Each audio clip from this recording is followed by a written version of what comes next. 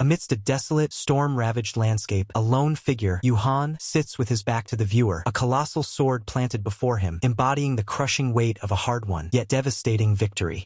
The narrative flashes back, asserting that the protagonist's power triumphed over even the 6 great demon gods who once threatened to annihilate the world. This overwhelming power extended even to the formidable perishing sea demon god, whose broken form now lies defeated, a testament to the sheer destructive force unleashed. However, the victory is hollow. The earth remains ravaged, its cities submerged beneath the ominous perishing sea, a grim reminder that humanity's fate still hangs by a thread. Yuhan's bloodied face contorts in a grimace of despair and frustration as he mutters, "Ha! Fuck!" the weight of the endless struggle etched into his features. He walks alone through the ruins, pondering the bittersweet nature of their triumph, questioning, "We won, so why does it feel like we lost?" Yuhan reflects on the immense cost, realizing that not only are there few surviving heroes, but even the great Tower of Heroes, once Earth's bastion, has crumbled. The turbulent, purple-tinged perishing sea continues to rage, its destructive power a constant, menacing presence across the devastated world. A bitter smile plays on Yuhan's lips as he observes the unchanging, chaotic sea, lamenting that even after slaying its demon god, this fucking perishing sea isn't disappearing. From behind, Mad Dog Yom Songha, battered but defiant, accuses Yuhan of hogging the glory, stating, "Anyone watching would think you did everything alone." Explosive Dog Louise Valent, with a disdainful humph, challenges Yom Songha, asking if he's trying to act all tough after feigning sickness. Ice Dog Amir Singh sighs, recalling his past warnings about Hyung Nim trying to get a free ride after taking charge of the Legion, exasperated by the ongoing bickering. Last Blacksmith Lee Sehun interjects, his expression stern, dismissing their bullshit and reminding them they would have died ages ago without the gear he forged. The argument escalates as Yom Songha, enraged, shouts "You son of a bitch" at Lee Sehun, while Amir Singh, standing nearby, calls the blacksmith's claim absurd. Lee Sehun, fed up with the squabbling, silences them all with a sharp command to "Shut it, you bastards," daring them to give him back if they dislike his gear, intensifying the tension. Yom Songha, the Mad Dog, is engulfed in a fiery red aura, his fierce loyalty highlighted by the narrative stating he stood neither with humanity nor the Thafkars of pandemonium. Amir Singh, the Ice Dog, radiates a chilling blue aura, his focus sharp and cold as he prepares for battle, a stark contrast to the fiery Yom Songha. A close-up on a weary eye, likely Yuhan's, reflects the desolate, moonlit landscape, a silent testament to the exhaustion and the grim reality of their world. Yuhan, observing his bickering comrades, wonders with a heavy heart, is there anyone who's hanging on, as the weight of their collective exhaustion becomes palpable. Yom Songha, kneeling in agony, confesses his utter exhaustion and severe injuries, declaring, "I'm done for. All my insides are crushed." Louise Valent coughs, confirming she's in the same situation, while Amir Singh adds that his heart was pierced, leaving them all severely incapacitated. Yuhan, his face etched with weariness, bitterly remarks, "See, you should have just helped from the start," highlighting their past failures to cooperate. His frustration boils over as he angrily accuses them of ignoring the greater threat to "Look out for yourselves, you 3 bitches," the words landing with a heavy thud. Yuhan's eyes snap open, a flash of surprise or renewed determination crossing his bloodied face as he processes the gravity of their situation. 3 heroes, Yom Songha, Louise Valent, and Amir Singh, lie defeated and broken on the blood-stained ground, leaving Yuhan to face the remaining threats alone. Yuhan, gripping his weapon, offers a cynical observation about his fallen comrades, remarking, "High maintenance till the very end," as he prepares to move forward. Yuhan stands solitary on the cracked road, his defeated companions strewn behind him, facing the vast, turbulent perishing sea as the last hero left to fight. Yuhan's internal monologue reflects on the ruined weapons of his fallen comrades, lamenting their state. He resolves that even in their defeat, these blades will serve as a stark grave marker for those he lost. Bloodied and bruised, Yuhan stares ahead, his eyes burning with grim resolve, the weight of his losses etched across his scarred face. As the turbulent perishing sea looms before him like a final, insurmountable wall, Yuhan silently questions if his own end has finally arrived. With a heavy sigh, Yuhan lifts his hand, a faint glow emanating from it. He recognizes this as his final act, a desperate measure he's forced to take one last time. Yuhan presses his gloved hand firmly against his chest, activating a hidden power with a decisive motion. Blue lightning erupts from Yuhan's hand as a system notification flashes, extracting bond from target Lee Sehun. The system confirms the extraction. Bond with creator Lee Sehun ISLV. Below it, Yuhan now holds a shimmering, faceted crystal, pulsing with extracted energy. Yuhan gazes intently at the glowing crystal, its light reflecting in his weary eyes as he holds the extracted bond. A detailed system window appears, explaining the unique skill, Blacksmith of Bonds, which allows the extraction of special or from bonded targets, with effects varying based on the bond and potential. Below, an ethereal, winged symbol glows brightly. Yuhan holds the extracted crystal, a system message declaring it a colorless ORE from Lee Se-hun. But tragically, it is empty. He laments internally, wishing he had awakened this power sooner. Yuhan clenches the empty crystal in his hand, a grim thought forming. If nothing is contained in it, the turbulent waters of the perishing sea violently pull Yuhan downwards, engulfing him as he falls. Submerged in the crushing depths, Yuhan questions the roar around him, wondering if it's the perishing sea's final embrace or merely the familiar sound of waves from his past. Underwater, Yuhan raises a gleaming dagger, its edge reflecting a fierce determination in his eyes. With a desperate glint in his eyes, Yuhan, clutching the dagger, questions if he possesses any special ability, even at this ultimate precipice. Yuhan holds the dagger aloft, its blade gleaming, as he bitterly concludes that its power is plain sfusuke, devoid of any hidden abilities. A surge of desperate resolve washes over Yuhan as he declares, "I'll end my life with my own hands." Yuhan lets out a guttural scream, his bloodied face distorted in the turbulent water as he carries out his desperate decision. As he succumbs to the depths, a faint, ironic smile touches Yuhan's lips. "Heh, I'm a crazy bastard too," he thinks, reflecting on how his entire life, even to the very end, was spent hammering. As Yuhan's body sinks into the abyss, a brilliant light ascends from him. In that final moment, he realizes something profound, discarding the last vestiges of his struggle. His eyes now open with a newfound understanding. Yuhan looks up from the watery depths, his bloodied face reflecting a profound realization. As his consciousness fades, Yuhan's thoughts drift to regret. If only I had realized it sooner, or maybe I should have persuaded the three dogs sooner. Small dagger reflects in Yuhan's eye as he corrects his thought. "No, if I had hammered for the sake of others even a little earlier." Suddenly, the scene shifts to a flashback. Professor Paul Lanaka, with arms crossed, sharply calls out, "HOI, candidate Lee Se-hun, what are you doing right now?" A voice, presumably Yuhan's, observes internally, "Candidate? I haven't heard that in 31 years." The flashback expands to a bustling workshop filled with individuals hammering away. Yuhan's internal monologue continues, piecing together the memory. "If it's about 31 years ago, I asked this babble? Is this my life flashing before my eyes?" A sudden, urgent thought cuts through the haze of memory. Wait. The system registers a critical event. The imagery of armament has manifested. Yuhan's gaze sharpens as he recognizes this profound connection to his past. His mind races, connecting the dots. The imagery manifestation I saw right before dying. The gravity of this realization washes over him. Yuhan's thoughts question the phenomenon. Return to origin? Did that really happen from the weapon made with my bond stone? Meanwhile, Professor Paul Lanaka issues a stern warning. "This is your last warning, candidate Lee Se-hun." Professor Paul Lanaka continues his reprimand to Yuhan. "If you don't do it properly now, I will kick you out." Yuhan, as candidate Lee Se-hun, humbly replies, "Ah yes."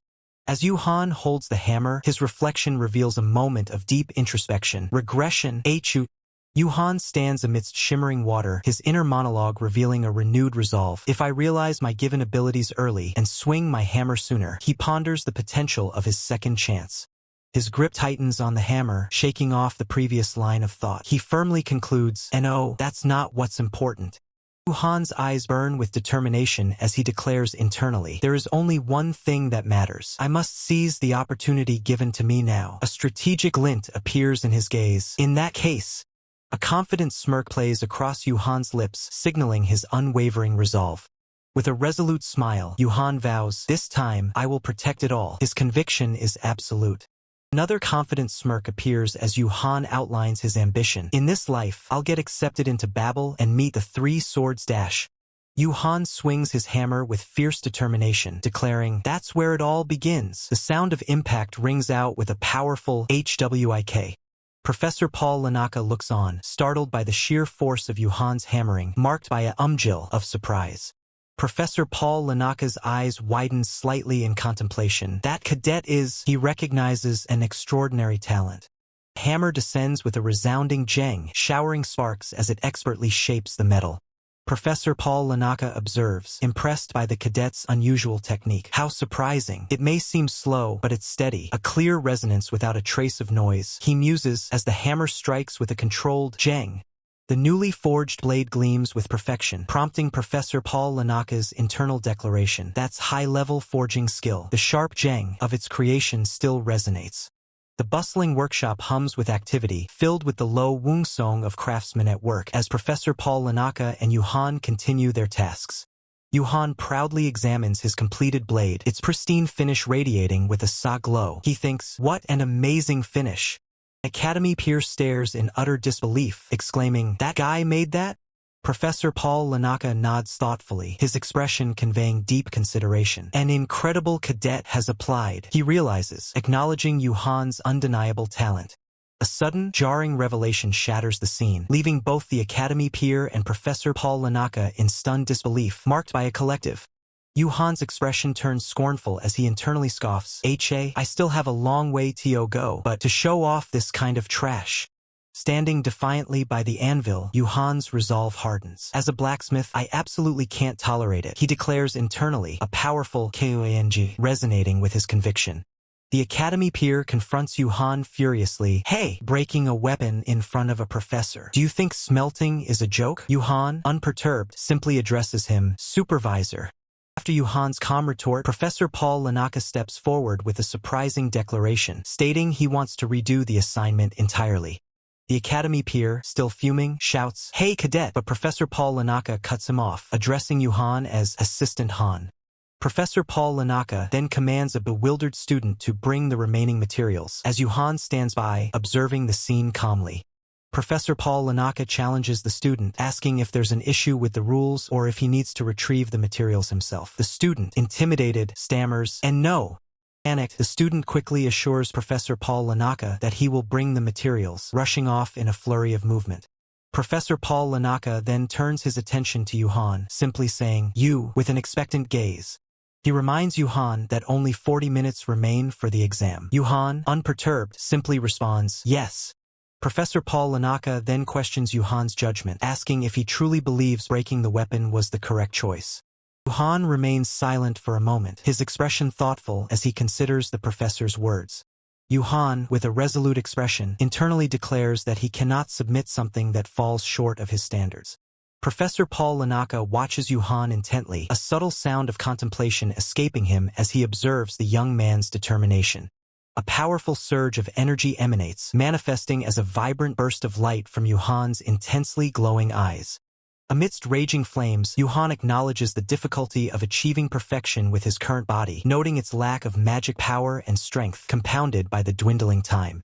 With a grim resolve, Yuhan considers his options, concluding that given the situation, there is only one optimal path forward. A sudden, intense sound fills the workshop, startling another student who questions the origin of the noise as Yuhan continues to work at the forge. The Academy peer shouts in alarm, realizing Yuhan is dangerously pumping magic power into the ignition stone, warning that it will explode if it catches fire. Yuhan, focused and determined, ignores the warnings, his internal monologue urging him to hurry as he plunges his hand into the scorching flames. The student recoils in shock, mouth agape, utterly bewildered by Yuhan's reckless actions, barely able to form words. Suddenly, a powerful, multicolored explosion erupts from the forge, engulfing Yuhan in a dazzling display of elemental energy. The student screams in terror, shouting F-fire, and frantically demanding someone bring an extinguisher to douse the inferno. As the panicking student urges Professor Paul Lanaka to intervene, the professor calmly dismisses his plea, telling him to leave it and questioning his own panic. Professor Paul Lanaka instructs the confused and sweating student to observe the flow of the flames closely, to which the student hesitantly replies, Yes. Yuhan stands before the forge, now ablaze with 5 distinct, vibrant colors of flame, a testament to his incredible control and technique. A system notification appears, revealing the name of the extraordinary technique, 5-colored fire demon, signifying its immense power. Yuhan smiles confidently as the system explains the technique, detailing how high-temperature flames are amplified by resonating 5 types of ignition stones. Yuhan internally reflects on the technique, noting its demand for precise magic power control, yet acknowledging its excellence even with minimal magic power. Academy peer and other students stare in utter disbelief, realizing the ignition stone didn't explode as predicted, a moment of profound shock washing over them. One of the students exclaims in astonishment as the iron ingot, bathed in the multicolored flames, begins to glow with a brilliant, transformed hue. The brilliant, transformed hue of the iron ingot intensifies as Yuhan continues his relentless forging. He calculates that the forging time will be significantly reduced, but with only 30 minutes left, he knows the task remains incredibly tight. With a powerful Ka-chang, Yuhan's hammer descends, striking the glowing material with immense force, sending a burst of sparks across the forge. A skeptical thought ripples through the observers. He won't make it in time. Another thunderous K-pow echoes as the ingot shatters with vibrant energy, resisting and reforming under the intense pressure. Yuhan plunges a specialized tool into the heart of the multicolored flames, meticulously shaping the intensely glowing material. With a swift swish, he extracts the material, now radiating a vibrant spectrum of purple, red, and blue light from the forge. Sweat beads on Yuhan's brow as he maintains absolute focus, his eyes fixed on the evolving material amidst the raging flames. Rapid clang, clang, clang sounds fill the air as Yuhan delivers a furious barrage of hammer strikes, each blow sending a shower of bright sparks. As Yuhan raises his hammer for another strike, a stark drop of blood appears on the handle, a testament to the immense strain he is enduring. Yuhan grits his teeth, realizing his magic power is critically low, causing his protective enchantment to wear off. He curses his low-grade body and vows to begin rigorous training once the exam concludes. Despite the pain, Yuhan's grip on the hammer tightens, his bloodied hand pulsing with a faint purple aura, pushing through the agony with sheer willpower. Yuhan continues his relentless assault, raising the hammer high, his back stained with blood as he pours every ounce of his remaining strength into the forging. A rapid succession of powerful Ka crack and clang impacts illuminate the forge as Yuhan's hammer strikes with blinding speed and precision. System notification flashes, starkly announcing 10 minutes remaining. Yuhan's face, etched with exhaustion and determination, remains fixed on his task as the system warns 3 minutes. With blood still on his hand, Yuhan stares intently at the blade, pushing through the final moments as the system announces 1 minute. Suddenly, a commanding voice booms through the forge, shouting, "Stop!" Yuhan exhales sharply, a visible cloud of breath escaping his lips, his face glistening with sweat from the grueling effort. His bloodied, gloved hand clenches into a tight fist, the raw physical toll of his forging evident in every strained muscle. As Yuhan stands, holding the newly forged blade, system notifications declare, "Complete! The Armament 5-colored fire blade has been completed. You have acquired the skill Artisan of Flames." A moment of dramatic silence falls, marked by an abstract visual transition. Two observers, Professor Paul Lanaka and an Academy peer, stare in stunned silence, the Academy peer expressing his disbelief with a simple, An Academy peer erupts in a joyous scream, exclaiming, "Why you pass?" only to be immediately silenced by Professor Paul Lanaka's stern command, "Be quiet, you bastard." The scene shifts to an opulent office, identified by a system prompt as Professor Kim in Cheol's office. Yuhan stands with a determined expression, contemplating, was the sword worth submitting this time? Yuhan stands with a determined expression, contemplating, was the sword worth submitting this time? Professor Paul Lanaka, standing by the window, confirms his current stance, stating, for now, yes. Professor Paul Lanaka observes Yuhan, remarking that he still doesn't seem satisfied, sensing his deeper ambitions. Professor Paul Lanaka bluntly tells Yuhan that this place won't satisfy him, advising him that it would be better to withdraw his application. Professor Paul Lanaka acknowledges Babel's overwhelming fame, but points out the glaring weakness of its Department of Refining, which has failed to produce any notable results. Yuhan listens silently, his expression unmoving as he processes Professor Paul Lanaka's words. The narration reveals a future where Babel's Department of Refining is shut down 8 years later due to its low standards, while Vulcan Academy rises to become the world's best blacksmith training institution. A subtle smirk plays on Yuhan's lips, a flicker of defiance in his eyes, as he silently rejects the bleak future presented. With unwavering conviction, Yuhan declares that Babel will succeed, asserting his decision to enroll there and change its fate. Yuhan boldly states, "You're wrong, Professor," challenging the grim prognosis for Babel as the Grand Academy looms behind him. Yuhan continues, asserting that the best won't be Vulcan Academy, his gaze sharp and resolute. Professor Paul Lanaka's eye widens, a sudden realization dawning on him as Yuhan's audacious words sink in. Professor Paul Lanaka maintains a stern gaze, contemplating Yuhan's audacious declaration. Professor Paul Lanaka challenges Yuhan, stating that if he's so confident, he'll have to become top of the class, asking if he possesses that confidence. Yuhan immediately retorts, of course, asserting that among all the students, no one will surpass him.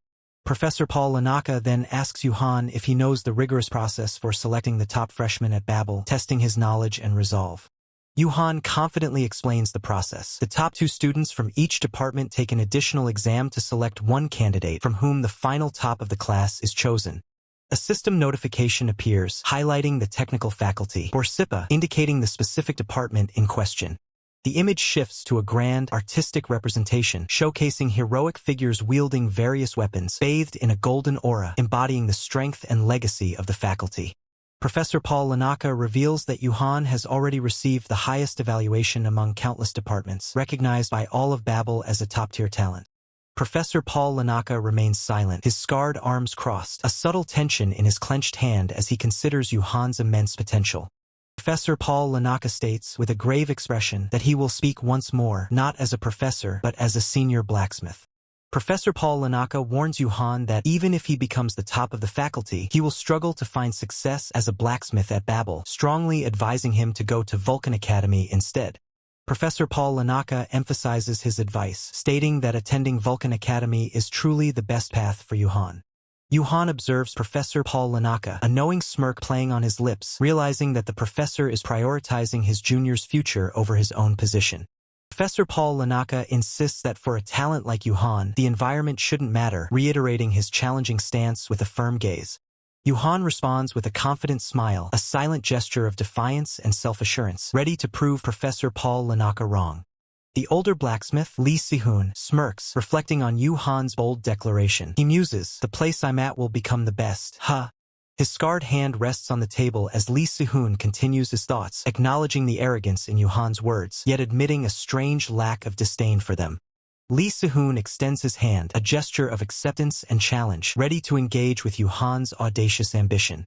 Their hands meet in a firm handshake, Yuhan's bandaged grip connecting with Lee Si-hoon's weathered palm, sealing an unspoken agreement. Yuhan flashes a confident smile, stating, "I look forward to working with you as well." Simultaneously, the system confirms a connection has been established with target Kim In-cheol. Connection with blacksmith Lee Si-hoon is LV1. Blue energy crackles around Yuhan's bandaged hand as he holds a piece of fire-infused iron, the system displaying its high-rank affinity. The scene shifts to an overhead view of a bustling city alleyway, bathed in the bright light of day. Sitting on a simple bed, Yuhan inspects the fire-infused iron while pondering. A system window displays Lee Si-hoon's stats: Strength E62, Endurance E45, Mana F43, Agility F47, and the skill Artisan of Flames C. Yuhan's thoughts continue as he examines the small, glowing fire-infused iron in his hand, acknowledging its quality but noting its surprisingly small size. Yuhan reflects on the affinity extraction skill, a unique ability that quantifies relationships to extract previously non-existent minerals. Yuhan gazes intently at the glowing fire-infused iron in his hand, a deep contemplation in his eyes. Yuhan's gaze remains fixed on the system screen, his internal monologue revealing his concern that his current stats are absolutely disastrous compared to other Babel freshmen. Letting out a sigh, Yuhan acknowledges the many disappointments but considers it a small price to pay for the opportunity of returning to the past. A look of resolve settles on Yuhan's face as he internally cautions himself against impatience, recognizing that wanting more would simply be greed. Yuhan's mind flashes back to the grim past, remembering how the 6 great demon gods systematically destroyed humanity, revealing it was all part of their sinister plan. With unwavering resolve, Yuhan determines that to stop the demon gods, he cannot be particular about his methods. He realizes the critical need to retain future knowledge, prioritizing the acquisition of a memory-related tool or skill. Yuhan sits in thought, acknowledging that entering Babel Academy, the crucial first step of his grand plan, is now successfully settled. A faint blue aura surrounds Yuhan as he looks up, his thoughts turning to the next critical phase of his plan, a question mark hanging in the air. Yuhan's eye glows with an intense blue light, a sudden realization dawning on him as he exclaims, "This is..." The system announces a significant development. User Lee Si-hoon's connection level has reached LV1, followed by the crucial notification, Skill Affinity Imprint has been added. 1 week later, the grand spires of Babel Academy pierce the sky, marking a new chapter in Yuhan's journey. Yuhan walks through the academy halls, a hint of confusion on his face as he mutters, "Damn it, I'm confused again. Is this the right place?" He approaches a door marked Refining Room 3, its plain exterior belying the potential within. A clear, authoritative voice echoes through the modern hallway, announcing a new arrival. The spacious room reveals Yuhan, standing among other students, while Professor Paul Lanaka observes from a distance. The air crackles with unspoken tension. A hand taps impatiently on a desk as a stern voice cuts through the silence, noting the relaxed demeanor of someone present. Michael Warmott, the vice dean of Borsippa, fixes his gaze, demanding to know why someone isn't recognizing the gravity of the situation with everyone else waiting. Distinguished figure with gray hair and a calm demeanor addresses Michael Warmott, reminding him that the additional exam still has 10 minutes before it commences. Michael Warmott dismisses the notion of time, emphasizing that the real issue is one of attitude, his gaze sweeping across the room. The academy peer, standing near Yuhan, interjects, promising to ensure the cadet will be more careful. Meanwhile, Yuhan internally notes the refining department's struggles and their strained relationship with higher-ups. Yuhan reflects on the situation, understanding why a different academy was recommended, a question mark hanging over his head. Professor Paul Lanaka stands silently, his expression unreadable as he observes the unfolding tensions. Professor Paul Lanaka's blue eyes suddenly sharpen, a flicker of surprise or recognition crossing his face. Yuhan senses the shift in atmosphere, his own thoughts momentarily halted as he looks towards something unseen. Professor Paul Lanaka begins to speak, seemingly to greet someone, but is cut off by a sudden realization or surprise, his expression changing to one of shock. In a comical internal monologue, Yuhan expresses his exasperation at being treated like a novice, lamenting the disrespect he's enduring. A new figure strides confidently into the room, their presence immediately drawing attention. Yuhan watches the new arrival, while Michael Warmott in the background appears taken aback by the unexpected entrance. Michael Warmott maintains a composed facade, though a hint of annoyance or surprise lingers in his expression as he regards the newcomer. Yuhan's eyes widen in recognition, a stunned realization dawning on him as he identifies the person who just walked in. The mysterious newcomer, a woman with striking red hair, confidently takes a seat, her presence dominating the room. The red-haired woman, now revealed as Ryu Yunha, casually announces her belated arrival, her demeanor exuding an undeniable aura of power and confidence. An academy peer reacts with utter shock and confusion, his mind seemingly unable to process the sudden turn of events. Collective gasp of disbelief echoes through the room as the unexpected question arises, demanding to know the reason for her unusual entrance. Yuhan, still processing the situation, recalls rumors of the new arrival having previously worked at Babel, but the full implications remain unclear. A wave of astonishment washes over the observers as the shocking truth is revealed. The powerful red-haired woman is none other than the dean herself. True identity of the formidable figure is unveiled. S-rank hero weapon eater Ryu Yunha, radiating an immense, fiery aura. Her unique skill is described, amplifying her power by devouring weapons, hinting at an incredible destructive capability. Her unique skill is described, amplifying her power by devouring weapons, hinting at an incredible destructive capability. Yet, a stark contrast to this power is revealed as we glimpse a memory from before the regression, showing the red-haired woman as a longtime customer to Yuhan. The scene shifts abruptly to a grim, rainy night where the same red-haired woman lies injured on cold, shattered ground, rain pouring down on her. A close-up reveals her bloodied face, a single tear mixing with the rain as she mutters, "Ha, I regret eating." She looks up, her vision blurry through the downpour, as Yuhan stands over her, his presence imposing in the desolate cityscape. Her head hangs low, her face etched with pain and resignation, as the rain continues to wash over her wounds. Yuhan's expression is grim and resolute, his face streaked with rain, reflecting the heavy atmosphere of the moment. He stands tall, his spear at his side, looking down at the defeated red-haired woman, a silent testament to the harsh reality of their world. Suddenly, a voice echoes in the darkness, seemingly from a dream or memory, calling out, "Sehun!" The memory shatters as Yuhan is jolted back to reality by someone calling his name, "Sehun!" He responds, "Ah, yes," looking slightly disoriented. A new scene unfolds as Professor Paul Lanaka announces to the students, "I will now explain the exam, so pay attention." Professor Paul Lanaka, a man with a stern yet composed demeanor, clarifies, "The exam time is 90 minutes in total." He continues, addressing the two students, "During these 90 minutes, the two of you," his gaze sweeps over them. Professor Paul Lanaka elaborates on the task, stating, "Need to create a weapon that can be used alongside a sword, the subject of our last exam." He pauses dramatically, then emphasizes, however, his fist clenching to underscore the upcoming challenge. Professor Paul Lanaka demonstrates a fiery ability, conjuring a ball of flame in his hand, hinting at the advanced skills required. He then gestures towards a collection of raw materials, announcing, "As for the materials," his voice trailing off as he indicates the options. The camera pans to reveal an array of ores and resources. As Professor Paul Lanaka confirms, "You are free to use any of the ores here." He introduces the esteemed judges. The crafted weapons will be judged by Dean Ryuhyunha and Vice Dean Barmit, so make sure to produce a result you won't be ashamed of.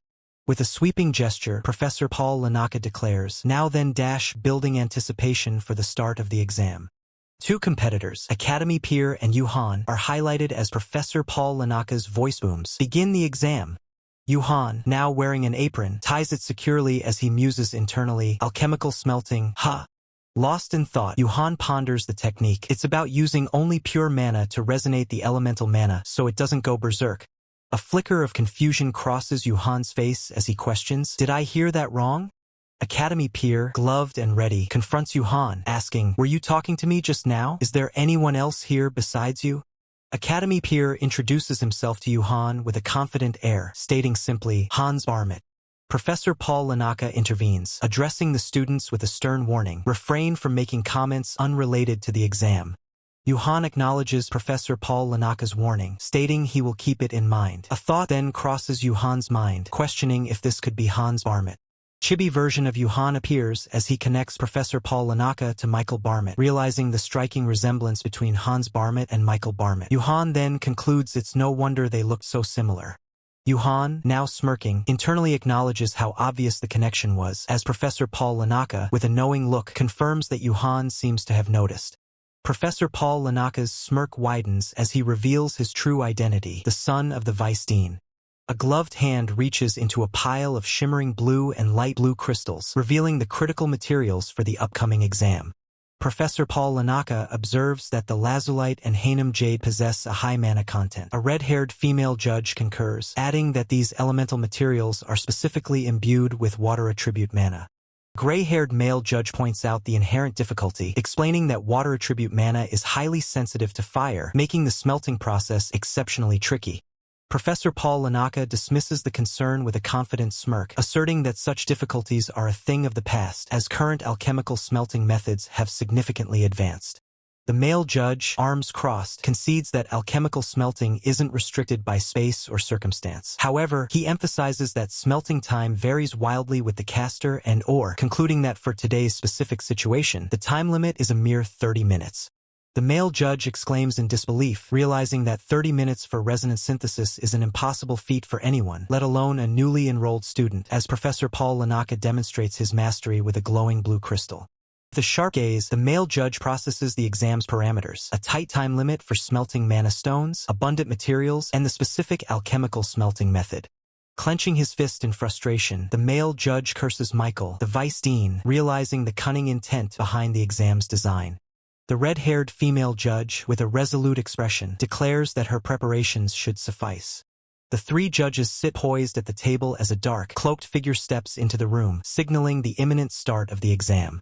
Professor Paul Lanaka observes the students' audacious choice of fire attribute versions of the highly mana-dense lazulite and Hainam jade, musing that while the students' skills are unknown, their pride is undeniable. Professor Paul Lanaka's blue eyes narrow, his gaze fixed intently on the unfolding events. Standing beside a massive pile of red ore and holding his own blue crystal, Professor Paul Lanaka questions if the student deliberately chose materials that starkly contrast with his own. The red ore, now radiating with a golden aura and swirling energy, begins its transformation as the narrator labels the choice as that of a stupid fool. Professor Paul Lanaka's confident smile broadens as he declares his impending victory will be even easier than he initially anticipated. Professor Paul Lanaka's eye widens, reflecting a sudden burst of intense fire and light, signaling an unexpected turn of events. The system activates, displaying a crucial notification. Skill, affinity, engraving activated, as glowing blue circuits surge across the screen. The system confirms the activation of Affinity Engraving (WAHAM), allowing Yuhan to equip Affinity Stones directly onto his body. His left and right arms are currently designated as equipable parts, as fiery energy courses around his hand. System promptly announces equipping WAHAM Iron to the right arm as Yuhan's clenched fist glows intensely, engulfed in golden flames. Yuhan observes his right arm, now fully enveloped in brilliant golden flames, a confident smirk playing on his lips as the power manifests. Professor Paul Lanaka watches, his expression twisting in disdain, dismissing Yuhan's methods as nothing more than useless cheap tricks. Undeterred, Yuhan extends both hands, conjuring a swirling fiery aura as 3 distinct affinity stones, 2 fiery red, 1 shimmering white, rise before him. The 3 affinity stones pulsate with potent, radiant energy, surrounded by an intense golden glow, ready for activation. A confident smile spreads across Yuhan's face as the fiery energy intensifies around his hands, anticipating his next move. Scene widens, revealing Yuhan and another participant standing at their respective stations, both enveloped in distinct elemental energies, with observers watching intently in the foreground. The Academy peer observes Yuhan, pondering if he intends to resonate with the mineral using a matching attribute. He dismisses the idea as foolish, stating that basic knowledge dictates only pure mana should be used for elemental mineral resonance. The narrator warns that forcing the resonance in such a manner will inevitably lead to a catastrophic outcome, visualized by 2 panels of destructive fiery explosions. Professor Paul Lanaka's face is illuminated with a sinister grin, anticipating Yuhan's supposed failure. Meanwhile, the other participant, enveloped in a radiant blue aura, skillfully works with a mana stone, successfully harnessing its power. Professor Paul Lanaka maintains his confident smirk, while other observers are taken aback, exclaiming in surprise at the sheer firepower emanating from Yuhan. From the intense fiery energy, an elegant golden-hued sheath materializes, surrounded by swirling orbs of flame, signifying a successful creation. Yuhan lets out a soft exhale, a subtle sign of completion and satisfaction after his intense work. System notifies Yuhan that WAHAM Iron is unequipped as the process reaches its next stage. The system proudly declares weapon crafting complete and then congratulates Yuhan. The weapon, Wajiako, has been completed as he holds his magnificent new creation. Other observers watch with interest, but Professor Paul Lanaka's expression shifts dramatically to one of utter shock and disbelief. The newly crafted weapon, a Wajiako, is revealed in its full glory, a sleek black sheath adorned with crimson wrapping, pulsating with subtle energy. The system provides the details for Wajiako, a rare-ranked sheath of the lowest quality, imbued with fire attribute mana, capable of storing and amplifying fire mana, and granting access to the skill Wildfire.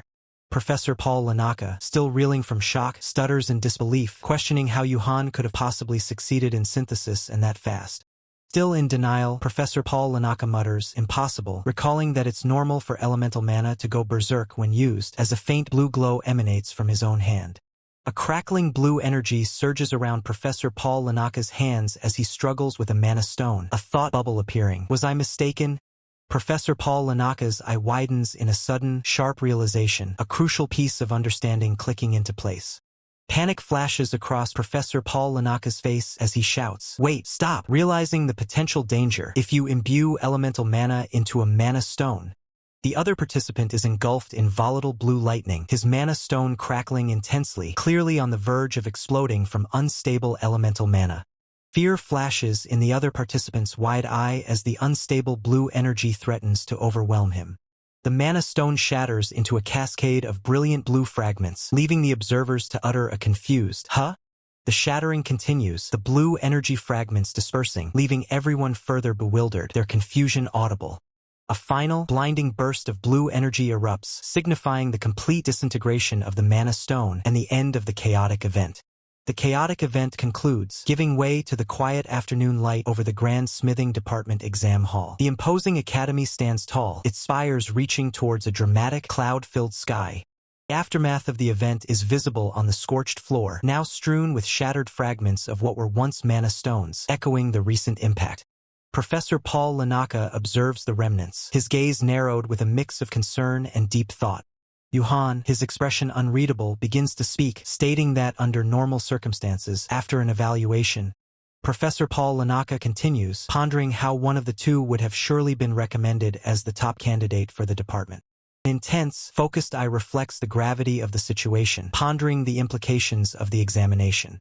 Professor Paul Lanaka looks down, a sigh escaping his lips as he laments, "What a pity." The ground around him remains scarred by the recent chaotic event.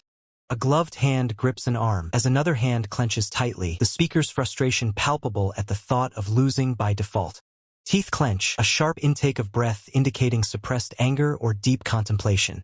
An unknown official, adjusting his tie, proposes that since a student was injured during the exam, it would be best to void the current exam and announce a retest later.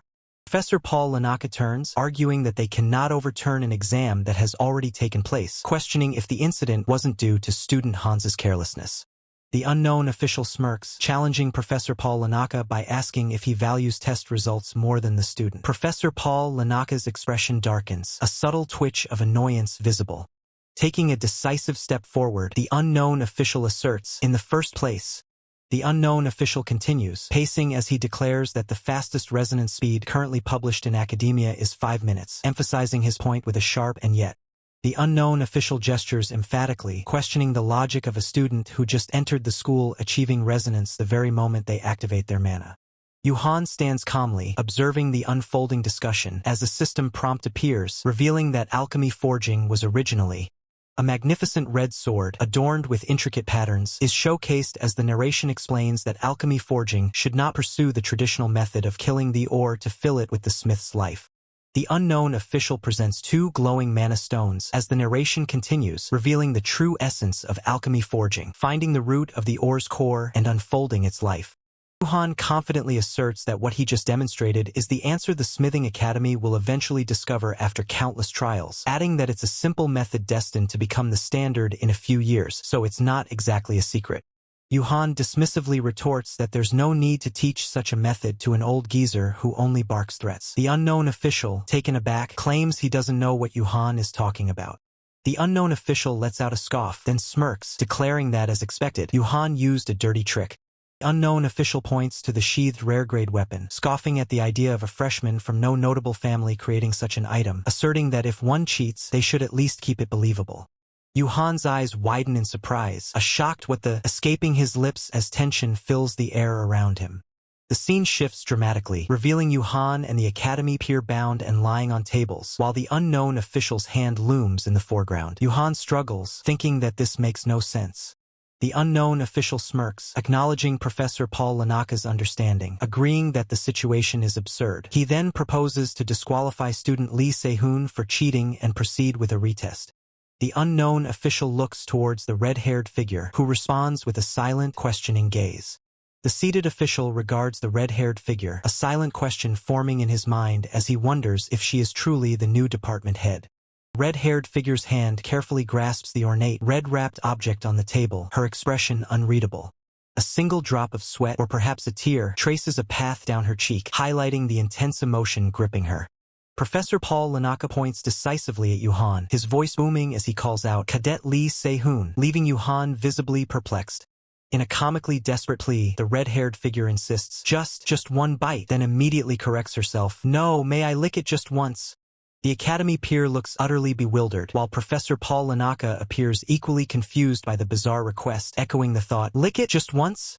A crude, stick figure representation shows the red-haired figure aggressively holding a stick, a growl, sound effect emphasizing her hunger, while 2 other figures react in alarm.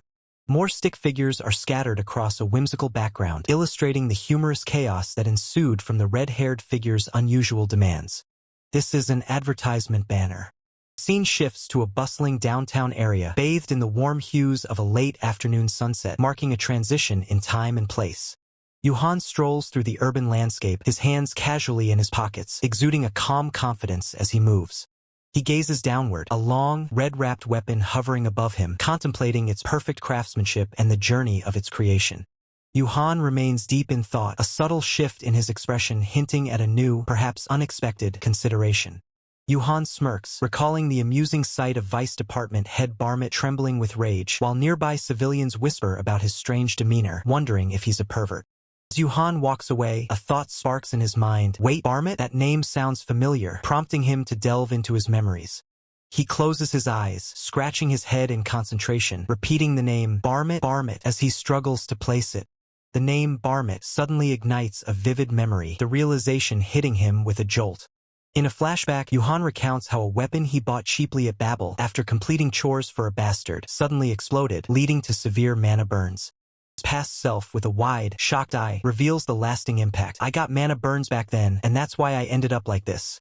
Returning to the present, Yuhan's face is etched with a serious, determined expression as he processes the painful memory. Yuhan connects the dots, realizing that the blacksmith who inflicted trauma on Mad Dog Luis Valente was named Barmet, and wonders if Hans Barmet is that very blacksmith. He strides with renewed purpose, reflecting on his initial goal to help the three dogs, but now deciding that Mad Dog Luis Valente will no longer require his direct intervention. A confident smirk plays on Yuhan's lips, signaling a firm resolve and a clear path forward. With his back to the setting sun, Yuhan asserts his new strategy. "If I keep Hans Barmet in check, the mad dog won't go astray." The scene transitions to a formal setting, identifying the location as the Borsippa faculty meeting room. An unseen speaker's voice booms, filled with incredulity, challenging the proposal. "You want student Lee Se-hoon to be the top student of the Borsippa department?" Two professors from other departments react, one questioning, "Are you serious?" while the other inwardly considers, "Even so, that's a bit." The red-haired figure, seated confidently with clasped hands, directly challenges her colleagues, asking, "Are you opposing it?" The second professor attempts to clarify his stance, explaining, "No, well, rather than opposing," silently concluding that his input is closer to advice than opposition. Professor Paul Lanaka addresses the department head, his tone subtly challenging as he remarks on her relatively short tenure in the office. The department head, a woman with striking red hair, simply listens, her expression unreadable as she processes the implied criticism. Another professor chimes in, acknowledging the student's impressive weapon but suggesting a more thorough review is necessary, echoing the sentiment of caution within the room. Professor Paul Lanaka elaborates, asserting that his colleagues haven't witnessed the true potential of Cadet Lee Se-hoon's fire red herb, despite any imperfections in its craftsmanship. A professor with glasses adjusts them thoughtfully, expressing his uncertainty regarding the ongoing debate, seemingly weighing the different perspectives. The department head turns, explaining that the weapon is far from its intended completion, and it is precisely this raw potential and imperfection that she finds so promising. Her jaw tightens, a single potent word escaping her lips, hinting at a significant declaration to follow. The department head's resolve hardens as she stares down the other professors, stating that if they cannot accept her decision, even after witnessing the demonstration, she delivers a shocking ultimatum, declaring that she will step down from her position as department head, leaving the entire room in stunned silence. 54 years prior, the heavens bestowed the Tower of Heroes upon humanity, intended to guide their evolution. In retaliation, the underworld unleashed the swamp of pandemonium, corrupting all life and forcing humanity to face a massive disaster, even as they gained new possibilities. From this tide of chaos, Babel, the greatest academy in history, rose from the Pacific Ocean, destined to produce countless heroes. An elder figure with flowing white hair and a kind smile addresses the assembled students, proclaiming that they too will become heroes. The burden of ascension rests upon all who enter Babel, a solemn duty they must embrace. Yuhan stands with his back to the viewer, observing the departing elder, as the narrator emphasizes the students' duty as heroes. The elder, Ludwig Schubert, closes his eyes, a serene expression on his face, perhaps contemplating the future of the new generation.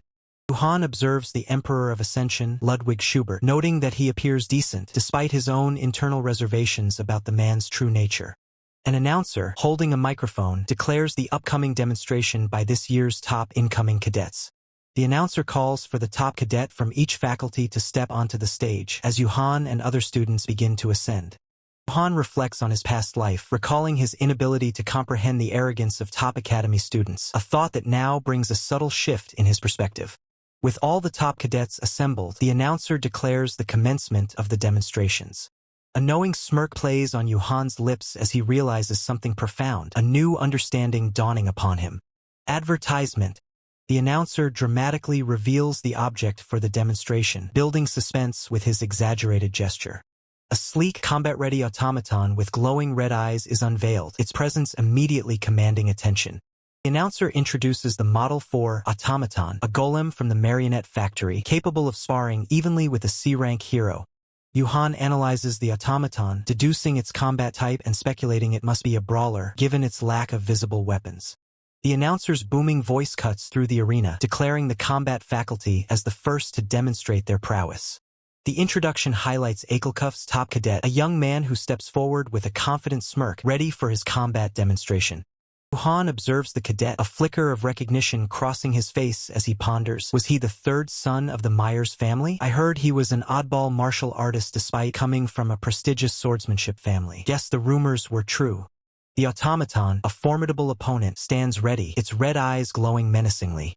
With a dramatic flourish, the announcer's voice booms across the arena, signaling the immediate start of the intense match. Fight!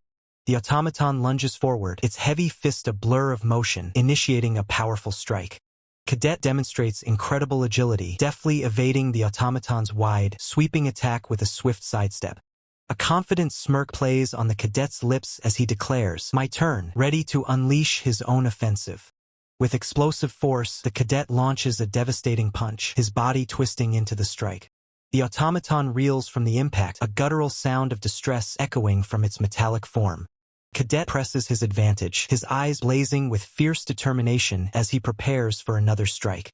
A spectator in the crowd watches the intense exchange with wide-eyed surprise.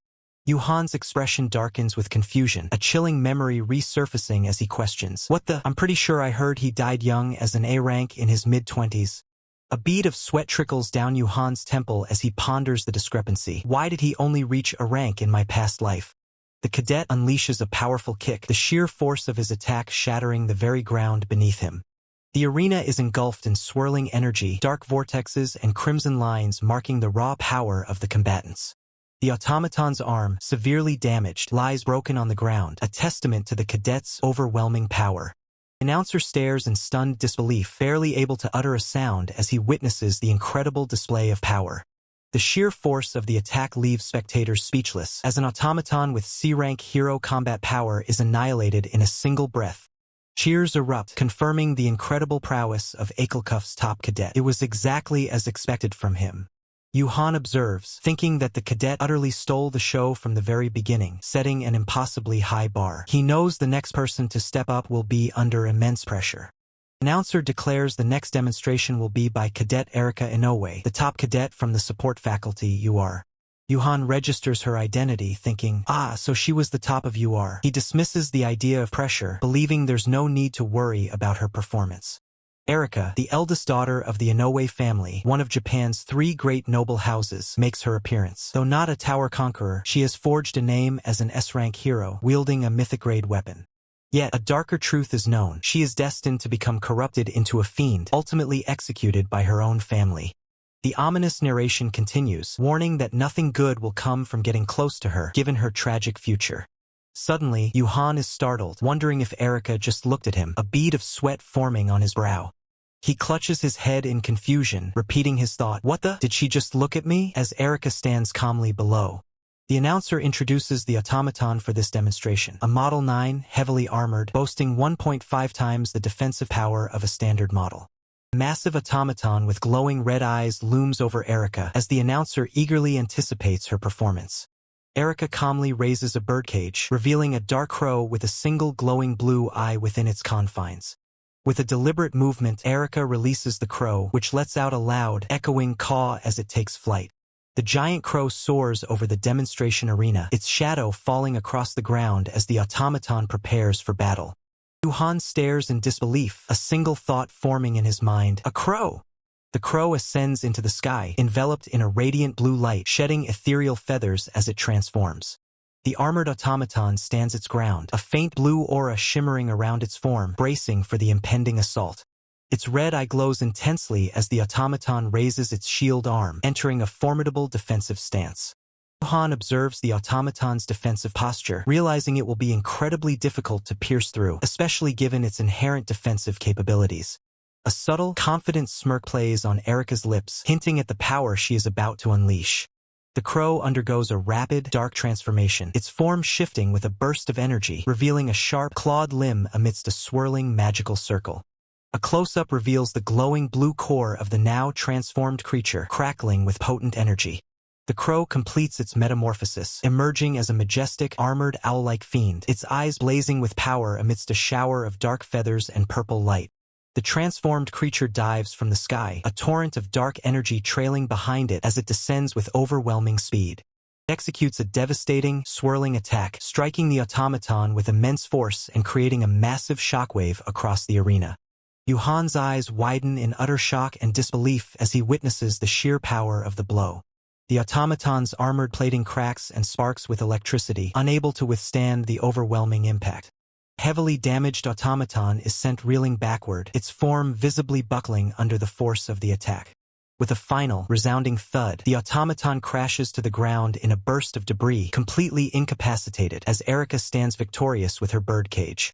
Following her devastating strike, the female victor stands poised, her mystical raven companion materializing beside her, its ethereal blue flames flickering with raw power. The crowd erupts in awe, their collective thoughts echoing the same sentiment. Astonishing, truly astonishing, as the defeated automaton lies broken on the arena floor. Academy students cheer wildly, their excitement palpable. They exclaim that with just one strike, the armored automaton was utterly destroyed, its defenses pierced as if it were a mere C-rank hero. Amidst the roaring applause for the female victor, Yuhan watches with a wry, slightly annoyed expression, muttering about the overwhelming atmosphere. He realizes that simply showcasing his gear now would surely get him booed off the stage. The spotlight then shifts to the next formidable participant, the top cadet of the technology faculty, making his entrance with a confident stride. Overseeing the intense demonstrations is the first demonstration proctor, a distinguished figure with long white hair and a serene, almost regal presence.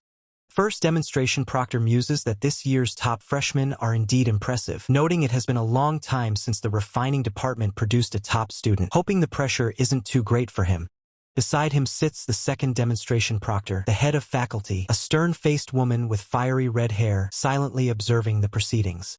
The crowd buzzes with anticipation, wondering if the next participant can surpass the incredible demonstrations shown by the previous cadets. Students shout encouragement and compliments, their hearts pounding with excitement. With a sharp shing sound, Yuhan unsheathes his weapon, a long, elegant sword, its blade glinting as he prepares for his demonstration. System prompts materialize, revealing the details of Yuhan's armament, the 5-colored fire blade, a high-quality wando etched with 5 flames, and its fire-infused scabbard, a rare-grade item with elemental affinity. 2 academy peers react with astonishment, questioning how a rare-grade item could come from the refining department, finding it insane that a freshman could forge such an armament. Another academy peer smirks, remarking on the flashy performances of other departments, wondering how Yuhan will show off and predicting he'll crash and burn. He confidently believes the heavens are on his side. The ambitious academy peer, surrounded by a subtle purple aura, believes that at this rate, the prestigious position of head of the technology faculty will soon be his. The head of faculty watches intently, her red eyes reflecting a deep, perhaps troubled, concentration as the demonstrations unfold.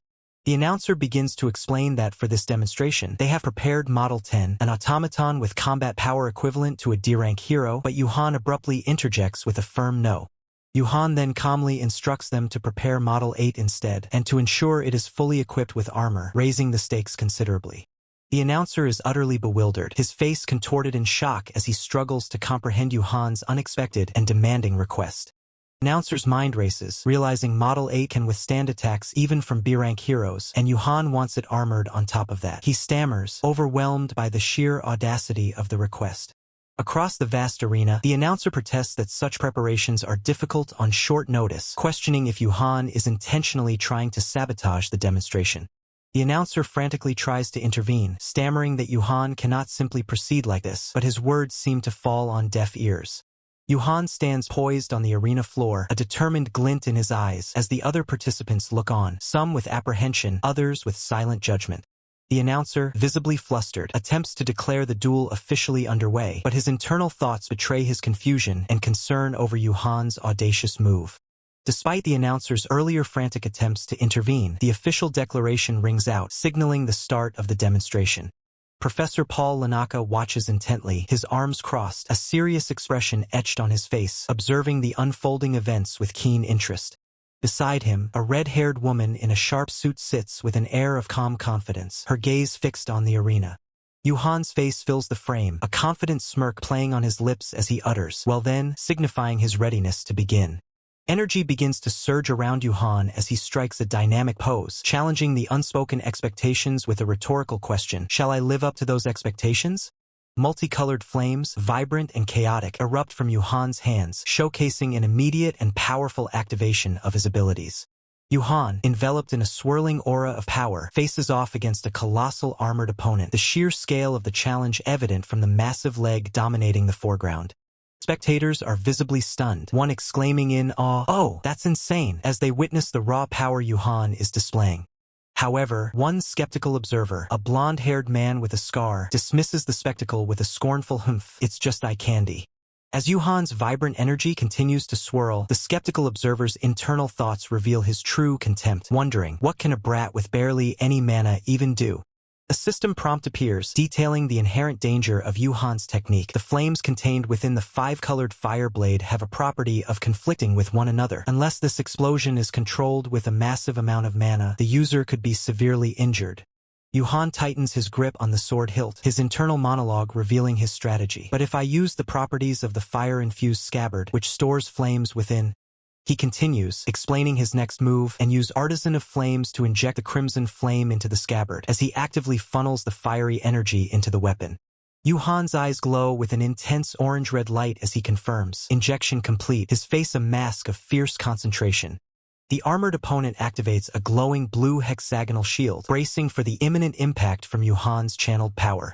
The skill's name flashes across the screen, Wildfire, surrounded by an inferno of swirling red and orange energy, signaling a devastating attack. A system notification clarifies the mechanics of the attack. The fire-infused scabbard's unique skill, Wildfire, triggers an explosion of the compressed mana stored inside.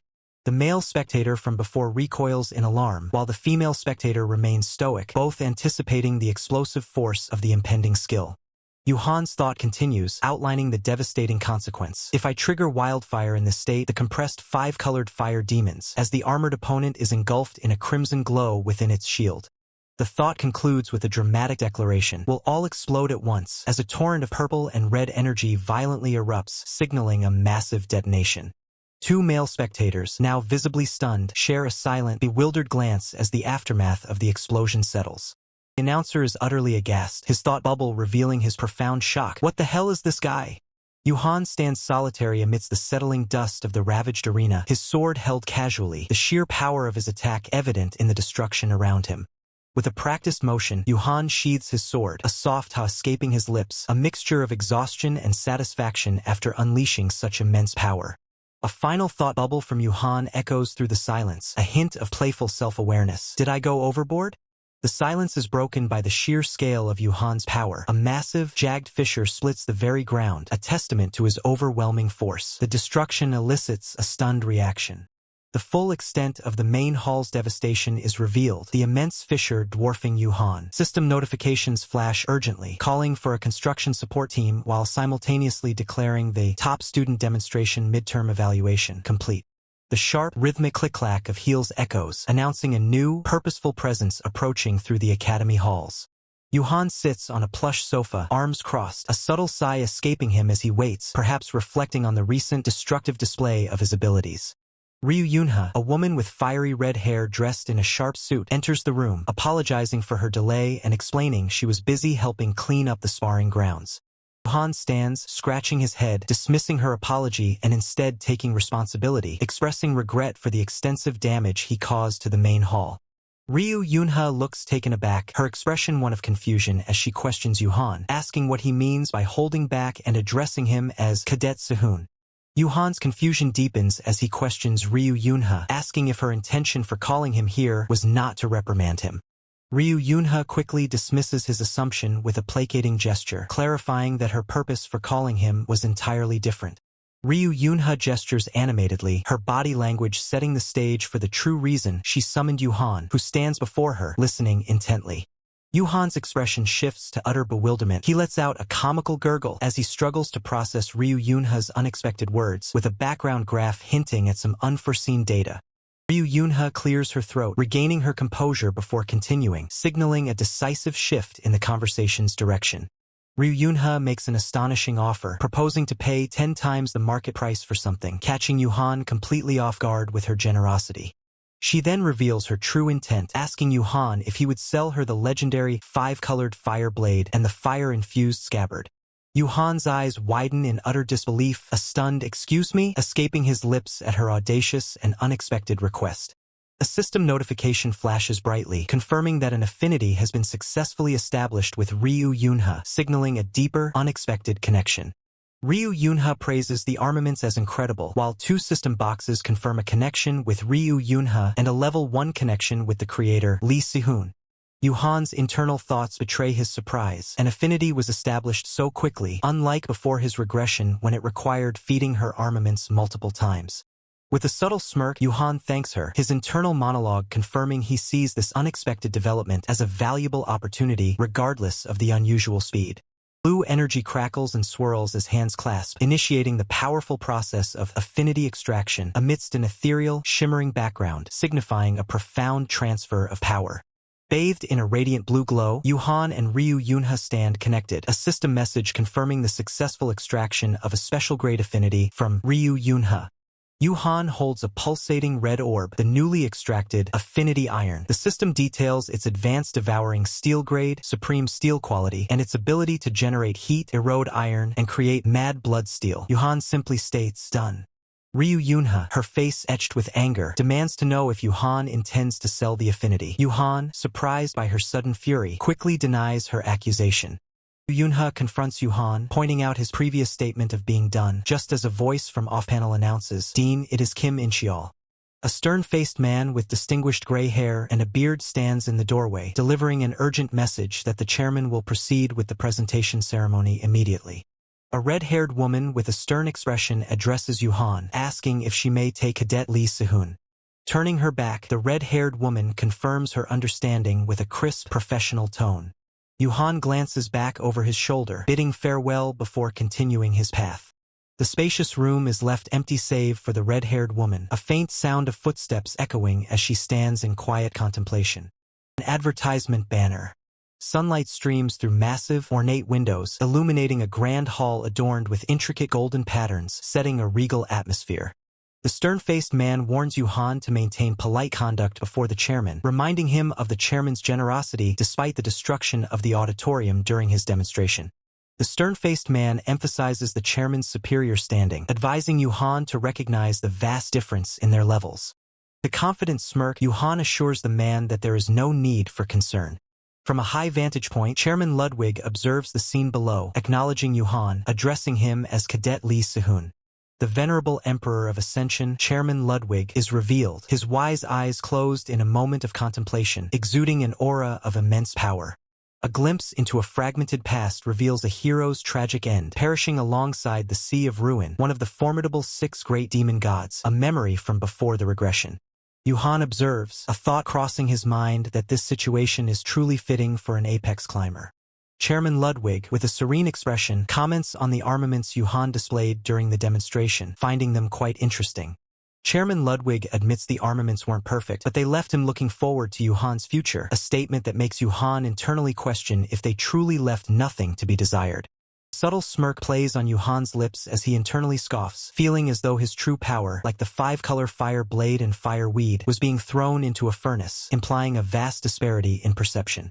As a tribute to Yuhan's talent and effort, Chairman Ludwig declares he will bestow upon him 2 significant rewards. Chairman Ludwig invites Yuhan to state his desires, prompting a surprised internal query from Yuhan about the offer of 2 rewards. Yuhan clearly articulates his desire for rewards that will enhance his magic power and memory, to which Chairman Ludwig responds with a thoughtful hum. A mystical energy surges as 2 ethereal, glowing hands appear, separated by a brilliant line of light signifying a powerful exchange.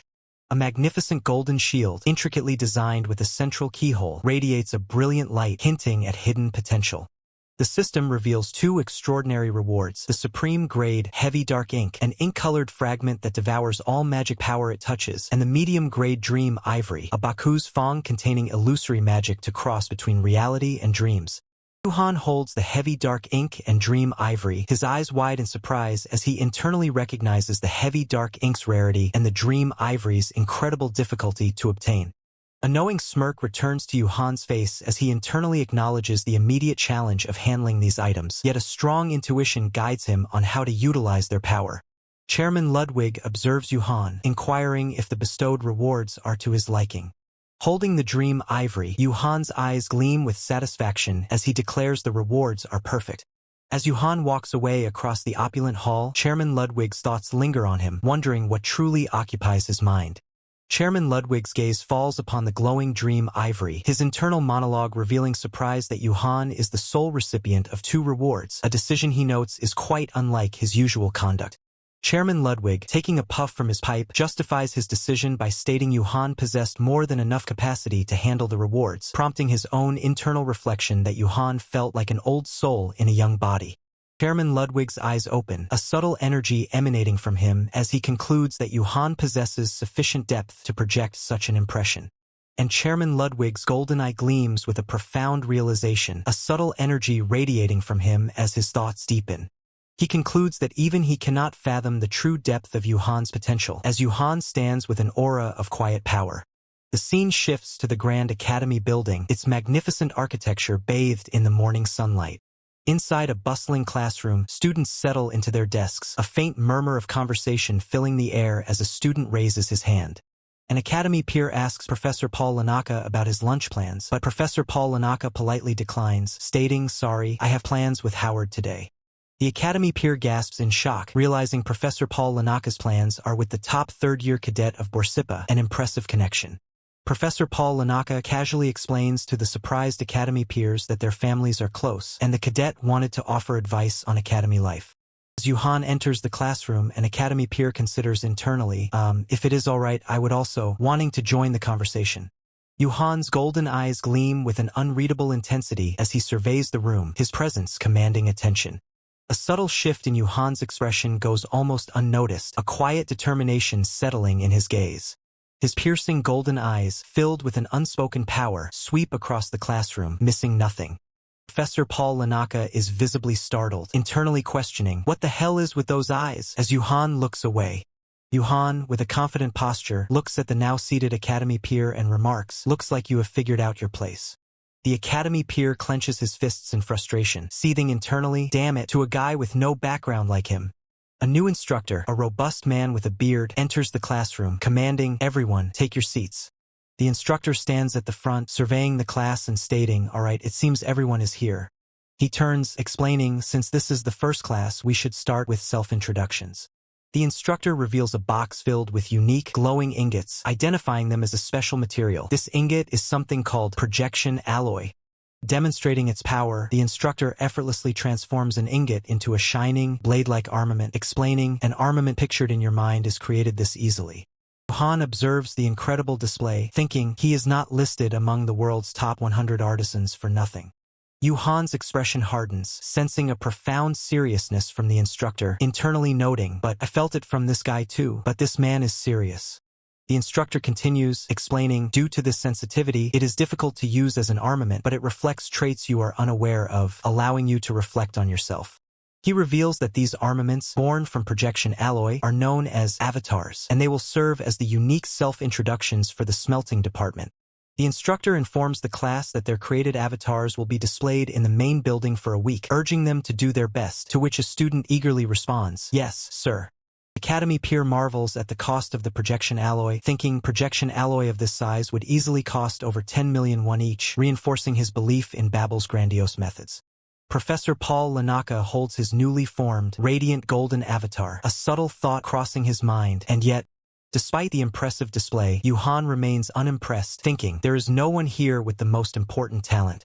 The instructor calls out the final name for self-introduction, then, lastly, Lee Sehun, and the student stands, responding with a simple yes.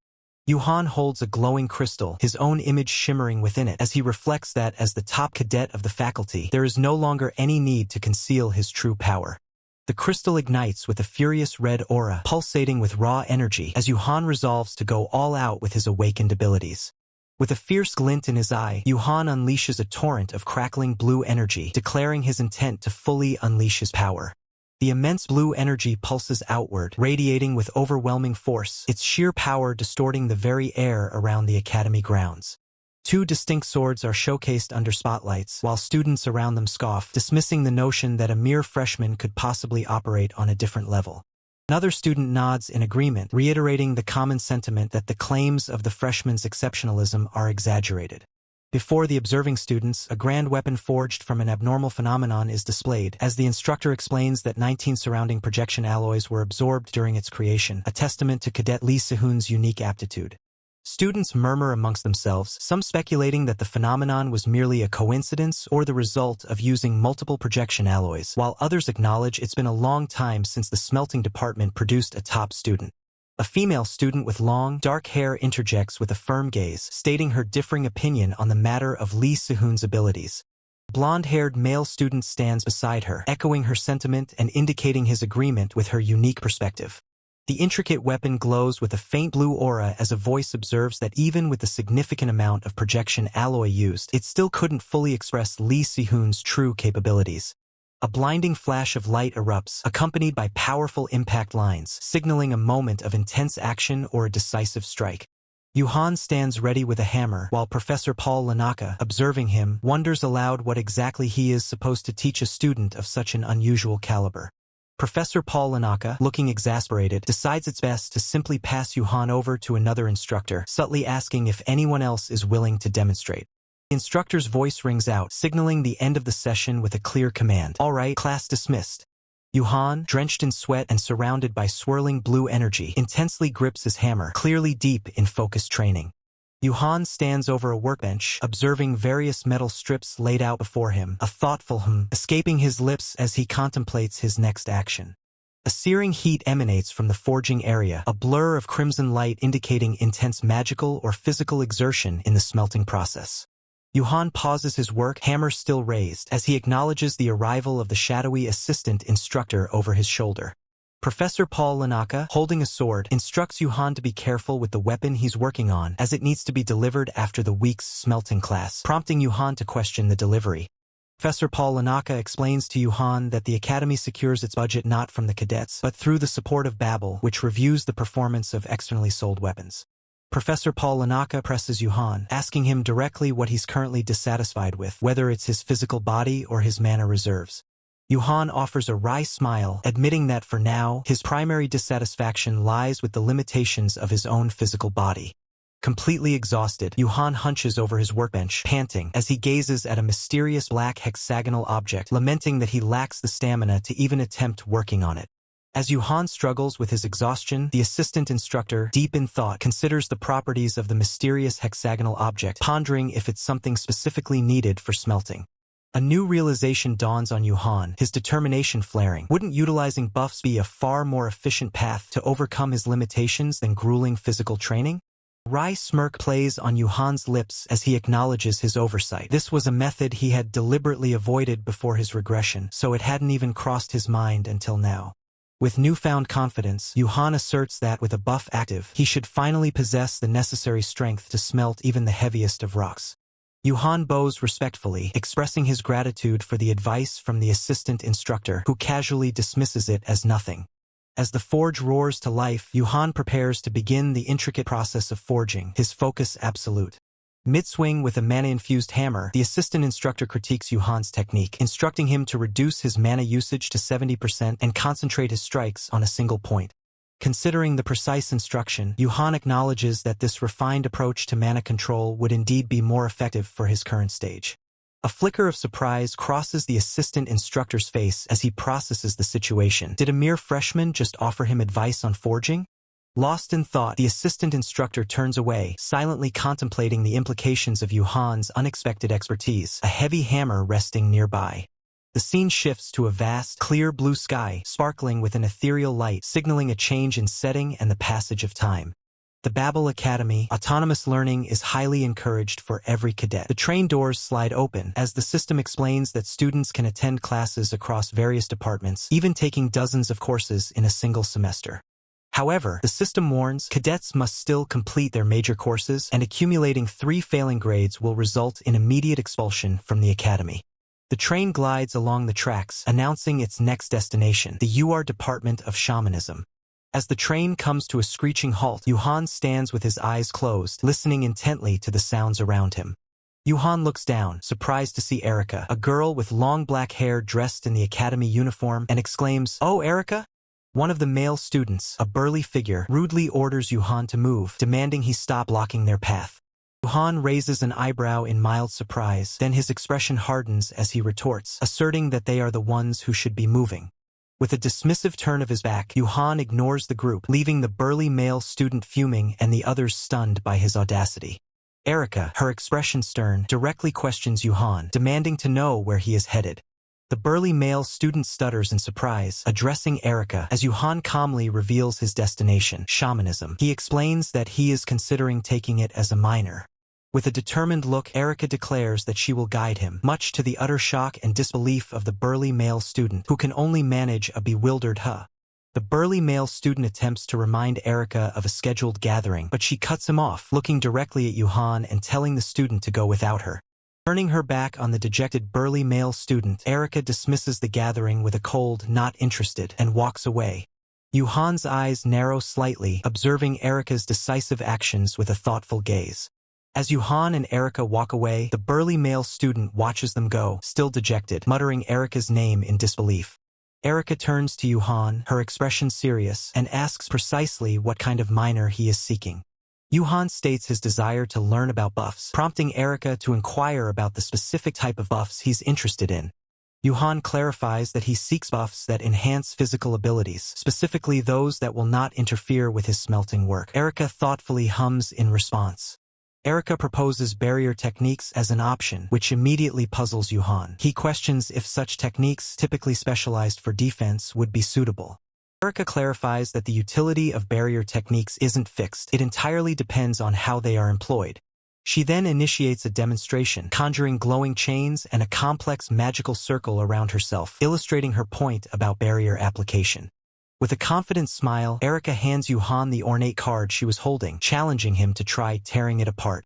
Yuhan attempts to tear the card, but it remains stubbornly intact, bound by ethereal chains. He wonders if its strength increased, then immediately senses something else at play. As Yuhan examines the card more closely, he realizes its true nature. It retains its original properties but hardens dramatically when subjected to significant force.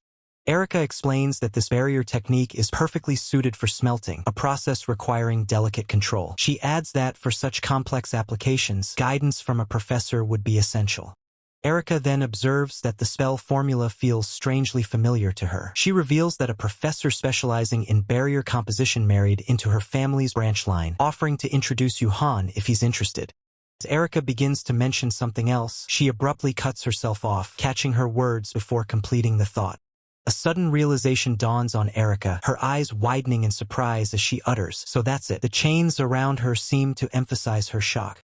Her thoughts race as she grapples with the impossible. In mere moments, Yuhan not only understood her family's intricate barrier technique, but also managed to dismantle it. Yuhan, with a thoughtful expression, confirms the immense value of barrier techniques and expresses his gratitude for Erica's insightful advice. Yuhan bids Erica farewell, stating his intention to register for classes. Unbeknownst to them, an academy peer watches from a distance, internally scoffing and telling Yuhan to go eat with his followers. As Yuhan departs, two male academy peers rush towards Erica, concern etched on their faces, asking if she's alright. She offers no immediate verbal response, remaining silent. The ornate card, now revealed to be an invitation, shatters into dark fragments on the ground, the word noblesse briefly visible before its complete destruction. Erica gazes down with a serious expression, lamenting that she had given the now destroyed invitation to Yuhan. A grand, sun-drenched academy building stands tall, bustling with students. This is the illustrious UR Department of Sorcery. The academy peer continues to observe Erica and Yuhan from a distance, his thoughts consumed by their proximity. He recalls seeing them together yesterday and even at a previous exhibition, growing increasingly suspicious. Yuhan flashes a smug smile, noting that rumors are already circulating, just as he predicted. He muses on people's nosiness, confidently asserting that if Erica truly harbored feelings for him, their connection would have already been undeniable. Yuhan, standing beside Erica in a verdant setting, asks if the classes truly screen applicants. Erica confirms, explaining that after signing up, she was instructed to take a preliminary test. Erica reveals their current location is, in fact, the testing ground for barrier construction. Yuhan looks around, questioning if this dense forest is truly the site. Elsewhere, other academy peers are clearly struggling, one muttering "damn it," while another frantically searches, wondering where it could be. Yuhan, however, considers if the test is merely a complex treasure hunt.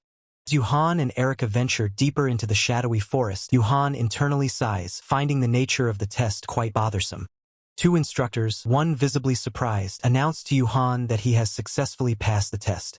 The lush forest glows with an ethereal green light and shimmering particles as Yuhan, taken aback, questions the sudden declaration of his success.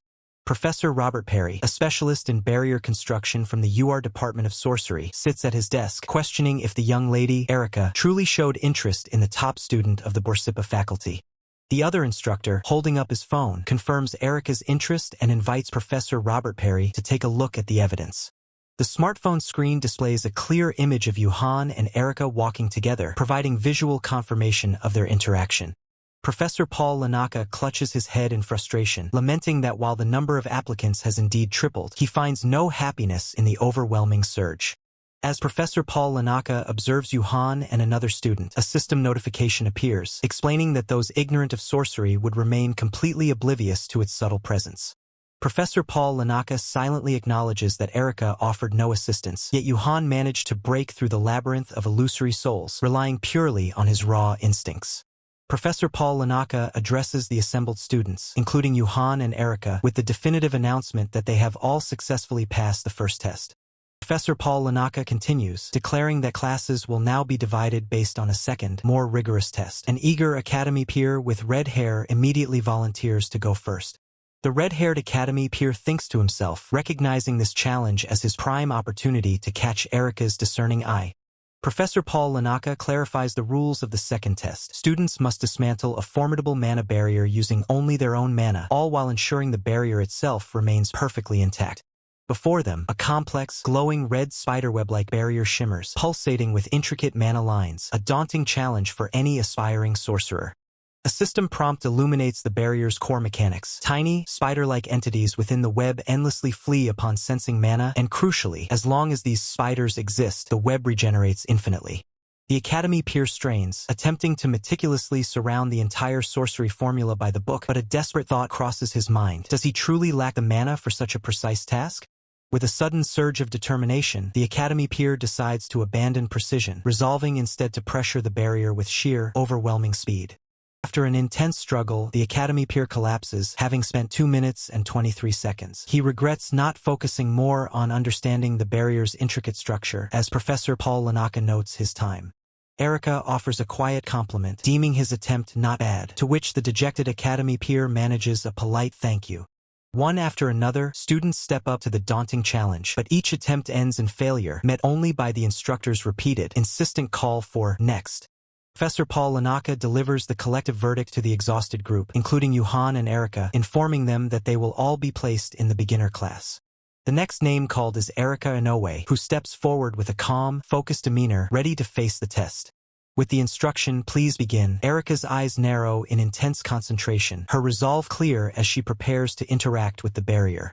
Erica's ethereal outline hovers over the glowing red barrier, her presence subtly interacting with its intricate mana lines, a silent dance of power. The barrier reacts to her touch, fine red lines of mana shimmering and stretching under an unseen, precise force, indicating her subtle manipulation. With a confident extension of her hand, Erica showcases her formidable skill, prompting the collective realization among observers. This is indeed the top student of the faculty.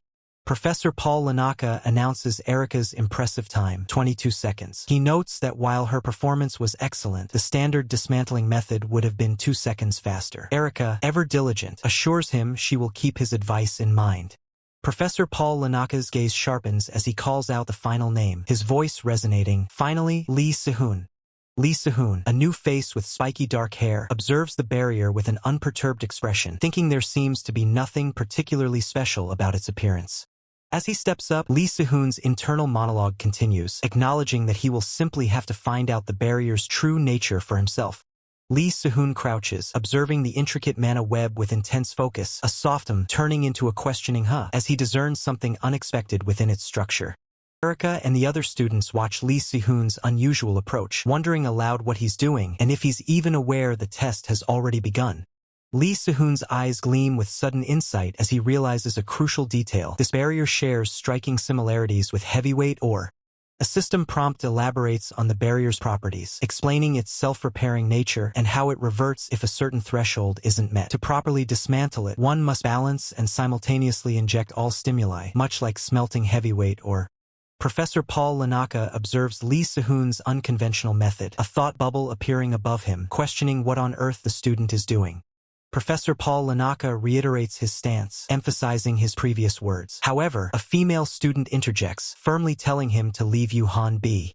From an overhead view, Yuhan kneels in the center of a circle of onlookers, surrounded by crackling flames as he continues his unconventional process. A close-up reveals Yuhan's hands on the ground amidst the dying embers, as he declares his task is finally done. Yuhan smiles confidently, a glowing bracelet hovering above him. He proclaims that with this new creation, he can now refine the heavyweight or... His feet step away from the smoldering ground, leaving behind the last vestiges of his fiery ritual. Yuhan rises, his posture exuding confidence as Professor Paul Lanaka and other students watch him with varied expressions. Academy peer, visibly surprised, holds up a stopwatch, announcing the precise time it took, 7 minutes and 45 seconds. Professor Paul Lanaka, deep in thought, muses that the time taken is meaningless. He believes that while it took 7 minutes this time, Yuhan will dismantle the same barrier in mere seconds next time. Professor Paul Lanaka's thoughts continue, revealing Yuhan didn't just destroy the barrier, but ingeniously crafted a formula to dismantle the sorcery formula itself. Yuhan is shown kneeling again amidst a powerful fiery aura. The female student from earlier stands with a serious expression, contemplating the implications if Yuhan integrates sorcery into his already formidable smelting skills. An official email from the Babel Administrative Office announces that Cadet Lee Se-hoon, a first-year student, has applied for intermediate smelting using hero-grade materials or higher, inviting supervisors to apply. The instructor leans back in his chair, stretching, as he wonders aloud how many professors will show up to supervise this time. His phone rings with rapid ding-ding notifications, displaying a flurry of chat messages from professors instantly applying to supervise, confirming his thought that they are responding immediately. The instructor observes that not a single person from Vice Dean Michael's faction has sent an application, highlighting a clear division. He deduces that the hostile atmosphere, rumored to be due to Vice Dean Michael's son being surpassed, must indeed be true. Instructor, still pondering, decides he should start picking supervisors, but a sudden deering sound interrupts his thoughts. His eye widens in shock, an exclamation mark appearing above it, signaling a truly unexpected development. A new chat message reveals the cause of his surprise. The department head himself will personally oversee Cadet Lee Se-hoon's intermediate smelting. A bold, metallic title card appears, marking a new segment or chapter in the story. Yuhan, now dressed in different attire, looks up in surprise as an off-panel voice greets him, noting it's been a while since they last met. The department head, a woman with fiery red hair and a confident demeanor, states that despite her busy schedule, she has come personally to verify Cadet Lee Se-hoon's skills. Yuhan looks down with a determined expression, acknowledging the presence of the department head and resolving to do his absolute best. The scene focuses on the materials laid out on a table, ready for the smelting process, with the department head observing nearby. Yuhan carefully handles a dark, hexagonal stone as the narrator introduces dark, heavy stone smelting. Step 1. Noting the various methods to approach it. The narrator reveals the most formidable challenge in dark, heavy stone smelting, the dark veil method. A single drop of dark liquid ripples in a crucible, signifying the start of this arduous process. Yuhan's gloved hands carefully place the dark, heavy stone into a specialized container, initiating the dark veil method by submerging the material in a space utterly devoid of light. Under the method's influence, the stone begins to liquefy, spreading out like water. The crucial task now is to meticulously separate impurities within it, using only pure mana. As the purification progresses, the dark, heavy stone visibly diminishes in size, a direct consequence of its increasing purity. Mana swirls around the transforming material. Yuhan's intense gaze reflects the true complexity of the task. Though it sounds simple, he understands this process is akin to fundamentally restructuring matter itself. An observer stands with arms crossed, an exclamation mark appearing, signaling a moment of intense focus or surprise at the unfolding events. Yuhan holds the reduced dark heavy stone, a mere quarter of its original size, questioning internally if this level of refinement is his current limit. Moving swiftly, Yuhan prepares for step 2 of the dark heavy stone smelting, a new phase of the complex process. Yuhan's hand ignites with a vibrant red aura, mana channeling through his palm as he prepares to manipulate the elemental forces. Intense red and orange flames erupt with a fierce crackle, radiating immense heat and power. Yuhan stands amidst the swirling red flames, his expression focused as he manipulates the fiery energy with precision, an exclamation of awe echoing from the background. With unwavering concentration, Yuhan channels his mana through the crimson flames, meticulously sifting the flames to extract only the most appropriate and potent sparks. The volatile red flames stabilize, transforming into a vibrant, controlled green and yellow inferno, now identified as Guardian Wildfire. Intense forging process continues, moving into step 3 with a surge of renewed energy. Yuhan begins striking the dark heavy stone with a hammer now coated in the potent Guardian Wildfire. This relentless work aims to continuously reduce distortion until the stone is purified by the flame's unique properties. An observer, though immune to fire, feels the intense pressure of the process, a thought crossing their mind that immunity doesn't necessarily mean an absence of pain. Yuhan continues his relentless hammering, each strike erupting with brilliant green light, pushing the dark heavy stone further towards refinement. The Grand Academy Hall stands illuminated by the fading light of day, while distant figures continue their work, the arduous smelting process stretching on. The observer lets out a tired yawn, the prolonged and intense smelting process clearly taking its toll. With a weary sigh, the observer looks down, their exhaustion palpable after hours of witnessing the demanding work. A system notification confirms the passage of time, for grueling hours of continuous smelting have now elapsed. Yuhan's arm, glistening with sweat, grips the hammer tightly, a testament to the sheer physical and mental endurance required for the task. Having absorbed the Guardian Wildfire to its absolute limit, the dark heavy stone now exhibits a profound change in its fundamental properties, solidifying into a perfect cube. The process reaches its zenith. The distortion has finally ceased, signifying the successful purification of the dark heavy stone. Yuhan moves to the next phase, melting the now purified dark heavy stone in a crucible, preparing it for casting. The molten material is then carefully poured into a pre-prepared mold, shaping the refined dark heavy stone. The observer questions Yuhan's unconventional choice of casting over forging, pondering if the darkness within the mold itself might alter the stone's inherent properties. The observer watches intently, a sense of profound curiosity mixed with surprise etched on their face as Yuhan's method unfolds. Yuhan's eyes gleam with a subtle smirk as he activates a barrier-breaking technique surrounded by a powerful aura. He employs a formula designed to slow the transformation of the dark heavy stone, simultaneously constructing a complex mana circuit within the newly created opening. The constructed mana circuit within the dark heavy stone ignites, manifesting as a chaotic vortex of energy and light crackling with raw power. A triumphant ding echoes as the system announces Yuhan's acquisition of the new skill, Black Spirit Thread D. He lets out a relieved huh, the intense focus finally breaking. The newly forged artifact is revealed, the Dark Spider Bracelet, graded rare with mid-quality. It's described as a creation from smelted dark heavy stone, capable of absorbing and storing the wearer's mana, increasing in weight with absorption, and granting the skill Explosive Ring.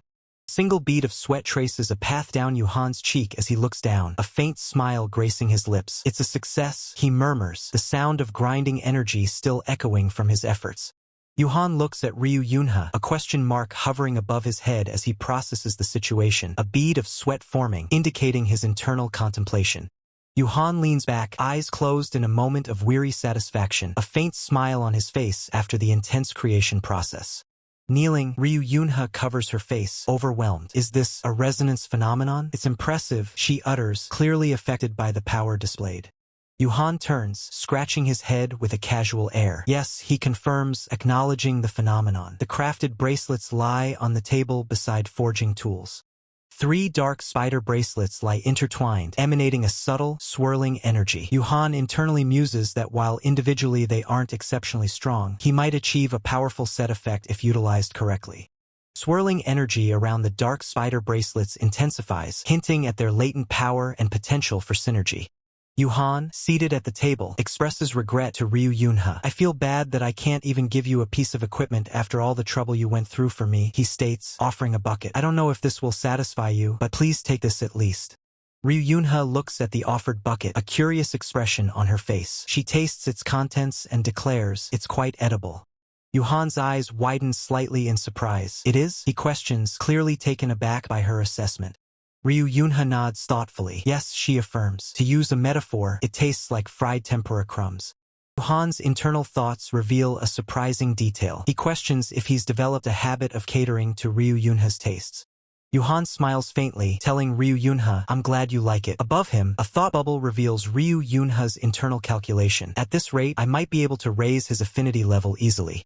Ryu Yunha, holding a folder, expresses her dissatisfaction. "Of course, it's a bit of a shame to eat this while looking at those items over there," she remarks, clearly eyeing the crafted bracelets.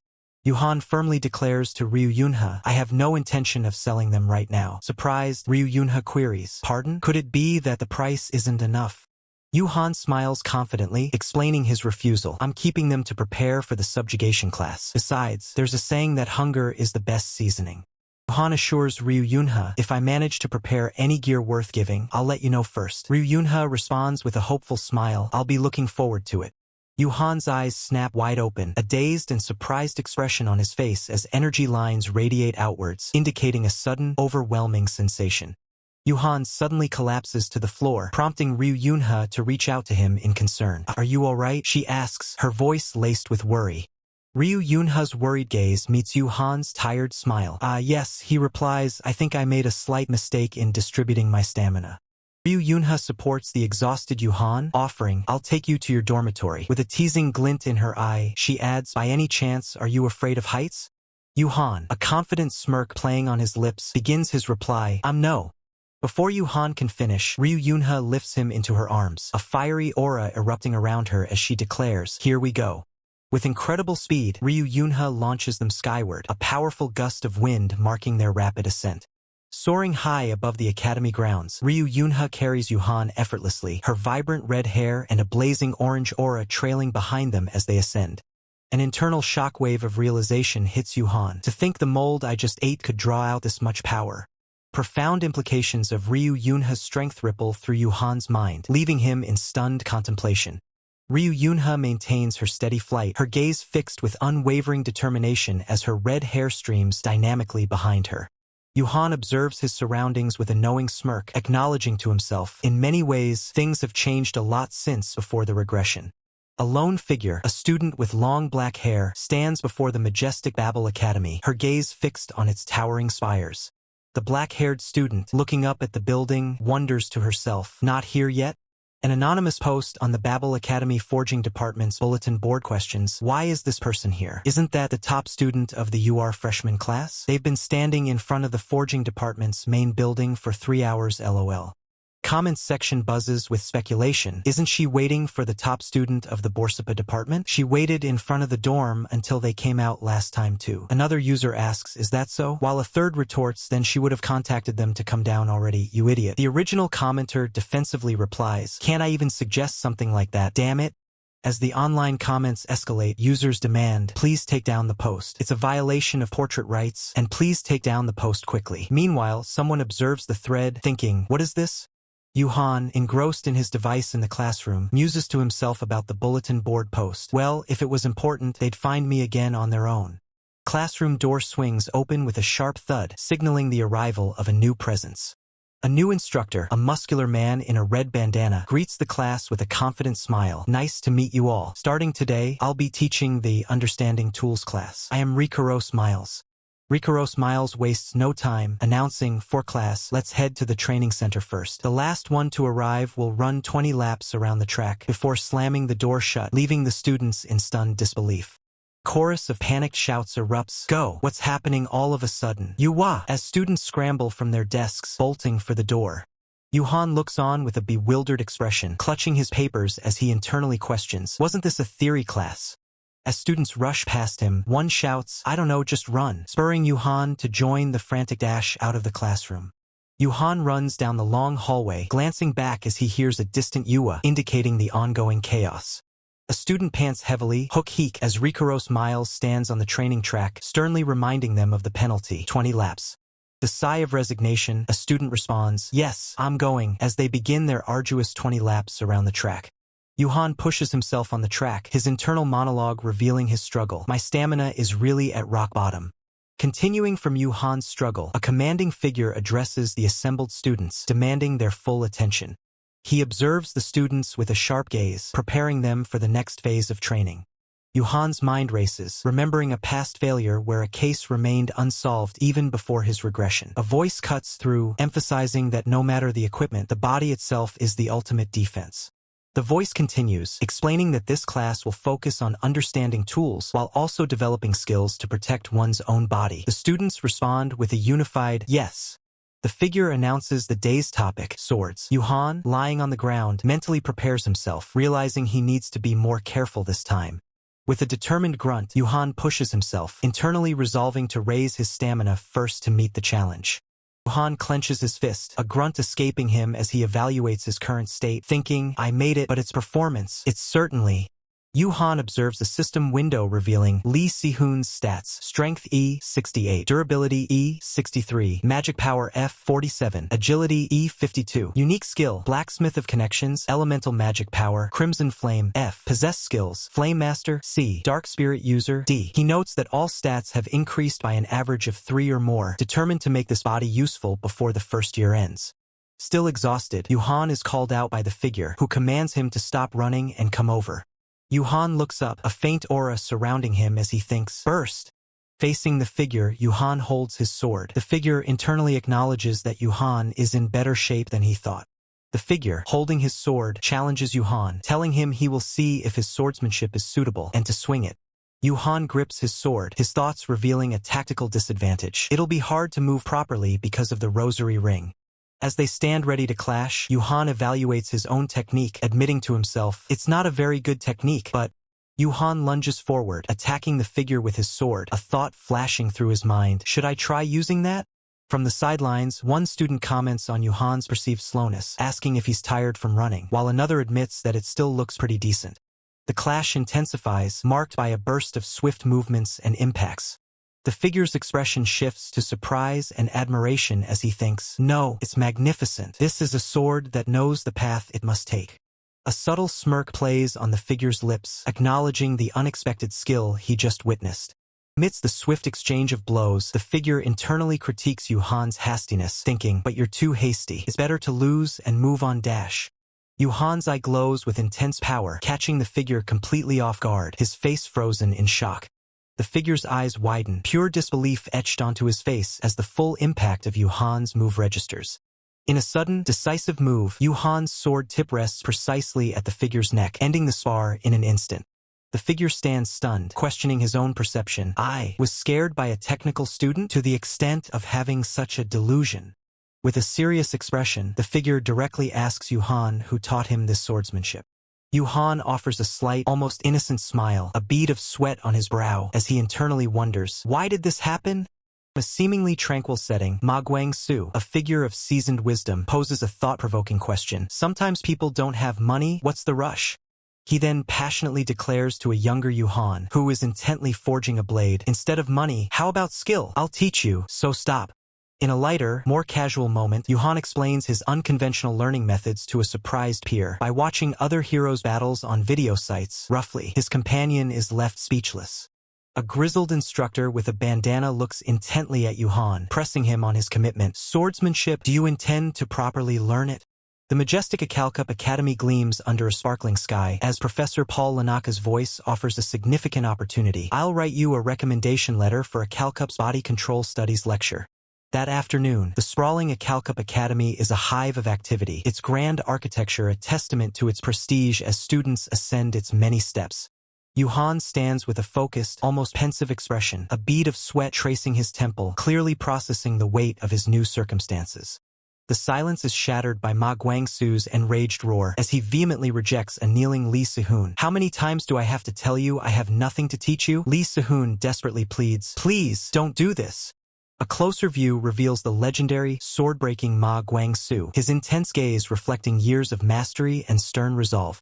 Yuhan observes the unfolding drama, a thought bubble appearing above him as he internally questions. That old man, addicted to gambling and just drinking all the time, was a professor?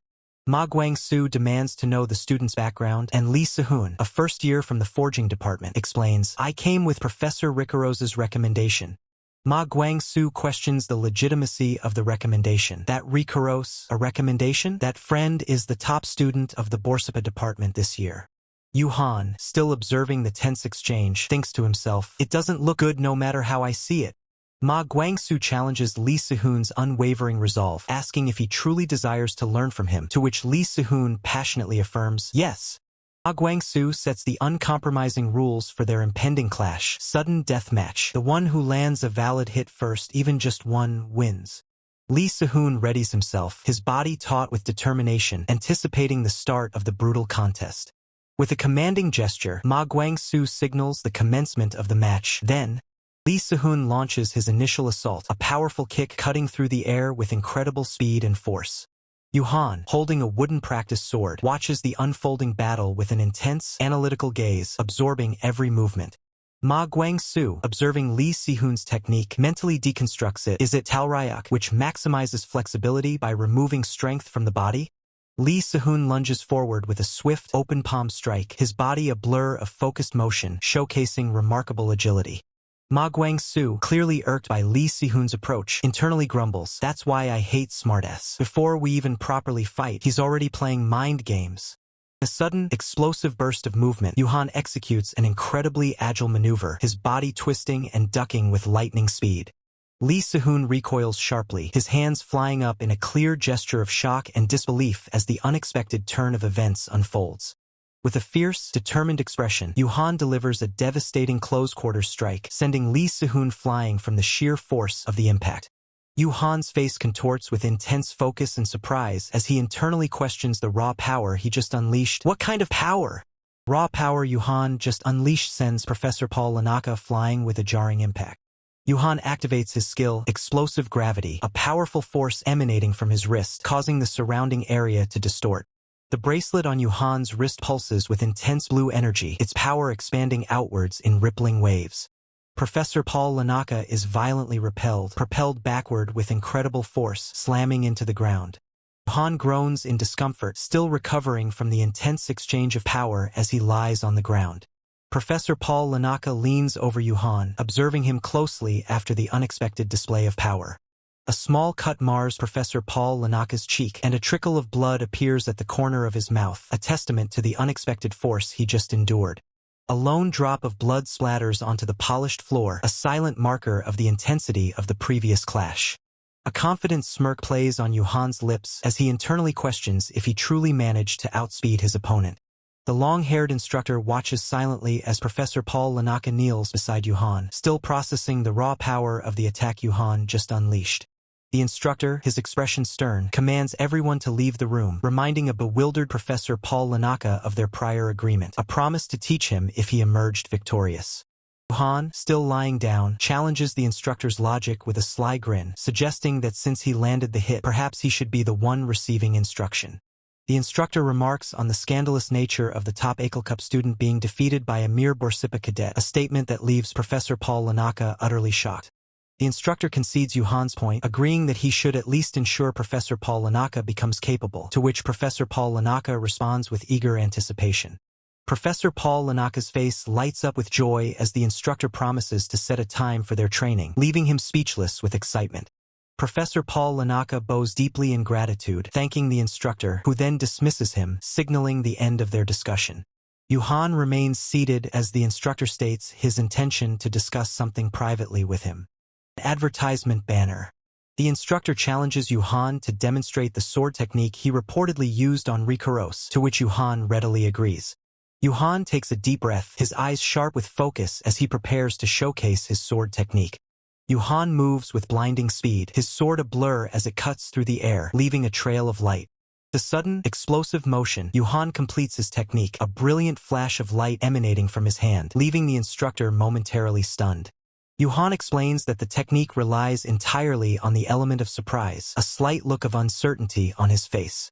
The instructor delivers a harsh critique, stating that while the concept of Yuhan's technique is sound, its execution is sloppy and becomes a liability upon its second use. The instructor's anger flares as he warns Yuhan that if he were to teach such a flawed technique to anyone else, he would face severe consequences, a threat Yuhan meets with a sheepish chuckle. The instructor stands composed, his posture calm and authoritative, having delivered his final assessment of Yuhan's technique. Yuhan, ever direct, confirms his class registration with the instructor. The instructor, caught slightly off guard, concedes, confirming Yuhan's enrollment. The instructor, a subtle smirk playing on his lips, internally notes Yuhan's blunt demeanor.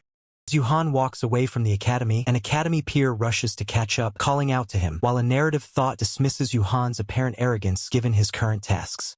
The academy peer extends a hand, offering Yuhan a sealed, ornate envelope, hinting at its significance. The invitation is revealed to be for the noblesse, an exclusive gathering for cadets who value their family backgrounds. Yuhan wonders if this was Erika's original intention for him. The academy peer explains that despite the presence of many obnoxious bastards, the noblesse gathering could be a valuable opportunity for Yuhan, who expresses hesitation about accepting such an invitation. The academy peer beams, expressing his gratitude to Yuhan, crediting him for enabling his class enrollment and feeling compelled to show his appreciation. Yuhan offers a simple thanks, accepting the invitation with a subtle smile. As Yuhan walks, a system notification appears, detailing his chosen minors, barrier construction and body control. A woman with flowing red-brown hair contemplates various magical disciplines, her thoughts drifting to curses, alchemy, and enchanting. Yuhan is abruptly stopped, his wrist seized, and he quickly apologizes in surprise. Yuhan's golden eyes widen slightly, reflecting a moment of unexpected encounter. Leah Claudel, her green eyes sparkling with curiosity, holds up a small object, directly asking Yuhan if he crafted it. With a mischievous glint in her eyes, Leah Claudel, now sporting glasses, proposes to enchant the item for Yuhan. A system notification confirms a new affinity established with the target, Leah Claudel. A full profile appears for Leah Claudel, identifying her as a genius who crafted legendary armaments and elevated their grades by 2 tiers through her enchanting skills. The narration introduces Leah Claudel as the legendary figure who revolutionized the enchanting industry, while a separate thought expresses shock at a rare-grade item crafted from heavyweight ore. Leah Claudel, deep in thought, considers adding more formulas to the item, then decides it's too exceptional to simply finish it. Leah Claudel frets over her enchanting dilemma, while Yuhan, observing her eccentric behavior, asks if there's an issue with the armament. Leah Claudel animatedly explains her predicament. The item's exceptional compatibility, despite being made from heavyweight ore, presents too many enchanting possibilities, making it hard to choose. Leah Claudel is overwhelmed by the sheer number of formulas she could imbue, unable to decide, but Yuhan reassures her that it's perfectly fine. Leah Claudel looks up, surprised, as Yuhan calmly states that he possesses more of the rare material. Leah Claudel, flustered but excited, adds that the materials also exhibit a resonance effect, a crucial detail to remember.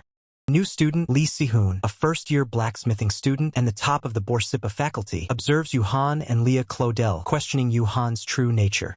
Leah Claudel is astonished to learn that Lee Si-hoon is only a first year, especially given her own status as a third year in the enchanting department. Lee Si-hoon, with a serious expression, instructs Yuhan to follow him for a private conversation. Lee Si-hoon wonders if Yuhan is Erika's underling, while Leah Claudel, annoyed by the interruption, demands to know if he can see that they were already conversing. Yuhan, seeking a quiet resolution to the brewing conflict, suggests they speak privately. However, the man he confronts insists on discussing the matter immediately, right where they stand. The man, visibly agitated and scratching his head, demands an apology for the disrespect shown to young Lady Erika. He specifically calls out the act of tearing up her invitation in front of everyone. Yuhan calmly retorts, revealing that it was young Lady Erika herself who instructed him to tear up the invitation, shifting the blame entirely. Professor Paul Lanaka interjects, conceding Yuhan's point but adding a crucial caveat. His defense only holds true if he hadn't already received an invitation from Myers. With a thoughtful expression, Yuhan questions if Erika was the true mastermind, suggesting she sent this man to confront him. The man denies being sent by Erika, asserting he is acting independently. Beside him, a woman appears visibly annoyed, clutching her head in frustration. The woman, with a knowing smirk and sparkling green eyes, dismisses the man's claim with a sarcastic retort, clearly disbelieving his assertion of independence. The man glares, challenging if anyone is truly unaware of young master's lapdog, implying a widespread knowledge of the other man's subservient role.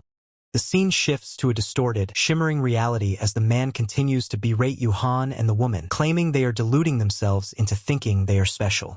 Yuhan stands unfazed as the man asserts that Babel is filled with individuals far superior to them, attempting to diminish their perceived importance. Yuhan maintains his calm, observant gaze, letting the man's words hang in the air, a silent challenge in his eyes. The man, now appearing as a shadowy figure, stands alone on a desolate street. He challenges Yuhan, asking if he is referring to himself as special, with a clear aura of menace emanating from him. A powerful, dark energy erupts from the man, manifesting as jagged, purple-tinged spikes that tear through the ethereal cityscape, threatening to engulf Yuhan and the woman below. Yuhan raises his hand, a determined look on his face, as if preparing to counter the incoming assault with his own hidden power. From Yuhan's outstretched hand, a magnificent blue dragon made of energy bursts forth, roaring defiantly against the dark forces, protecting the woman behind him. The blue dragon clashes with the man's dark energy, creating a powerful impact. Yuhan realizes the attack isn't solely mana-based. The man used a dagger as a medium, making the illusion tangible. The man stares in disbelief, a bead of sweat forming on his temple, utterly perplexed by how Yuhan managed to counter his unique attack. Yuhan twirls a small, dark object in his hand, a smirk playing on his lips, offering a cryptic "who knows" in response to the man's astonishment. Yuhan's body glows with a fierce red aura as the affinity seal, greedy iron, activates. He comments on the delicious sound the impact made, indicating his satisfaction. Yuhan's eyes gleam with dangerous intensity, his hair appearing to flare red with the activated power as he contemplates his next move. A system window appears, detailing the Affinity Ryuyunha Greedy Iron. It's an advanced, supreme quality iron that devours other iron to create iron blood, with a remaining durability of 78%. Words "explosive ring" flash across the screen, signaling the activation of a potent skill, radiating outward with immense force. Yuhan launches a powerful, arcing punch, his body surrounded by a shimmering blue aura as the man recoils, caught off guard by the sudden, explosive attack. The man's face contorts in shock and pain as Yuhan's fist connects, the impact sending shockwaves through the air. Buildings in the background shatter and crumble from the sheer force of the explosive ring, illustrating the devastating power unleashed by Yuhan. Man collapses to the ground, defeated, as Yuhan stands tall and victorious beside the woman. The battle concluded with his decisive strike. The woman, now cheerful and smiling, addresses Yuhan as a senior, while he responds with a casual "yeah," indicating the return to a more relaxed atmosphere. After a brief, relaxed exchange, Erika Inoue, still cheerful, asks Yuhan if he can recommend any classes in the enchanting department. Erika Inoue blinks, her green eyes wide behind her glasses, as she considers her options. Her thoughts drift to the concept of ancient enchantment, then to a formidable senior named Leah Claudel who is also pursuing it. A wave of discomfort washes over Erika Inoue as she processes these thoughts, letting out a soft ugh. Yuhan walks alone down a sunlit alley, a frustrated "damn it" echoing in his mind. As Yuhan continues, Erika Inoue observes him, expressing surprise at a freshman's unexpected abilities, then politely asks to examine his dagger. A surprised voice from off-panel exclaims, "Miss Erika?" questioning her sudden presence. With a slight hesitation, Yuhan hands over the dagger, saying, "Here it is." Reflected in the dagger's polished blade, Erika Inoue's resolute face appears as she declares there's no need to involve her brother. She will personally inform the head of the family. Yuhan scratches his head in confusion, while Erika Inoue, examining the dagger, realizes it's an enchanted weapon with an anti-confiscation spell. Erika Inoue's expression turns thoughtful and concerned as she wonders if Yuhan created a counterskill based on Professor Robert's theories and her own sorcery. Yuhan sits amidst several daggers on his desk, while a system notification or internal assessment suggests that his aptitude for refining techniques is S or above, and his sorcery aptitude should be rated A. Sudden system prompt flashes, announcing that a connection has been established with target Erika Inoue, leaving Yuhan utterly shocked. Yuhan's eyes narrow in contemplation, wondering if Erika Inoue had been spying on him during his fight with the underling. He considers the compensation he received, noting that 10 daggers are missing, but believes the crude weapons could be useful if coordinated with a black spirit mage. In the classroom, Yuhan expresses his disappointment, having looked forward to Professor Kim Incheol's class, only to find himself listening to theories he already knows. Professor Paul Lanaka stands at the podium, confidently stating that the preliminary explanation is sufficient and it's time to begin the practical session. Professor Paul Lanaka demonstrates how even the same metal can drastically change form depending on how its mana array is altered, as red energy pulses around his hand. The metal shifts and spins rapidly, showcasing various intricate forms as the mana manipulation takes effect. Professor Paul Lanaka emphasizes that as a blacksmith, one must fully comprehend the inherent potential of the metal they work with. He announces that today's practice will focus on metal transformation using the provided iron ingots. Professor Paul Lanaka instructs the students to manipulate the mana array to create a 5 cm notch in the ingot, then restore it, warning them to handle the sensitive material carefully. Yuhan muses that Professor Paul Lanaka hasn't entirely rejected magical refining, as the professor declares a strict 10-minute time limit for the exercise. While Professor Paul Lanaka maintains a stern gaze, a struggling student exclaims in frustration, questioning why his magical refining isn't working. Professor Paul Lanaka silently acknowledges the difficulty, musing that the material simply won't return to its original state. Pressure intensifies his hands, one gloved and one bare, firmly pressed down on the dark, geometric ingots, energy crackling around them during the intricate refining process. With a burst of energy, both Academy Peer and Yuhan declare their completion of the task, standing calmly beside their perfectly refined ingots. Professor Paul Lanaka, observing their success, instructs the 2 students to proceed to the next stage of the exercise. Professor Paul Lanaka demonstrates the next challenge, projecting a complex, geometric array onto a glowing blue platform, instructing the students to apply the same pattern to their ingots. Yuhan and Academy Peer begin working on their ingots, attempting to replicate the intricate array, with visible energy flowing around Academy Peer's hands. Academy Peer's face shows a determined, almost smug confidence as he internally declares that his speed and completeness are on par with Yuhan's, believing this time he can secure a victory. Professor Paul Lanaka points upwards, revealing an even more intricate and swirling geometric array, announcing that this is the next pattern to be replicated. Academy Peer confidently holds his ingot, dark energy swirling around his hand, exclaiming with triumph that he has achieved the desired form, while Yuhan stands quietly beside him. The complex, swirling geometric array, a masterpiece of magical refining, is shown in exquisite detail, demonstrating the advanced stage of the exercise. Professor Paul Lanaka's expression remains unreadable as he utters the name Hans Warmit, addressing the Academy Peer. Academy Peer, now identified as Hans Warmit, looks up with a surprised expression, holding his ingot, which appears to be collapsing and unstable.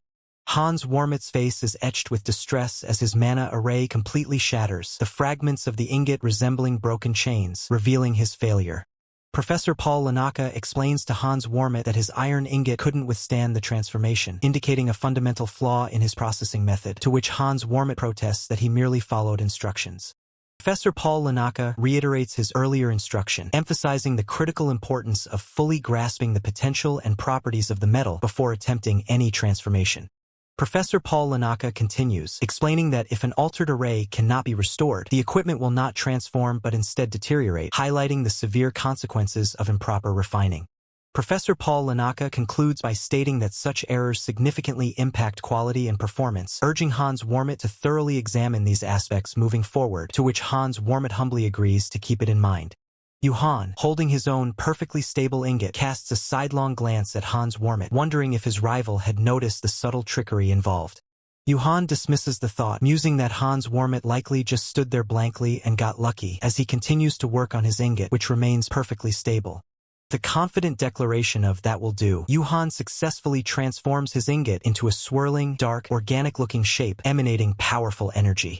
Other students in the classroom exchange confused glances, wondering aloud if the professor hadn't just stated that such a transformation wouldn't work, finding the outcome illogical.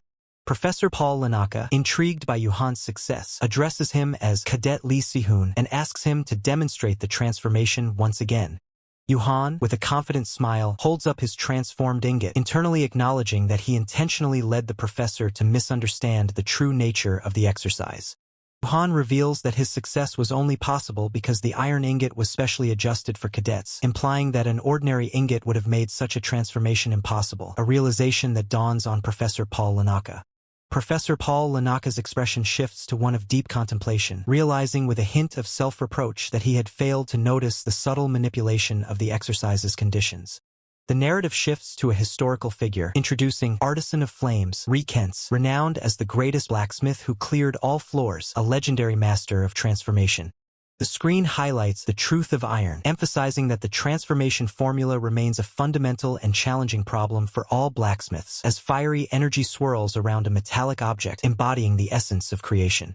Transformation formula, a process where fiery energy swirls around a metallic object embodying the essence of creation, remains a fundamental and challenging problem for all blacksmiths. Yuhan, however, internally acknowledges the risk, thinking to himself that if he breaks it again, it would be the second time.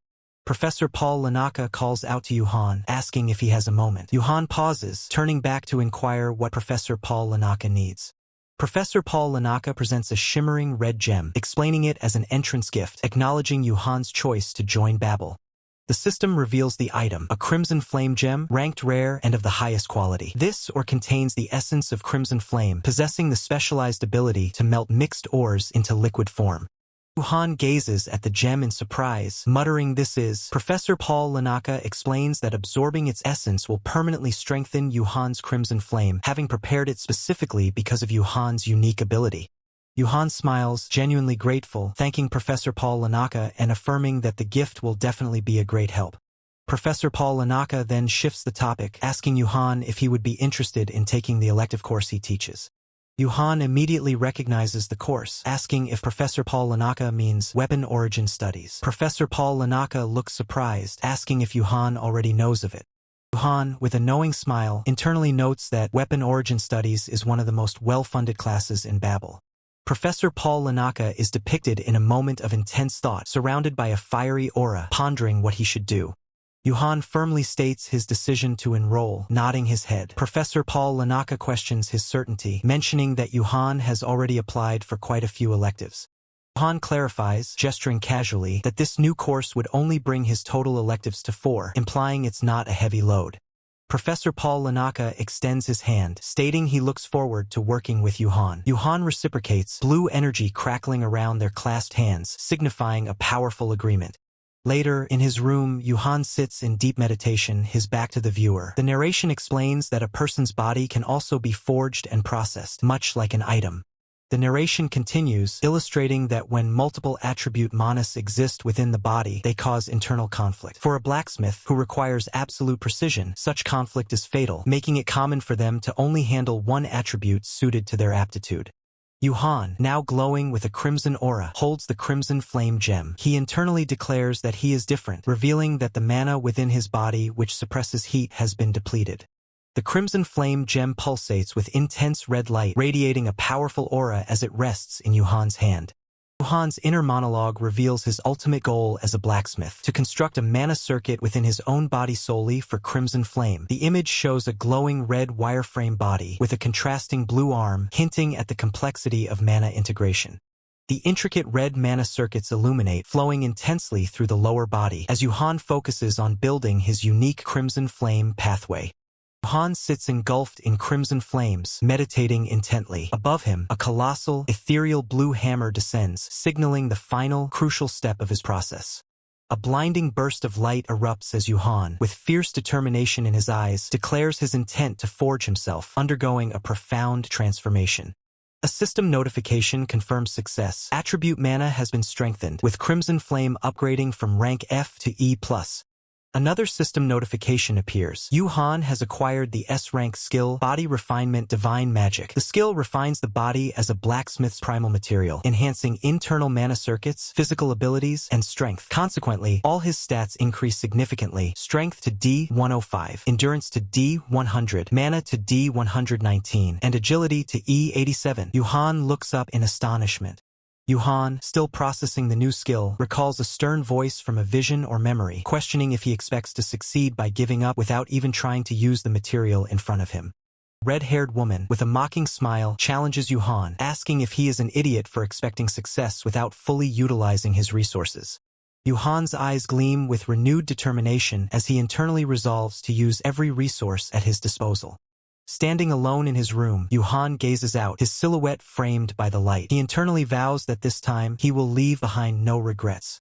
The Academy's grand facade stands, as Professor Paul Lanaka's instructions echo through its halls. Students are reminded that today marks the culmination of their previous efforts, tasks that will be delivered both on and off campus. Professor Paul Lanaka emphasizes the gravity of their current task, stating that today's output will define the entire first semester. He urges them to pour their absolute best into their work, leaving no room for regret. Chorus of "Yes, sir" rings out as students, including Yuhan, immediately dive into their work, the workshop alive with the clang of hammers and the roar of the forge. Yuhan inspects his work, a long blade in hand, and grimaces. He internally laments the imperfections, realizing his body's current limitations caused misalignments throughout the forging process. Clenching his hammer, Yuhan's resolve hardens. He knows he cannot afford to take it easy, pushing past his physical limits. The forge roars to life as Yuhan unleashes a flurry of powerful blows, sparks flying with each strike, followed by a swift, precise cooling process. Yuhan exhales, carefully examining the blade. He acknowledges that his concentrated efforts should be sufficient to rectify the previous flaws. His gaze remains fixed, realizing he lacks the time to perfect every piece. He considers the potential budget increase from completing all items to a decent standard.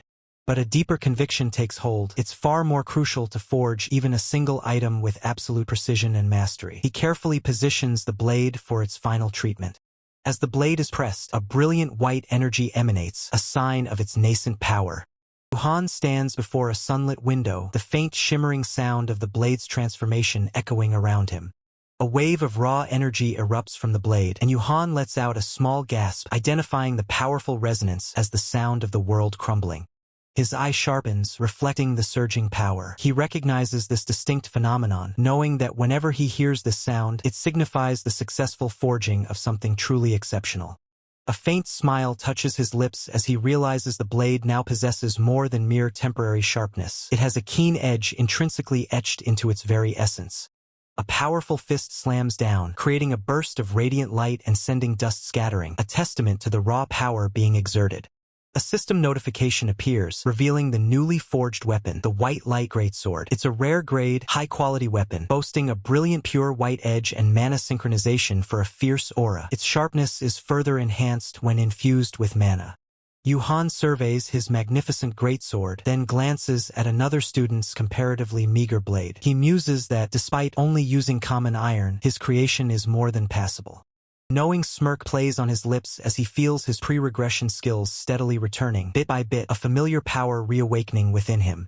Nearby, two other academy peers look utterly defeated. One laments his situation, expressing deep hatred for it, and even contemplates dropping out of the academy. The scene shifts to the next day, Saturday morning, where students relax in a cafe setting, one engrossed in his phone, another standing by the window. A female student approaches Yuhan, expressing her curiosity about his fundamental skills. Yuhan notes the crowded environment, reassuring her that his workspace is far more secluded. As they walk along a winding path through green fields towards a rustic building, the female student teases, asking if he thought her enchantments would be so easily observed. They arrive at a quaint, rustic building marked Anicap Smithy. The female student excitedly announces their arrival. Female student bursts through the door, loudly calling out "Grandma." In surprise, Yuhan stands calmly by her side. From within, a silhouette is visible amidst hanging pots as the female student joyfully declares her return. The older woman, with her gray hair neatly tied, turns with a slightly annoyed expression, dryly stating that she is not deaf. Still radiating a dry annoyance, Helena then directly questions the young woman, asking if Yuhan is her boyfriend. The young woman, visibly flustered, vehemently denies it, while Yuhan remains utterly bewildered by the unexpected interrogation. The young woman quickly clarifies that Yuhan is the top student from this year's Borsipa department. Meanwhile, Helena silently laments the decline of Babel, judging Yuhan as a soft-looking brat. Helena introduces herself, while Yuhan, with a respectful bow, states his name as Lee Sehun, a first year in the smelting department. The young woman, exasperated, urges them to stop wasting time and get to work, complaining about the pile of tasks due to the freshmen. Helena, still looking unimpressed, offers a dismissive yeah. A hand gestures, inviting them to follow this way to the workshop. As they enter the workshop, Yuhan internally notes his surprise, realizing Helena's skills are far more impressive than he initially believed. Yuhan continues to ponder, wondering why someone with such skill would operate a hardware shop in such a place. The young woman, holding a pan, quietly agrees, admitting it is a bit much. She begins to explain the tools, pointing to an enchantment palette filled with vibrant powders, clarifying that they are made from ground mana stones. Yuhan, arms crossed, observes the diverse palette, noting internally that the standard is usually 8 colors, but this woman uses a far wider variety. He then directly asks if their task is to restore damaged enchantment formulas using these powders. With a satisfied sparkle in her eyes, the young woman exclaims "Bingo," confirming Yuhan's astute deduction. The young woman, with intense focus, begins to work, carefully manipulating a glowing tool over the enchantment palette, a pan held in her other hand. Close-up reveals a hand skillfully wielding a brush-like tool, from which a vibrant stream of golden energy erupts, shimmering with magical particles. The golden energy coalesces onto the pan, forming an intricate, glowing magical circle that pulses with raw enchantment power. Yuhan reflects on his arrival, recalling his purpose was to help them overcome a slump they were experiencing. Yuhan's thoughts drift to Professor Paul Lanaka, lamenting how someone who consistently failed exams and couldn't maintain his position as department head could be in charge. Observing the young woman's meticulous work, Yuhan has a sudden realization, believing he now understands both the cause and the solution to their current slump. Yuhan watches the young woman, a subtle smile playing on his lips, acknowledging that her ability to completely lose herself in her work is a talent in itself. Yuhan's gaze falls upon a wooden crate, and he recognizes its contents, items that resonate with mana circuits capable of granting special effects. Yuhan feels a familiar urge, his hands itching to engrave white light for the first time in a while. Helena, sensing his intent, simply tells him to give it a try. Helena challenges him, stating he can pick any item from the pile if he's capable of it. Yuhan responds with a slight smirk, remarking that she's truly putting him to work. Yuhan accepts the challenge with a determined glint in his eyes, deciding that if he gets to use a custom whetstone of that caliber, he might as well. Yuhan's hand firmly grasps the handle of a large, gleaming knife, selecting his chosen tool with precision.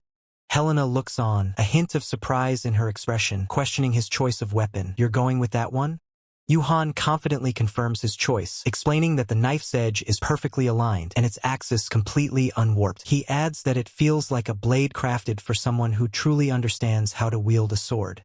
Yuhan selects a whetstone, choosing the one with the most evenly compressed mana particles. Helena observes him, thinking that if it's him, he should be able to handle the blade even if she sharpens its edge to its absolute limit. With practiced precision, Yuhan begins to sharpen the knife, the blade gliding smoothly against the whetstone. Helena watches, a look of genuine surprise mixed with a subtle smile on her face, silently questioning if Yuhan is truly just a freshman who enrolled this year. Suddenly, the young woman with glasses bursts into an excited dun, holding up her newly enchanted pan with triumphant glee, startling Helena. Young woman, startled, asks Helena when she arrived, addressing her as grandma. Helena, turning slightly with her usual dry demeanor, retorts, "Beats me, you brat." The young woman, with a knowing smirk, confronts Yuhan, implying he attempted to find a flaw in their junior but ended up outmatched himself. Helena observes the interaction. Helena snaps, commanding silence, as a sharp flick sends the young woman's glasses flying, leaving her stunned and yelping in surprise. Helena calmly asks Yuhan if he is finished, as he stands before her, holding a finely crafted knife, ready to respond. Yuhan confidently declares that while it's the best he can do for now, he promises to do even better next time, a subtle smirk playing on his lips. The swift, dismissive gesture, Helena agrees, then orders both of them to head out, her patience clearly worn thin. The young woman, grumbling about Helena's crankiness, pulls Yuhan along as they exit the room, leaving the tense atmosphere behind. Suddenly, Helena's brother bursts through the door, loudly asking if she's in the middle of smelting, clearly agitated by the noise or activity. Helena coolly tells her brother to keep his voice down, while he, frustrated by a backlog of orders, demands to know the whereabouts of the kitchen knife. Helena's brother questions when she will quit her restaurant, remarking on his position as a lead professor, but Helena swiftly shuts him down, telling him not to meddle in her hobbies. Helena's brother spots the knife, exclaiming in relief as he reaches for it on the counter. Helena's brother pauses, a look of confusion crossing his face as he examines the knife. He asks Helena if she sharpened the knife while drunk again, but she denies it, prompting him to wonder if one of her close teaching assistants was responsible. Helena calmly reveals that a freshman was responsible, leaving her brother utterly shocked and demanding an explanation. Helena reiterates, with a hint of exasperation, that the knife was sharpened by a freshman who enrolled this year. Helena's brother, now visibly intrigued, ponders who this mysterious freshman could be, as the image shifts to Yuhan, looking thoughtful against a bright sky. Outside, the sun shines brightly, casting a warm glow on the academy buildings, hinting at the quiet moments between lessons.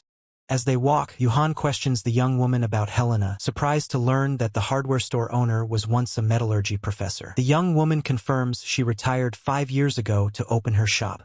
Yuhan probes further, asking if there's a hidden story behind Helena's retirement, but the young woman states she knows nothing special about it. Yuhan, deep in thought, considers the implications of Helena's story, especially knowing that the metallurgy department becomes the weakest at Babel in the future, realizing this is no small matter. The young woman eagerly asks Yuhan for feedback on her enchantment, to which he replies that her fundamentals are solid and hard to fault, deeming it good. The young woman modestly downplays her achievement, but Yuhan quickly adds a critique, telling her that her thinking is too narrow. Stunned, the young woman asks what he means as Yuhan explains she conceived a better method but chose not to use it, leaving her speechless. Yuhan continues his lecture, stating that while not knowing can be fixed by learning, knowing and still failing to act is a significant problem. Purple energy crackles around her. Yuhan emphasizes that a creator's imagination is both weapon and talent, and she is actively suppressing it. The young woman's eye widens in fragmented, shocked realization as she internally questions if she truly failed to grasp this fundamental truth. Yuhan stands calmly, his expression unwavering, allowing his words to sink in as the young woman processes his profound critique. With newfound resolve, the young woman grips her sword hilt, declaring that her schedule is tight, so Yuhan must focus closely on what she is about to do. The true essence of forging, then, lies not merely in following instructions, but in the very act of creation itself, as if one were to create a stone and place it beneath the water's surface. It's about crafting the very foundation, the core object, and then precisely positioning it where it needs to be, a perfect stone resting serenely in the clear water. This principle extends to the blade, where raw power ignites, crimson energy swirling intensely around the weapon, ready to be unleashed. The young woman's eyes widen in surprise, a silent gasp escaping her as the radiant, enhanced blade hovers before her, showcasing its profound transformation. This isn't just an external glow. The enhancement is bestowed deep beneath the surface, transforming the very essence of the weapon, not merely its exterior. Yuhan considers the technique, realizing that if a single layer of enhancement falls short, one must learn to divide it, layering the power within the blade itself. He demonstrates the principle, the knife slicing through the air with an almost imperceptible ripple, showcasing the effect of layered power, confirming his understanding. The enhanced knife plunges into the ground with decisive force, Yuhan observing its impact from above, a testament to the precision of his technique. The blade is perfectly embedded in the wooden surface, a testament to the focused energy, with subtle ripples of power still visible at the point of entry. System announces a powerful effect. Following the flow of Crimson Lotus, killing intent trickles down as a sharp, unseen force cleaves through the environment. Yuhan muses internally, questioning the true nature of the technique, wondering if it can even be considered a proper enchantment despite its undeniable power. The young woman observes Yuhan, her thoughts revealing a profound insight. True geniuses, she believes, forge their own path forward, even amidst moments of hesitation.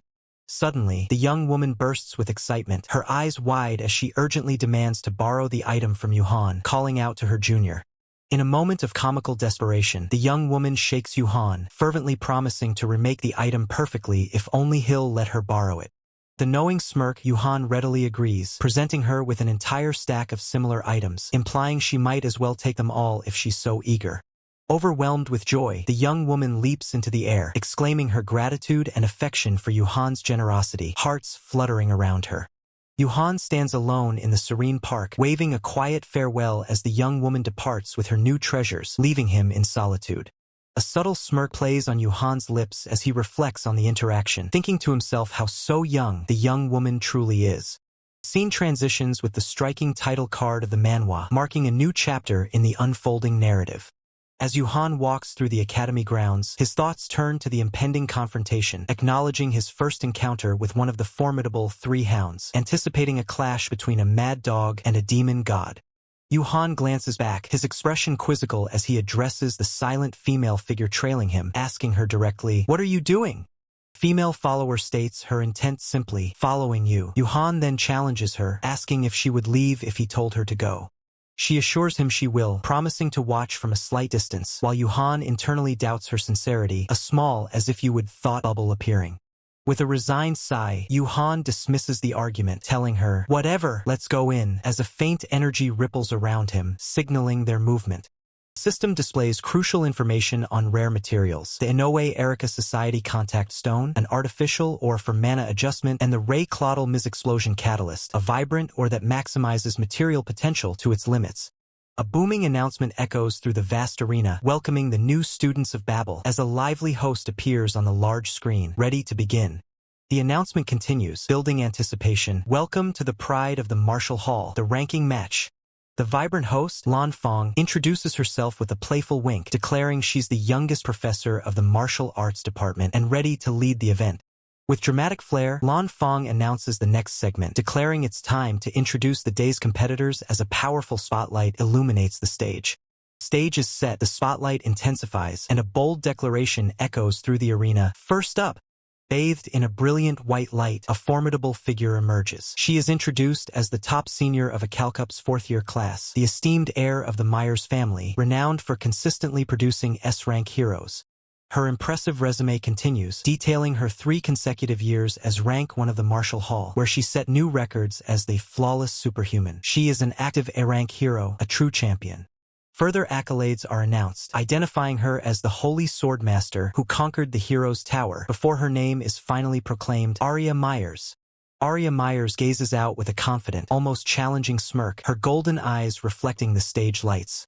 Next, a lone figure appears under a stark spotlight, holding a spear. He is introduced as Korea's intangible cultural heritage, the inheritor of the flame-wheel withering blossom spear. He is also the top third-year student in the spear arts department and rank 10 of the Martial Hall, a true rising star. Yuhan, with a slight smirk, acknowledges his opponent, stating that they finally meet. The atmosphere crackles with tension as the word "mad" flashes across the screen, hinting at the intensity of the impending clash. Yuhan stands ready, his eyes glowing with an intense blue light, the spear a dark silhouette against the fiery backdrop. A burst of explosive energy erupts, fiery red and golden streaks tearing across the dark canvas, signaling the start of a brutal exchange. Another violent impact sends blinding light and scorching flames outward, the force of the collision reverberating through the air. Yuhan unleashes a powerful sweep with his spear, the weapon wreathed in vibrant, licking flames, driving his attack forward. Arya Myers, poised and elegant, meets his assault with her own formidable blade, her stance radiating confidence. The two combatants collide in a dazzling explosion of light and force, their weapons meeting with thunderous power, creating a shockwave that lights up the arena. Yuhan lets out a frustrated "eh" as he strains against the pressure, his face contorted in grim determination. His grip tightens on the flaming spear, the weapon glowing fiercely in his hand as he prepares for another powerful strike. Arya Myers watches with a subtle, knowing smile, her golden eyes glinting with fierce resolve amidst the fiery energy swirling around her. She stands firm, a radiant aura of golden flames encircling her, showcasing her mastery and power. Yuhan moves with incredible speed and agility, dodging and weaving, his movements leaving trails of golden light as he counters. Arya Myers maintains her composed stance, her back to the viewer, holding her sword ready as the intense battle continues. From the audience, Professor Paul Lanaka and an Academy peer observe, with Professor Paul Lanaka internally questioning if Yuhan's performance was below standard, even for his young age, and if he received proper support befitting the successor of the Flame-Wheel Withering Blossom Spear. Yuhan grips his spear, his thoughts revealing that while many things bother him, the biggest problem is his weapon. Yuhan unleashes a final, desperate move, purple energy flaring around him as he lunges forward with intense focus. The tip of a spear is seen plummeting towards the ground.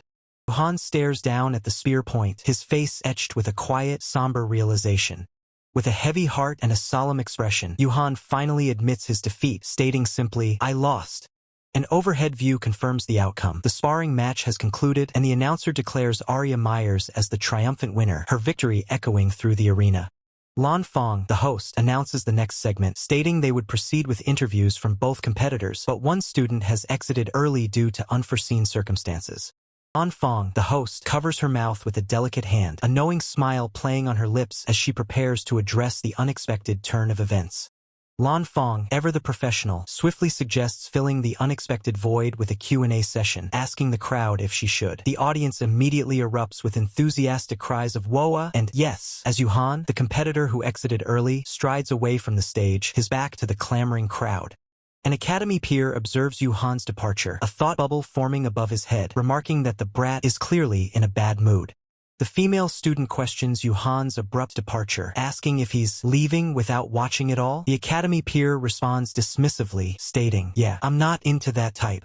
As Lan Fong walks away, a harsh internal thought surfaces, labeling her annoying. The Academy peer descends the steps, his companion remaining seated behind him, the tension from the earlier exchange still palpable. The female student ponders internally, relieved that at least he didn't come to see my brother, but still puzzled by his anger, questioning, why is he so angry? Her gaze sharpens as a new thought crosses her mind, wondering if Yuhan might be an interesting freshman. Lan Fong turns her head, a contemplative expression on her face, as she utters a single, drawn-out well, sensing there's more to the story than meets the eye. Reflected in Lan Fang's sharp eye, the silhouette of Yuhan remains, hinting at the deeper significance of his early departure. A deep, resonant thought confirms her suspicion. Perhaps there is one, an interesting freshman indeed. This is an advertisement banner. In the serene park near the martial arts hall, Yuhan sits cross-legged on the steps, letting out a weary phew, clearly exhausted from his earlier ordeal. Yuhan's mind races, a thought bubble appearing above him, a living yom sonjha, as he reflects on a powerful individual. A dark, powerful figure flashes in Yuhan's mind, surrounded by crackling energy, as he recalls how this individual, despite a bit of a nasty personality, was the unwavering backbone of the Death Squad.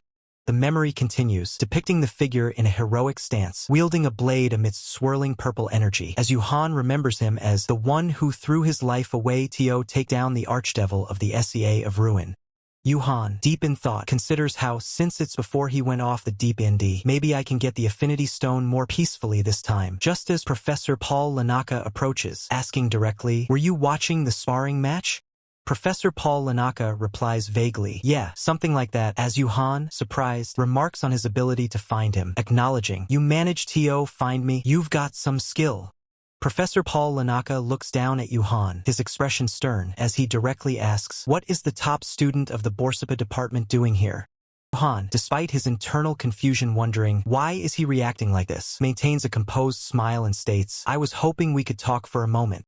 Professor Paul Lanaka turns his back on Yuhan, his voice sharp and dismissive, ordering him to get lost. Yuhan attempts to reason, insisting, "This is a conversation that could benefit you as well, senior. Just listen," but Professor Paul Lanaka cuts him off, stating coldly, "Since you don't seem to understand, I'll only tell you once." Professor Paul Lanaka's disdain becomes clear, a chilling thought echoing, "I hate weaklings." Professor Paul Lanaka turns slightly, his words dripping with contempt as he declares his hatred for, especially those who can't do a single thing on their own, yet have the gall to think they're my equal just because of some mediocre talent. He then dismisses Yuhan entirely, telling him to forget it and go home. Yuhan looks up, his expression hidden in shadow, a single word forming in his mind, blacksmith. Below, an ellipsis suggests his deep contemplation. Yuhan's thoughts reveal a past connection, musing that Professor Paul Lanaka is quite a gentleman compared to his Mad Dog days. A vivid flashback shows a younger, enraged Professor Paul Lanaka yelling, "Just stay in the back and make ear. Know your place." Yuhan's hand ignites with a fierce red aura, his resolve hardening as he concludes, "Based on that attitude, there's zero chance this will be settled with words." Professor Paul Lanaka glances back, a smirk playing on his lips, as he observes Yuhan's determined stance and remarks, "It seems you have no intention of backing down." The stage is set for a confrontation as a chilling declaration echoes, proclaiming that the legacy of the flame residual ember spear will meet its end because of Yuhan. The Academy Pier looms over Yuhan, his expression stern, the palpable tension signaling an imminent clash. Yuhan's eyes narrow in concentration as he braces for impact, vibrant energy crackling around his hands just before a powerful punch connects. A system notification flashes into existence, declaring the activation of the affinity imprint Steel Seeker. The Academy Pier observes the lingering mana trails, the residual embers still vibrant in the air, recognizing them as the true power of the flame residual ember spear. Both Yuhan and the Academy Pier stand amidst a swirling vortex of glowing energy and embers, their gazes locked in an intense standoff. A violent burst of fiery energy erupts, accompanied by a sharp crackling sound, indicating a powerful impact. The Academy Pier is violently propelled backward by an unseen force, engulfed in a blaze of crackling flames, as Yuhan stands, glowing brightly, in the distance. Swirling white energy billows around Yuhan's form, with small embers still dancing in the air, hinting at the lingering power of the recent clash. Academy Pier stares in disbelief, questioning how the residual embers, which should only respond to his mana, are now in Yuhan's hands. Yuhan stands resolute, emanating a powerful aura, as the Academy Pier stares in stunned realization, acknowledging Yuhan's unexpected capabilities. A sinister purple aura ignites around the Academy Pier, his stance tense, as Yuhan observes, realizing his opponent is on the verge of losing control. The Academy Pier launches a furious attack, but Yuhan pushes through, internally noting that the effect of Steel Seeker is nearing its end and his body is reaching its limit. Yuhan's expression hardens, his fist clenched, as he resolves to decisively crush his opponent, realizing that a peaceful resolution is no longer an option. A blinding flash of white light engulfs the scene, accompanied by a deafening roar, indicating a devastating impact. The Academy peer clenches his fists tightly, a grim expression etched on his face as he endures the aftermath of the powerful strike. Professor Paul Lanaka suddenly intervenes, gripping Jake Myers' hand, his face a mask of shock as he utters Jake Myers' name in disbelief, with Yuhan observing from behind. Professor Paul Lanaka holds Jake Myers' hand, questioning if he knows the top student of the Borsapa department, to which Jake Myers hesitantly replies that he does, well, sort of. Jake Myers stands silently, his expression unreadable as he processes the events that have just unfolded. The serene sky is dotted with soft clouds as gentle leaves drift lazily through the air, marking a pause in the intensity.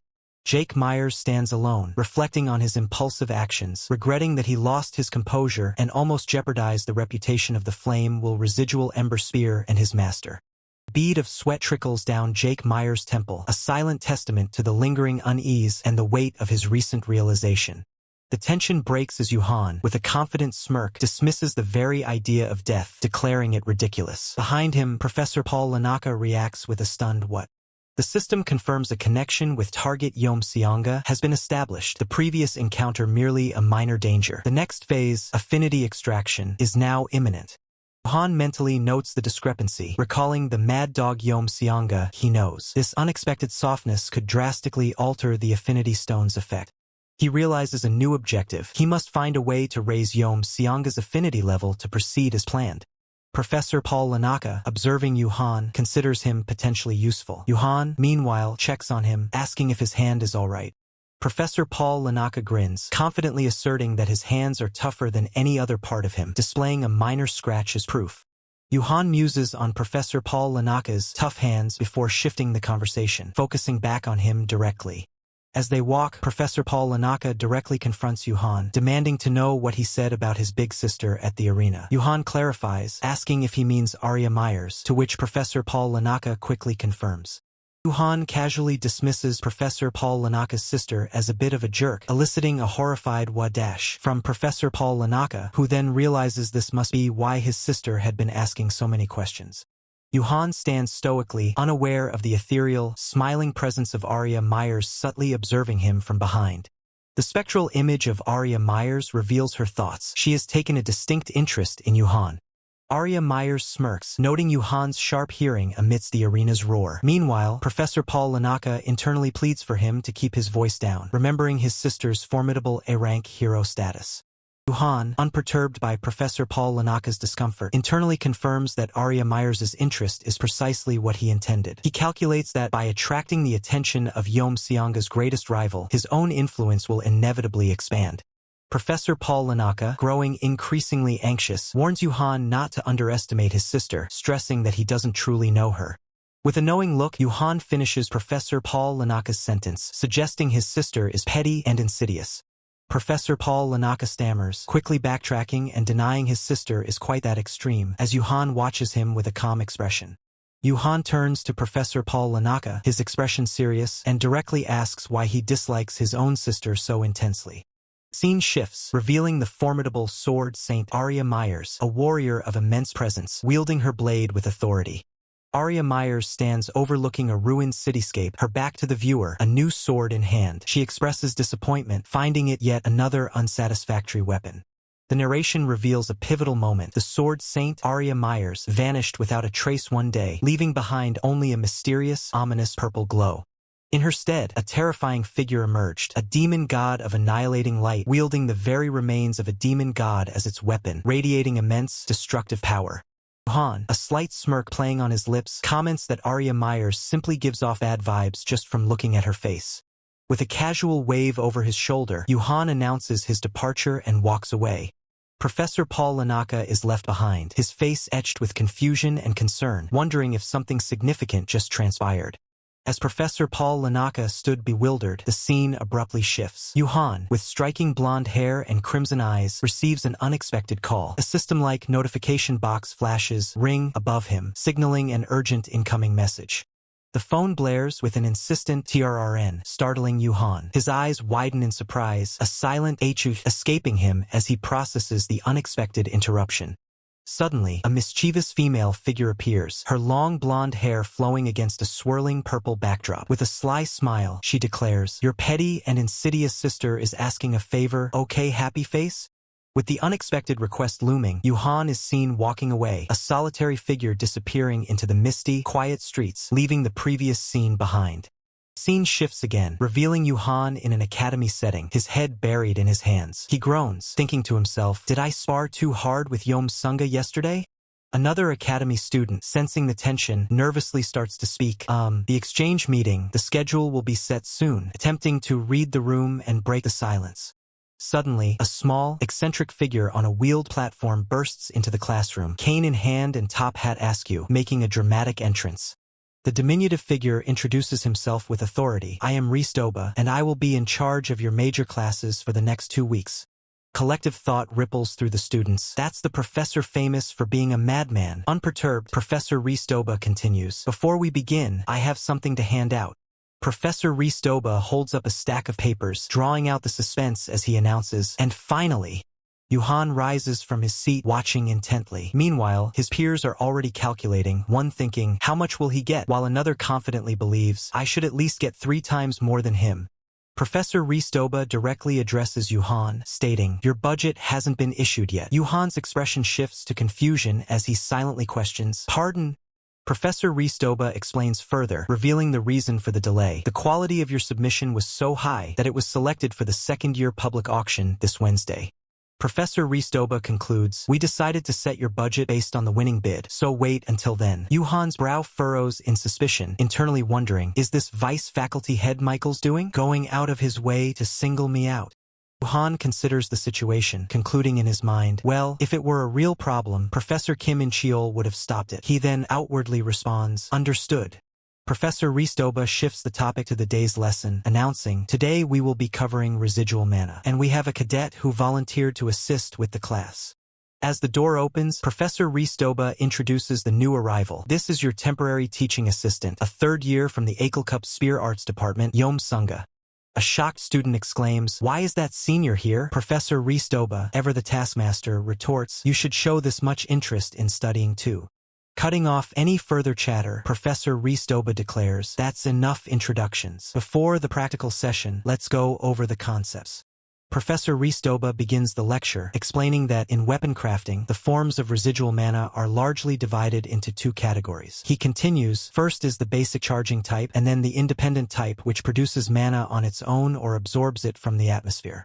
The intricate mana-infused ring glows with a soft blue light, visually representing the concepts of residual mana being discussed. Professor Ristoba elaborates, this is because the method of constructing the mana core is not standardized, and it varies depending on the materials, techniques, and the creator's mana. Building on the technical explanation of mana cores, the assistant announces that all students will now begin with the charging type of mana core construction. Red, volatile mana flares around a hand, crackling with raw, untamed power. The narration explains that fire attribute mana is highly volatile, making it difficult to use as residual mana, yet with proper suppression, it offers excellent sustainability. As an example, Yuhan demonstrates the technique known as the Flame Will Ember Spear, with 2 vibrant fiery rings of mana swirling around him. Professor Paul Lanaka expresses his astonishment at controlling fire attribute mana to such an extent, while an academy peer laments his own struggles even with a simple furnace. The assistant encourages the students to seize this opportunity with such a skilled assistant, reminding them to submit their assignments by next Thursday. The instructions continue, allowing students creative freedom for their assignments, provided they adhere to the given theme. The assistant then directs everyone to the smelting room, urging them to hurry and not forget to change into their work clothes. Sudden realization strikes one of the students, who thinks to himself that this is his chance. The student sees a golden opportunity to speak with Senior Sanga, excitedly greeting Professor Paul Lanaka, who smiles back. Professor Paul Lanaka introduces Yuhan as Han, but Yuhan swiftly dismisses Lee Si-hoon with a sharp command to get lost, who dejectedly complies. Overwhelmed by the dismissal, the student feels utterly defeated, lamenting his own worthlessness. Yuhan maintains a stoic expression, his gaze distant and thoughtful. As the dismissed student, Lee Si-hoon, walks away, Yuhan's thoughts turn to him. However, Lee Si-hoon turns his head slightly, posing a challenging question about what Yuhan knows of him. Narration explains that mastery of the Flame Will Ember Spear is measured by the number of flame wheels one can manifest, with the current Yomwa sect leader and A-rank hero, Lee Won-ryong, having achieved the formidable 8th wheel. Yuhan observes Lee Se-hoon, remarking that based on his effortless handling of 3 flame wheels, he could likely maintain 6 simultaneously if he truly pushed himself. Lee Se-hoon, still walking, questions Yuhan's implication, demanding to know the point of his observation. Lee Se-hoon's voice cuts through, revealing Yuhan had once reached the 7th wheel, a statement that clearly shocks Yuhan. Lee Se-hoon continues, stating that Yuhan suddenly lost the ability to maintain his power, leaving Yuhan internally questioning how he could know such a secret, one he hadn't even shared with the sect leader. Lee Se-hoon explains that while he possesses some talent for fire manipulation, he sensed something amiss in the way Yuhan wielded his flames. He elaborates that it appears Yuhan cannot properly unleash his remaining power, allowing it to vaguely dissipate instead. Lee Se-hoon then directly asks if Yuhan knows the underlying cause of this power issue. Yuhan and Lee Se-hoon stand in a tense silence, their gazes locked. Yuhan, with a knowing look, states that he has a guess regarding the cause. Yuhan dismissively adds that he feels no obligation to share his insights, leaving Lee Se-hoon utterly dumbfounded. Resigned, Lee Se-hoon tells Yuhan to state his demands. Yuhan raises a finger, laying out his first condition, a fair price for all his advice and assistance. He then presents his second condition, demanding that Lee Se-hoon consult him whenever faced with a difficult decision. Yuhan, with a confident stride, demands an answer before they even reach the smelting room. The Academy peer remains silent, contemplating the heavy implications. With a determined expression, the Academy peer finally agrees to Yuhan's terms, declaring his compliance. Yuhan turns, a subtle smirk playing on his lips, challenging the Academy peer to show him proof. The Academy peer reiterates his agreement, his gaze unwavering, confirming his decision. Yuhan responds with a confident smirk, emphasizing that his cooperation is contingent on the Academy peer providing proof. Whispers ripple through the smelting room as other figures observe the unfolding situation, a sense of anticipation hanging in the air. Yuhan stands before the roaring forge, hammer in hand, ready to begin. Onlookers whisper in disbelief, questioning if he intends to forge without even a blueprint, or if he believes no verification is needed. Intense heat engulfs the crucible, with sparks and elemental energy crackling as Yuhan begins the forging process, manipulating the raw material within the roaring flames. From the perspective of the onlookers, Yuhan's method seems reckless. One wonders why the valedictorian is simply throwing materials into the forge, risking the elemental mana dissipating. An onlooker observes intently as a system prompt appears, instructing to apply heat until the elemental mana begins to leak out. Yuhan's skilled hands move with precision, simultaneously adjusting the flames and mana flow. The metal begins to absorb the elemental mana, a testament to his mastery. The expert, a small man in a top hat, recognizes Yuhan's advanced technique, thermal displacement. He realizes there was a profound reason Kim In-chul accepted Yuhan's entry for the public auction. Yuhan wears a knowing smile, understanding that while others might perceive his technique as ordinary thermal displacement, someone like Yom Song-ha would witness something far more profound. The Academy peer's eyes narrow in intense focus, determined to watch every detail of Yuhan's process. A foot presses down on the bellows, meticulously controlling the airflow to the forge, the rhythmic pumping sound echoing through the room. Within the forge, fire attribute mana spreads outward while dark attribute mana burrows inward. This delicate balance creates a perfect circle, preventing dissipation and enhancing the material. The man in the top hat nods in understanding, finally grasping the complex technique Yuhan is employing. Yuhan's eye glows with a fierce, red energy, a clear sign of his focused mana manipulation reaching its peak.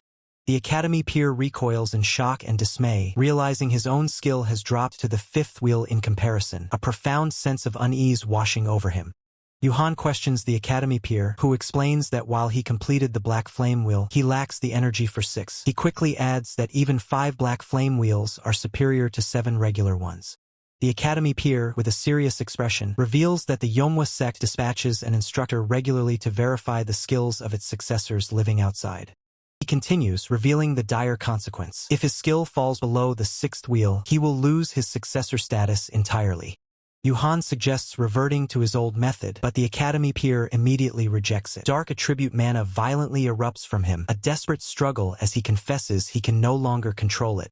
Yuhan, with a worried expression, asks when the instructor is expected. The Academy peer replies with a heavy sigh, revealing the instructor arrives tomorrow, leaving them with little time. Yuhan falls silent, deep in thought, considering the grave consequences of losing successor status, which would lead to excommunication. He desperately searches for a method that could be implemented in just one day. Yuhan's gloved hand firmly taps the Academy peer's shoulder, drawing his attention. Yuhan looks directly at the Academy peer, asking if he is willing to do anything to secure his successor position. The Academy peer, without hesitation, affirms his readiness. A confident, almost predatory glint appears in Yuhan's eye as he utters a single, approving word, "Good." With a broad, confident grin, Yuhan presents a glowing Yom-Sunga stone, an advanced quality or where fire and dark attribute mana coexist. He declares their first step is to change the Academy peer's weapon. Following Yuhan's declaration to upgrade the Academy peer's weapon, they find themselves in Aniclimax's exclusive private training room. The Academy peer proudly explains that only the top 100 rankers or top 30 faculty members are permitted entry, a boast Yuhan internally dismisses as mere showboating. Yuhan confidently interacts with a holographic interface, stating his intention to customize and tweak the training room's environment. The environment glitches and transforms with digital effects, revealing a traditional setting now labeled as the Yomwa sect. The Academy peer questions Yuhan, asking if he's homesick for the Yomwa sect. Yuhan casually replies that his master sent it, so he uses it occasionally.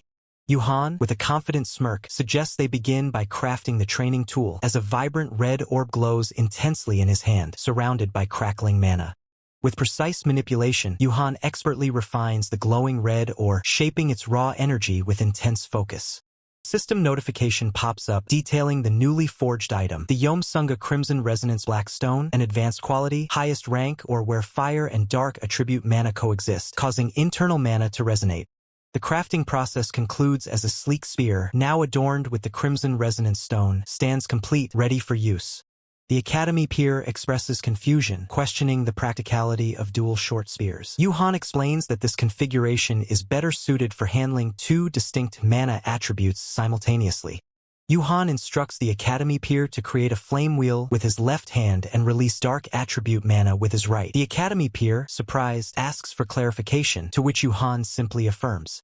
The Academy peer closes his eyes, taking a deep breath as he prepares to execute Yuhan's demanding instructions. The Academy peer attempts to manifest the mana. A chaotic burst of fire and dark energy erupts from his hands, startling him with its raw power. The Academy peer, bewildered by the unexpected outburst, asks what just happened. Yuhan calmly explains that he unconsciously allowed dark mana to flow into his left hand, causing the chaotic mix. Yuhan elaborates, stating that while mana mixing is natural, the Academy peer's attributes interfere badly, likely due to years of suppressing his dark mana. Yuhan assures the Academy peer that mastering both mana attributes simultaneously will make reaching the sixth will easy. He then hands over a training bracelet, instructing him to wear it during practice. The Academy peer observes the new training equipment, noting its quality with a slight smirk as he adjusts to the new setup. Yuhan observes the Academy peer, noting his rapid adaptation. He wonders if this quick progress is due to the training method being devised by his own future self. Yuhan's resolve solidifies, eager to witness the true potential and greatness of his past self's techniques. The Academy peer, noticing Yuhan's intense gaze, asks what he's staring at. Yuhan, unfazed, responds that he's simply collecting data. Yuhan clarifies his intense observation, explaining that he needs the data to craft the optimal weapon for the Academy peer. Yuhan, with a mischievous grin, tells the Academy peer not to get his hopes up, claiming he's only crafting the weapon as part of an assignment submission. The Academy peer flinches, then internally dismisses the idea, who would expect much from gear made by a first year anyway. Yuhan, shifting the conversation, then asks a new question, his expression thoughtful. Yuhan probes, asking if there's a specific reason the Academy peer must maintain his successor position, as the Academy peer stands with a powerful aura. After a moment of silence, the Academy peer reveals that his master desires him to become the sect leader. The Academy peer states his simple duty as a disciple, to follow his master's will, standing firm in his conviction. The narrative box reveals the tragic past of Yom-Sunga, the Academy peer, an orphan taken in and raised by the S-rank hero and first sect leader of the Yomwa sect. The portrait of Yom Jin-hyan, the S-rank hero and first sect leader, is displayed, showcasing the man who adopted the Academy peer. Despite retiring due to injury and losing his power, Yom Jin-hyan's influence as both master and father over the Academy peer remains absolute. Yuhan watches the Academy peer, a thought bubble above him depicting a scene of the master and a young Academy peer getting along well, followed by a system notification of bond level LV.3. Yuhan watches the academy peer, a thought bubble above him depicting a scene of the master and a young academy peer getting along well, followed by a system notification of bond level LV.3. Yuhan asks, "Why are you helping me?" The academy peer remains silent, lost in thought. A chaotic vortex opens, revealing the 6 great demon realms. These are places swallowed by a swamp, teeming with demonic beasts. Yuhan states his intentions. "I plan to enter all those demon realms. To do that, I need people to protect me, and I need materials for the weapons I'll give them." Professor Paul Lanaka, with a knowing gesture, asks, "The next sect leader of the Yomwa sect should have both skill and money, right?" Yuhan retorts, "How materialistic?" Yuhan, with a questioning look, asks, "Obviously. We haven't known each other long. Did you expect charity?"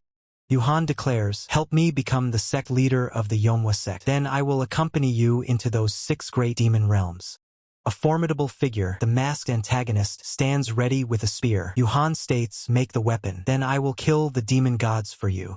Professor Paul Lanaka holds out a glowing orb, asking, "You won't regret this?" Advertisement for Thunder scans. Title card for The Regressor can make them all by Asura scans. Yuhan declares, "Help me become the sect leader of the Flame Flower Gate. Then I will follow you into those 6 great demon realms." The masked antagonist says, "Make me a weapon. Then I will kill the demon gods for you." The academy peer smiles ominously. Professor Paul Lanaka holds out a glowing orb, asking, "You won't regret this?" Scene shifts to a grand courtyard, bathed in warm light. Dust motes dance in the air, hinting at recent activity. Gang Hyanon, the 7th wheel instructor of the Flame Flower Gate, addresses someone. "It's been a while, young master." Yuhan asks, "Who are they?" Gang Hyanon explains, "They are disciples selected by the sect leader. He told me to broaden their horizons through a sparring match between you and me, young master." Gang Hyanon continues, "Since you are the most outstanding person after the next sect leader, instructor Gang Hyanon." Yuhan interrupts, "The next sect leader has not been decided yet. Watch your tongue." He then apologizes, I apologize. It seems I was momentarily confused." Gang Hyanon asks, "Then shall we proceed with the skill assessment?" Yuhan firmly replies, "No." Fiery ring appears as Gang Hyanon states, "I request the 7th wheel promotion." An unseen voice scoffs, "A fool who knew nothing but training dares to covet the sect leader's seat?" A figure with dark markings on his face appears. Gang Hyanon says, "If Yom Songha challenges the 7th wheel, deal with him decisively." The other figure replies, "Whatever happens, I will smooth it over." Gang Hyanon explains, "From the 7th wheel onwards, sparring with an instructor is included. You must think of Elder Yom Jinhyan back at the main gate." He then adds, "It is still too early for you, young master." Yuhan cuts him off, "You talk too much." Gang Hyanon, with a wide grin, asks, "Are you afraid of being stripped of your instructor position?" He then demands, "Bring my spear immediately." A thought bubble explains, "This 7th wheel promotion will be a domain sparring match." Gang Hyanon clarifies, "A domain sparring is simple. It is a simple contest of strength where the one with the stronger flame will wins. The condition for promotion is victory or a draw." Clash of weapons erupts in a flurry of red energy and sharp impacts. The clash of weapons erupts in a flurry of red energy and sharp impacts. A man with a smug expression stands amidst swirling energy, ready to engage. His opponent, a warrior with dark hair tied back, unleashes a fiery assault, vowing regret. The two forces collide in an explosive burst of light and shadow, a maelstrom of raw power. A close-up on Yuhan's wide, shocked eyes as a devastating wave of energy engulfs the scene. The battlefield is consumed by a monstrous inferno. A voice cries out in disbelief as their own attack is annihilated. Warrior's weapon shatters under an unseen force. The impact echoes with a series of sharp cracks. Yuhan kneels in a grand hall, his expression calm amidst the aftermath, his weapon resting before him. A man in a dark robe, wielding a formidable red weapon, approaches Yuhan with a condescending remark. The robed figure addresses Yuhan, who stands his ground. The conversation turns to future prospects and succession. The masked figure inquires about the process of becoming a sect leader. The conditions for leadership are laid out, reaching a certain level and gaining instructor consent. A powerful aura emanates from the figures. The academy peer questions if consent can be obtained, even if the level is reached. Meanwhile, Yuhan examines some blades. Yuhan confidently states that consent can be gained through sparring, though he acknowledges it won't be as easy as their current encounter. The academy peer remarks that Yuhan makes it sound easy, but Yuhan insists it's possible, referencing their recent fight. Yuhan smiles, warning the other to prepare for the consequences. Academy peer asks what Yuhan requires for this payment, offering any means available. Yuhan reveals he has another commission, surprising the Academy peer. He explains that the current items are merely borrowed for a class assignment, though they are not bad. Yuhan ponders what kind of spear might be crafted next if such quality can be achieved in a few hours. Yuhan requests a more usable weapon. As they walk away, the Academy peer is heard asking what he just said. A system notification appears. Bond level with target Yom Songha increases to LV2. System window details the relationship with Yom Songha, stating that a bond stone is generated with each transaction and its ripening speed increases. The scene shifts to a grand auditorium filled with an audience, awaiting an event. An announcer, holding a microphone, welcomes the attendees and declares the start of the refining department's second-year regular auction. Professor Paul Lanaka observes the unusually large crowd, while another attendee comments on the significance of the department valedictorian title. A man with a beard looks on, contemplating the difficulty of scrutinizing someone in the spotlight. Another man, with a confident smile, discusses Michael's scheme to take over the refining department. Details about the auction are revealed. 36 Iron Swords items submitted, with a special quality verification process added. A hand reveals a white cloth with a tiger stripe pattern, described as Seo Jumpo, woven from the fur of an S-class beast, resistant to slashing attacks. Thanks to its properties, a warrior in a vest is able to cleave through a powerful attack.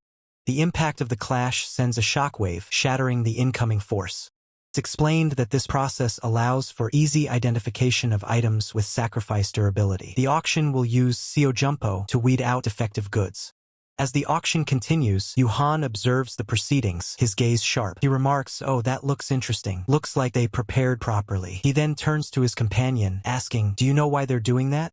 The camera shifts to a majestic white tiger, its fur shimmering with an ethereal glow. The narration explains, many people only know the white tiger for its bloody reputation, but its actual ability is a bit complex. Among them, the fur mimics the sharpness of the metal weapon it touches, so no matter how good the weapon is, it eats away at the durability. Yuhan's companion, her expression thoughtful, poses a crucial question. Then isn't the white light longsword at a disadvantage, since swords with increased cutting power usually have low durability? Yuhan smirks, confirming her suspicion. Exactly. It's a blatant setup targeting me and Professor Kim and Cheol, but he trails off, a hint of challenge in his voice. A smaller text box adds, if the sword breaks here, the supervising professor will also suffer. Stark black bubble appears, containing a confident declaration. That's only true if I didn't make it properly. The auctioneer's gavel slams down with a resounding thud. A voice announces, sword number 25 has sold for 4 million won. The focus shifts to the next item being presented. The narrator states, now, finally, sword number 36. A dramatic announcement echoes through the hall. For SIPA first year, Department Valedictorian Cadet Lee Sehun's white light long sword quality verification shall now commence. Blinding white light erupts from the sword, crackling with immense energy. The air itself seems to hum with power as the blade unleashes a devastating strike. Professor Paul Lanaka watches intently, a flicker of surprise crossing his face. Just now, he mutters, his eyes fixed on the sword. The scene is filled with a disorienting, explosive burst of light and energy. The aftermath leaves a sense of bewilderment. This panel contains promotional material and is not part of the story's narrative. Professor Paul Lanaka's eyes widen in disbelief, his expression a mixture of shock and confusion. What on earth just happened? Yuhan stands, his posture confident, his hand resting on his leg. The surrounding figures are obscured in shadow. Yuhan approaches the stage, addressing the stunned audience. If you'll allow me, I can provide a brief explanation. Yuhan, holding a shimmering object, smiles enigmatically. He explains, Mana, no matter how hard I look, I can't sense a thing. It's normal not to sense anything. Yuhan continues his explanation, his eyes glowing with a subtle intensity. The mana density isn't high enough to manifest as true sword energy, yet it's far too lethal to be considered mere light. Hence why we simply refer to it as sharpness. Yuhan's companion, her expression one of dawning realization, asks, so that resonance from before, was that also a result of this sharpness? Yuhan confirms with a confident nod. Yes, precisely. When identical frequencies of sharpness collide, they resonate rather than cancel each other out. He holds up the object, its form now more defined and sharp, and by tapping into that resonance, one can achieve something quite remarkable. System notification appears. Bond Inoue Erica Sajop Stone acquired. Grade Advanced. Quality Mid-low. A piece of compressed artificial or infused with attuned mana. When alloyed with other minerals, it realigns the chaotic internal flow of mana. As Yuhan's hand moves, a surge of energy emanates from the sword. The system announces Erica's Bond engraving Sajop Stone IS activated. The chaotic mana within the sword begins to stabilize, flowing smoothly. Yuhan states the erratic mana is finally falling into line. Yuhan expertly guides the sword, his movements precise. He declares, what I'll add is a single, clear path for it to follow. The powerful swing, Yuhan unleashes a devastating strike, the sword glowing with intense blue energy. The force of the blow is palpable. A system notification flashes. The Baekwang Longsword has evolved. Rank increased to Rare. The sword itself now radiates a powerful, ethereal aura, its blade shimmering with enhanced energy. Yuhan admires his creation, the Baekwang Longsword now a testament to his skill. Just as I thought, a standard whetstone was never going to be enough to finish this blade, he muses. A skill to augment sharpness has manifested, and its grade rose from advanced to rare. Yuhan addresses the auctioneer, his tone confident. I trust this development will be reflected in the opening bid. The auctioneer, startled, exclaims, oh of course. According to the protocol, the auctioneer announces, we are adjusting the starting price from 1 million won to 5 million won. He then presents the item, explaining, a weapon made by the department's top student who's been drawing a lot of attention. On top of that, an upgraded item that rose from advanced to rare. The scene shifts to a close-up of a thought bubble, filled with excitement. This is new research material. The auction heats up as bids escalate rapidly. 10 million, 30 million, 100 million. A shocked expression crosses the face of Professor Paul Lanaka as the bidding soars to 200 million. The auctioneer announces 210 million, while a woman in a kimono calmly holds up her bid paddle, number 219. The auctioneer, with a predatory grin, urges the crowd, 210 million, are we stopping there? Can you really afford to go home empty-handed? The bids continue to climb, 300 million, then 310 million. A man whose balance shows 118,001 mutters, so this is how the upper class throws their money away. A staggering bid of 600 million appears. In the dimly lit auditorium, an audience watches intently. Professor Paul Lanaka, clearly distressed, reacts with shock. A woman with long, flowing hair smiles knowingly, saying, 600 million? No matter how you look at it, that's insane. Even if you're just passing by, make sure you buy Lee Se-hoon's weapon and bring it home. With a fiery gaze, a woman asks, did I bid too low? Know when to back off. Below, Professor Paul Lanaka and the woman in the kimono look stunned. Professor Paul Lanaka despairs. Damn it, there's no way I'm surviving this. My older sister's gonna kill me. The woman in the kimono looks on with a somber expression. The item is officially sold for 600 million won. An older man with a stern expression looks down. A man with sharp features and a confident smile remarks, wow! Hand holds up a smartphone displaying a transaction confirmation, 600,110,251. A voice asks, have you confirmed the deposit? A woman in a sharp suit walks purposefully across a room while a man sits, listening. She confirms, yeah, the full amount has been transferred. Yuhan is asked, so, how do you plan on using the Baekwang Longsword? He replies, when I have time, I'm planning to head out to a high-danger zone to put it to the test. The woman, holding a slender rod, states, it would be a waste to use something this high quality for basic training.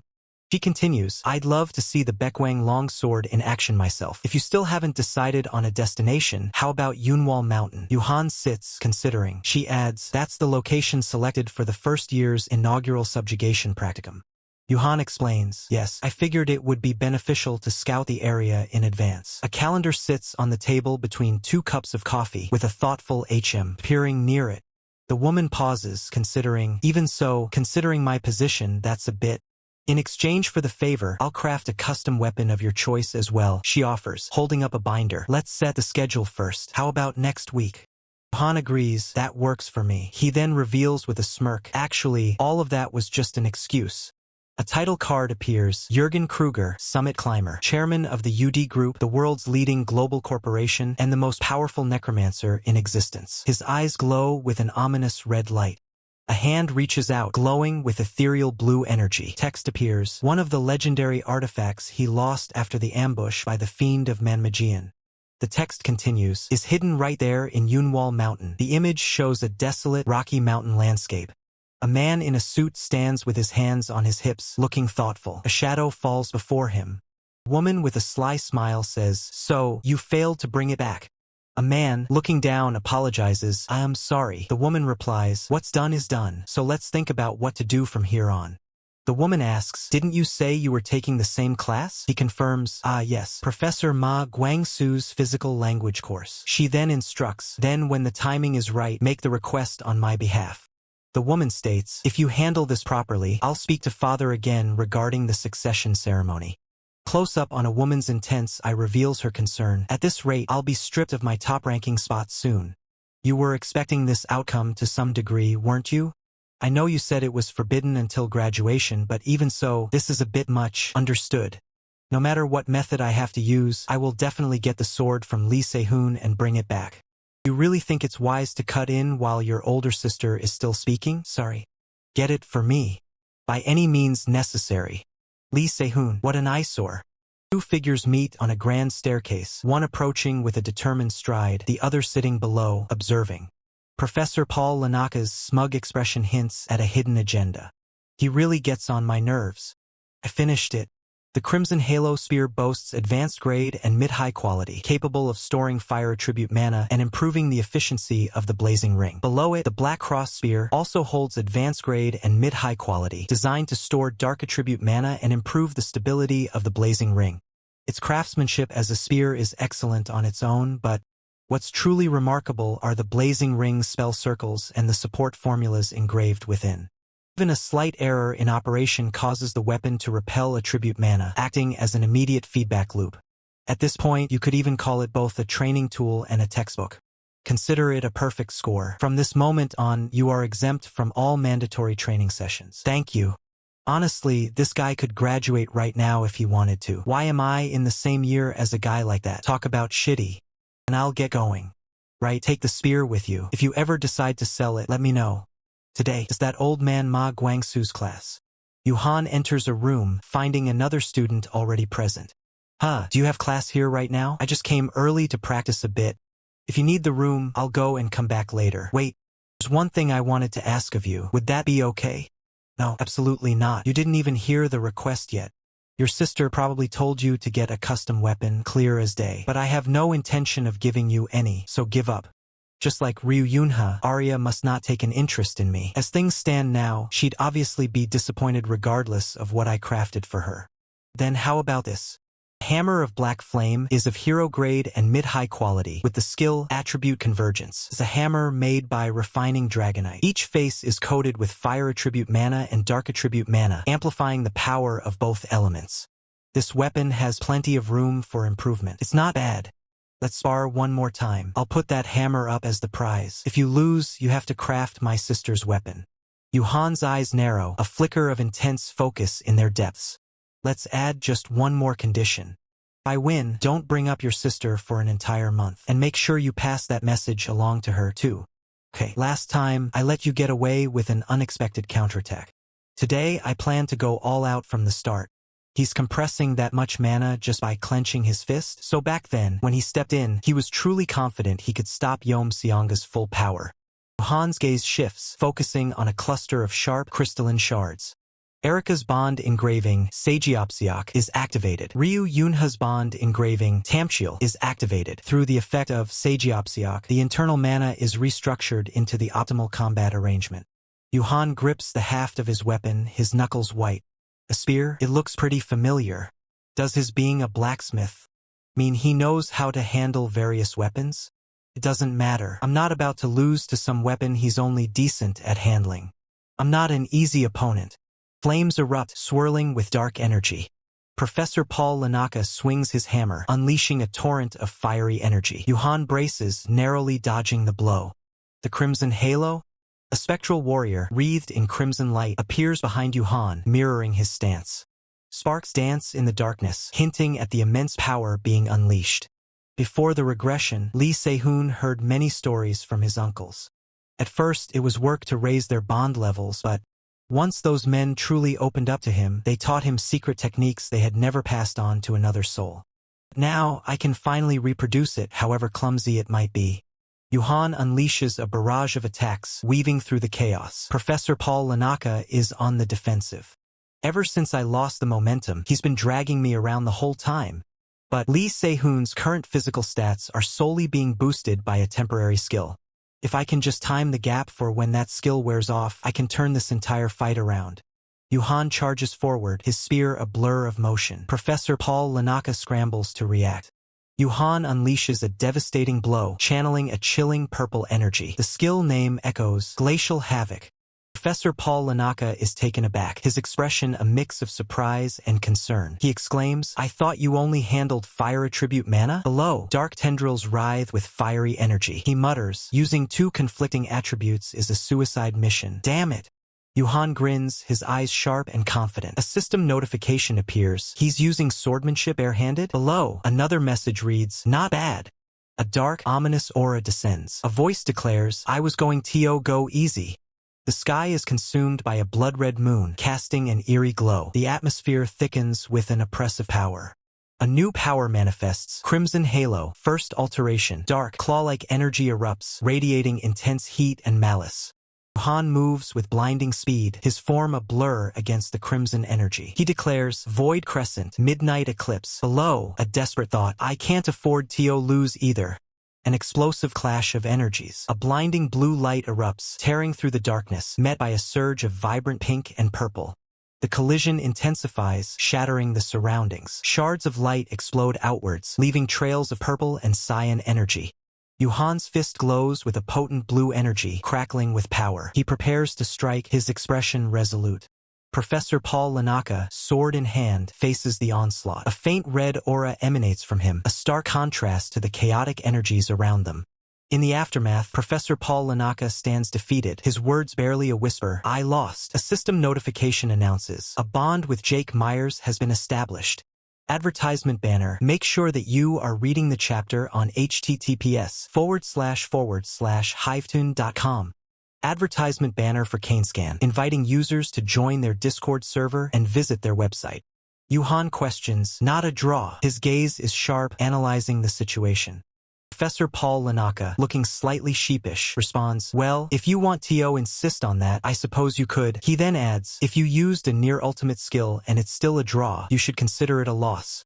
Professor Paul Lanaka grits his teeth, a hint of frustration in his eyes. He mutters, "Damn it," and then laments, "If only I could use a sword."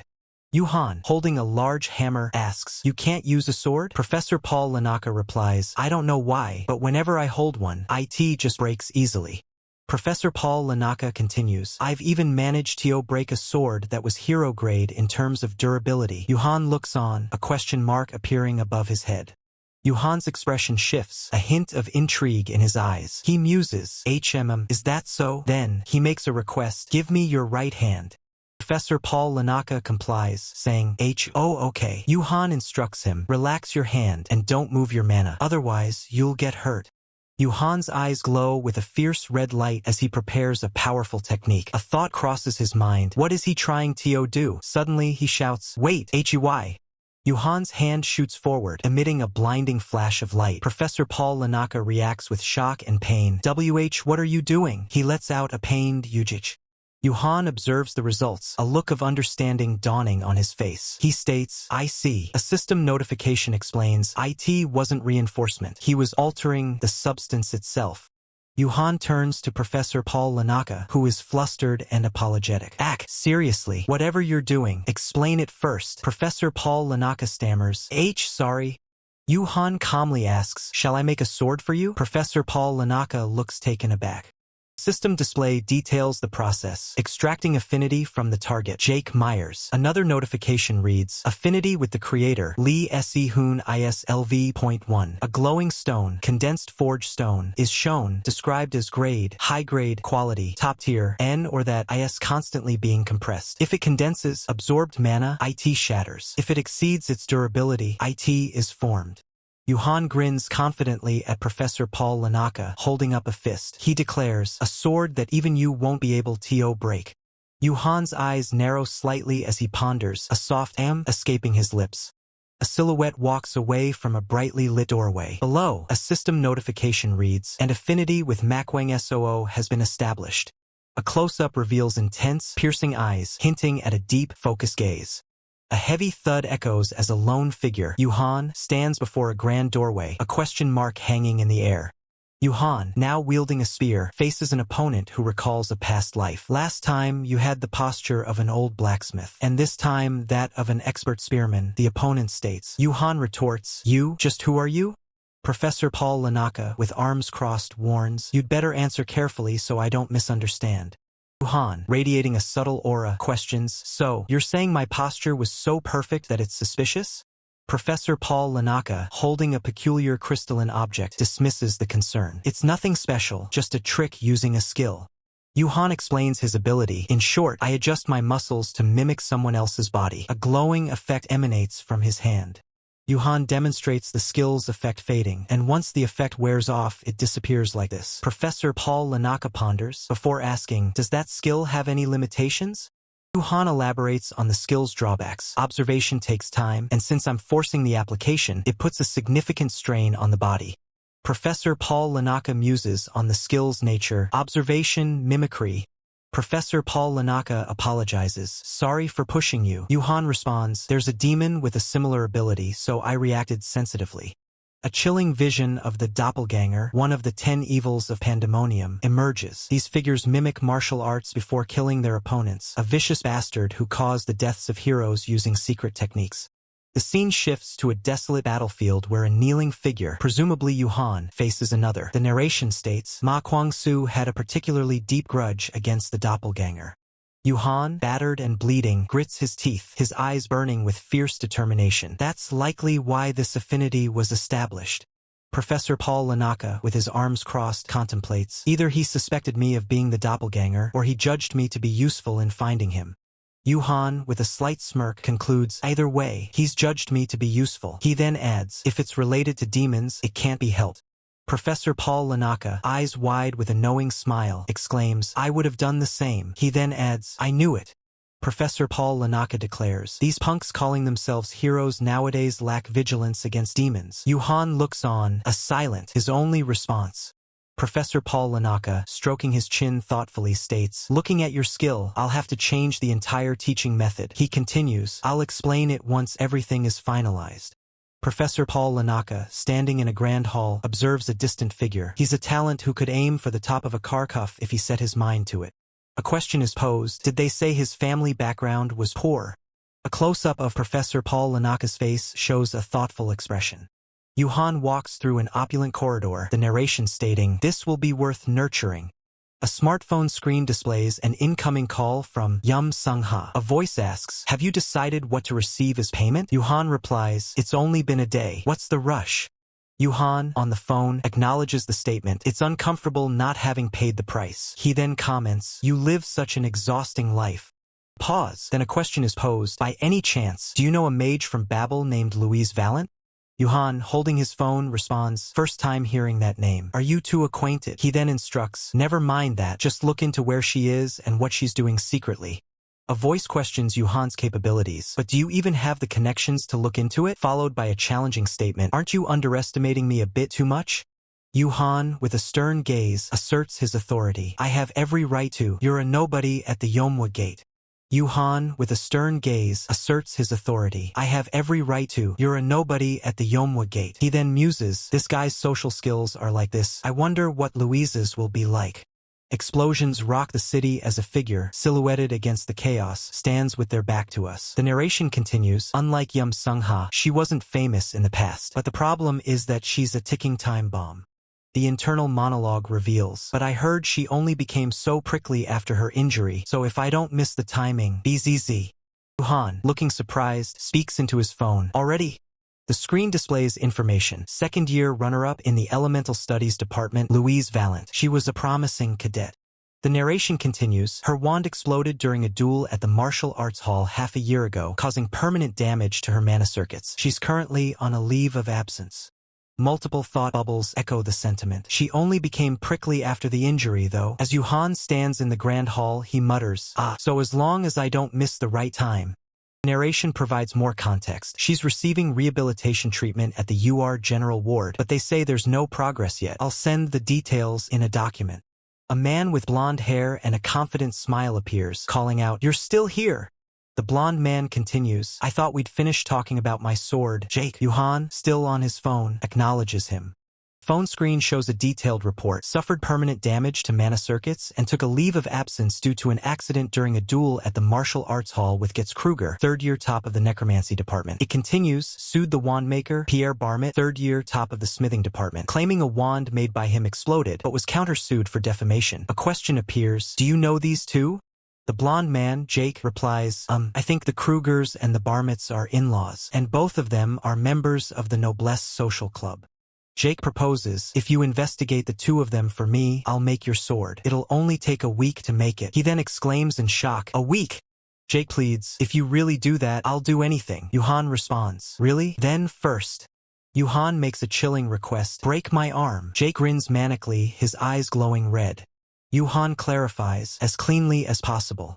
Yuhan's expression shifts, a dangerous smirk playing on his lips as he looks at his arm. Yuhan repeats his request with a sinister smile, "As cleanly as possible." Yuhan's unsettling smile remains as he looks at his arm, preparing for what's to come. Scene shifts to a bright blue sky filled with fluffy white clouds, a stark contrast to the previous tension. The camera pans to reveal a large, modern hospital building under the bright sun, UR's General Ward Ascus. The camera continues to pan across the hospital building, focusing on its numerous windows and manicured greenery. A patient, Louise Valent, gasps, her eyes closed, seemingly in discomfort or pain. Louise opens her eyes, her expression hardening as she touches her chin. The narration states, "The 159th one." Louise extends her hand, her voice determined as she says, "I'll begin." A fiery aura erupts as Louise declares, "Burn." Louise, now engulfed in flames, adopts a combat stance, unleashing her power. Close up on Louise's determined eyes, radiating intense power. A system notification flashes, "Mana reflux detected." The system states, "Proceeding with mana freezing." A gasp echoes in the oppressive atmosphere. A desperate voice cries out, "Stop the experiment. Administer a mana neutralizer and a sedative immediately." Professor Paul Lanaka, his brow furrowed, taps his temple in thought. Amidst the tension, a woman reassures, "I am okay." She continues, "I'll rest a little and then do the experiment again." "No, that's enough for today," Professor Paul Lanaka states firmly. "And for the time being, we'll limit the rehabilitation experiments to 50 times a day. We'll also adjust the magic used to the beginner level." Her eyes widen in disbelief as she exclaims, "What?" She protests, "Wait a moment, Professor." Despite the attempts to restrain her, she insists, "I can do it," pleading, "Please, just one more chance." She breaks free from their grasp with surprising force, her eyes blazing with determination. Her hand reaches out, a surge of energy building.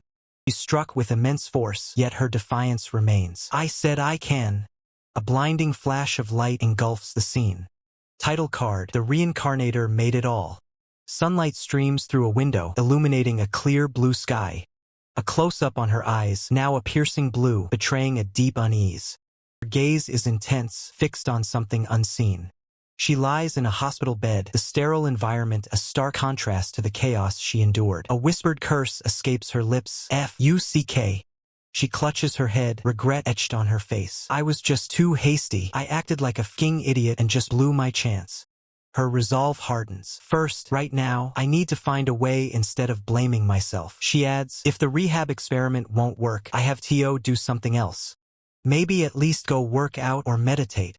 A clenched fist suggests simmering frustration. Suddenly, she cries out in pain, "H!"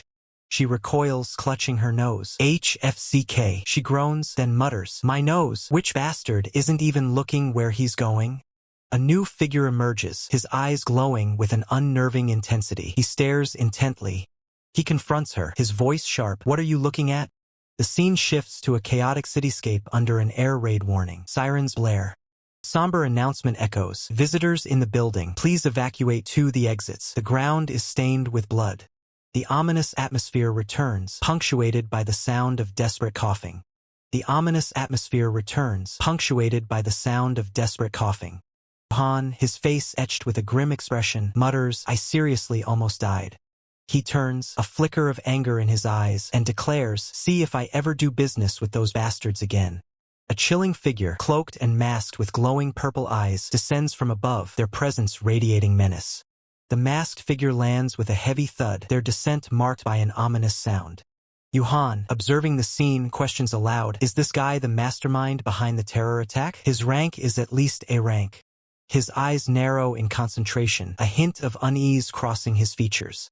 The masked figure's presence intensifies, a palpable aura of danger surrounding them. The masked antagonist's gaze locks onto Yuhan, their expression unreadable behind the mask, and they challenge, "What are you looking at?" A woman with striking silver hair, dressed in a patterned hospital gown, confronts Yuhan, demanding, "I said, what are you looking at?" Her eyes flash with anger as she continues, "Hey, you son of a bitch, if you bump into someone, you should apologize." The woman's anger flares as she shoves Yuhan, who is clearly injured, to the ground. Yuhan, despite his injuries, looks at her with a calm, almost dismissive gaze. "If you're hurt, you should be lying down quietly."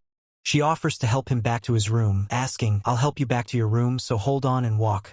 Yuhan refuses, stating, "No need." She then asks if she should call a nurse, but Yuhan's mind is elsewhere. He thinks, if I get caught, I won't be able to do anything and I'll get stuck in my room. He continues his internal monologue, "If my body were fine, someone like this." The woman asks, "Is there anything you need?" She directs him, "In the top drawer there's a black case."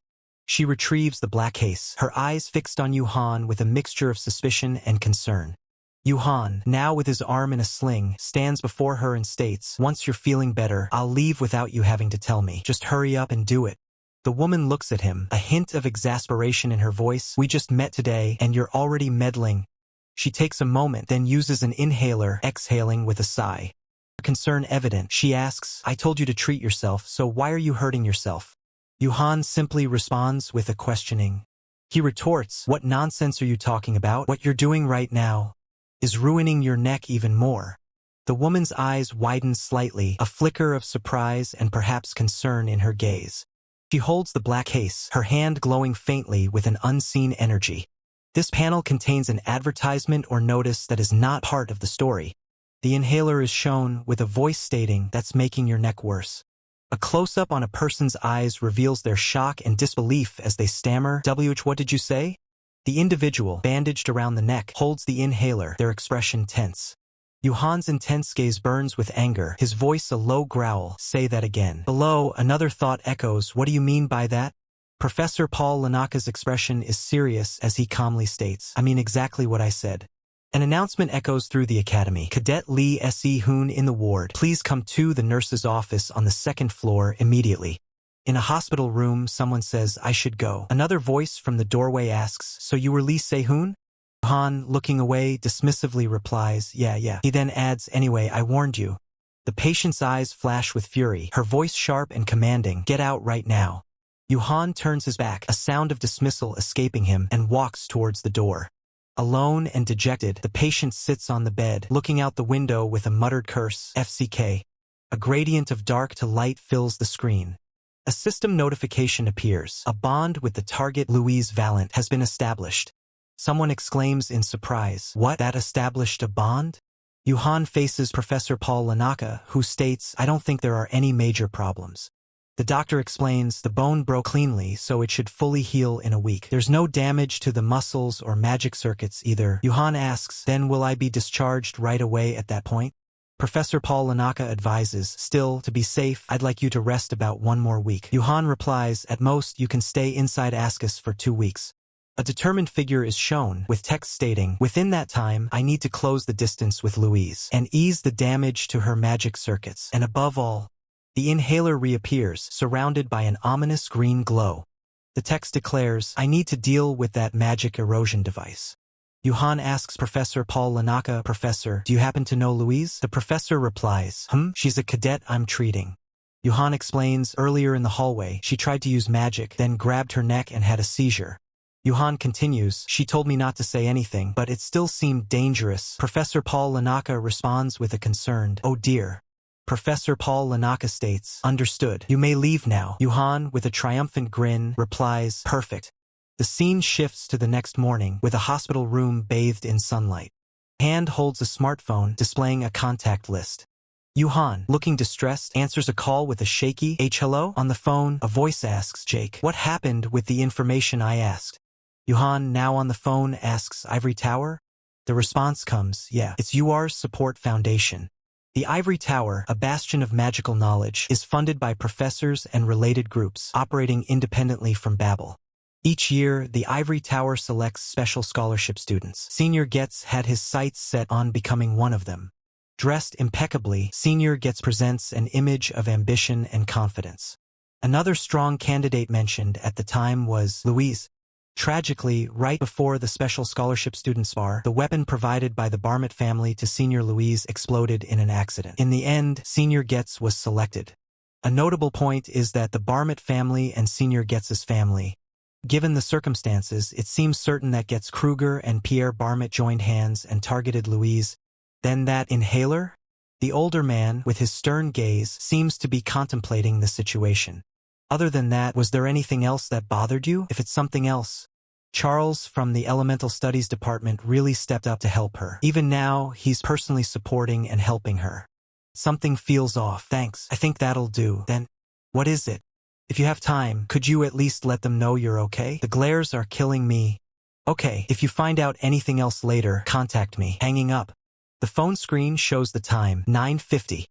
Come to think of it, I don't have Erica's number. Yom Sianga is one thing, but Erica wouldn't cause trouble, would she? I'll tell her later. Who is it? It's the person who helped you yesterday. Yuhan is abruptly pulled into a room. Yuhan's eyes widen in surprise as he's forcefully brought inside. You, son of a bitch. Scene pans out to show the academy building. Title card, the victim made it all. Why are you suddenly cursing at me? Yuhan stands stoically, his expression unreadable. Do you even know what happened to me because of you right now? It seems the intensity of the rehabilitation experiment was too much for you. For 2 weeks, you'll be on strict bed rest. Do you even know how I've been doing rehab for the past half year?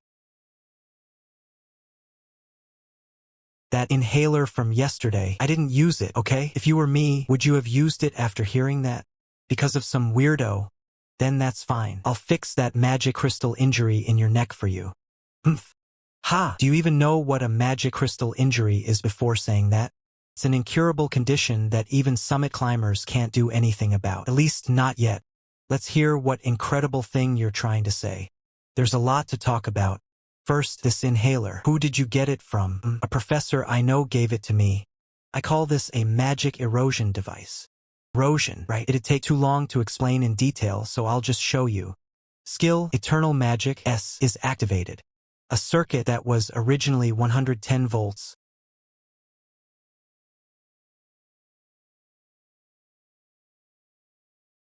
I swear, I'll make sure to pay you back.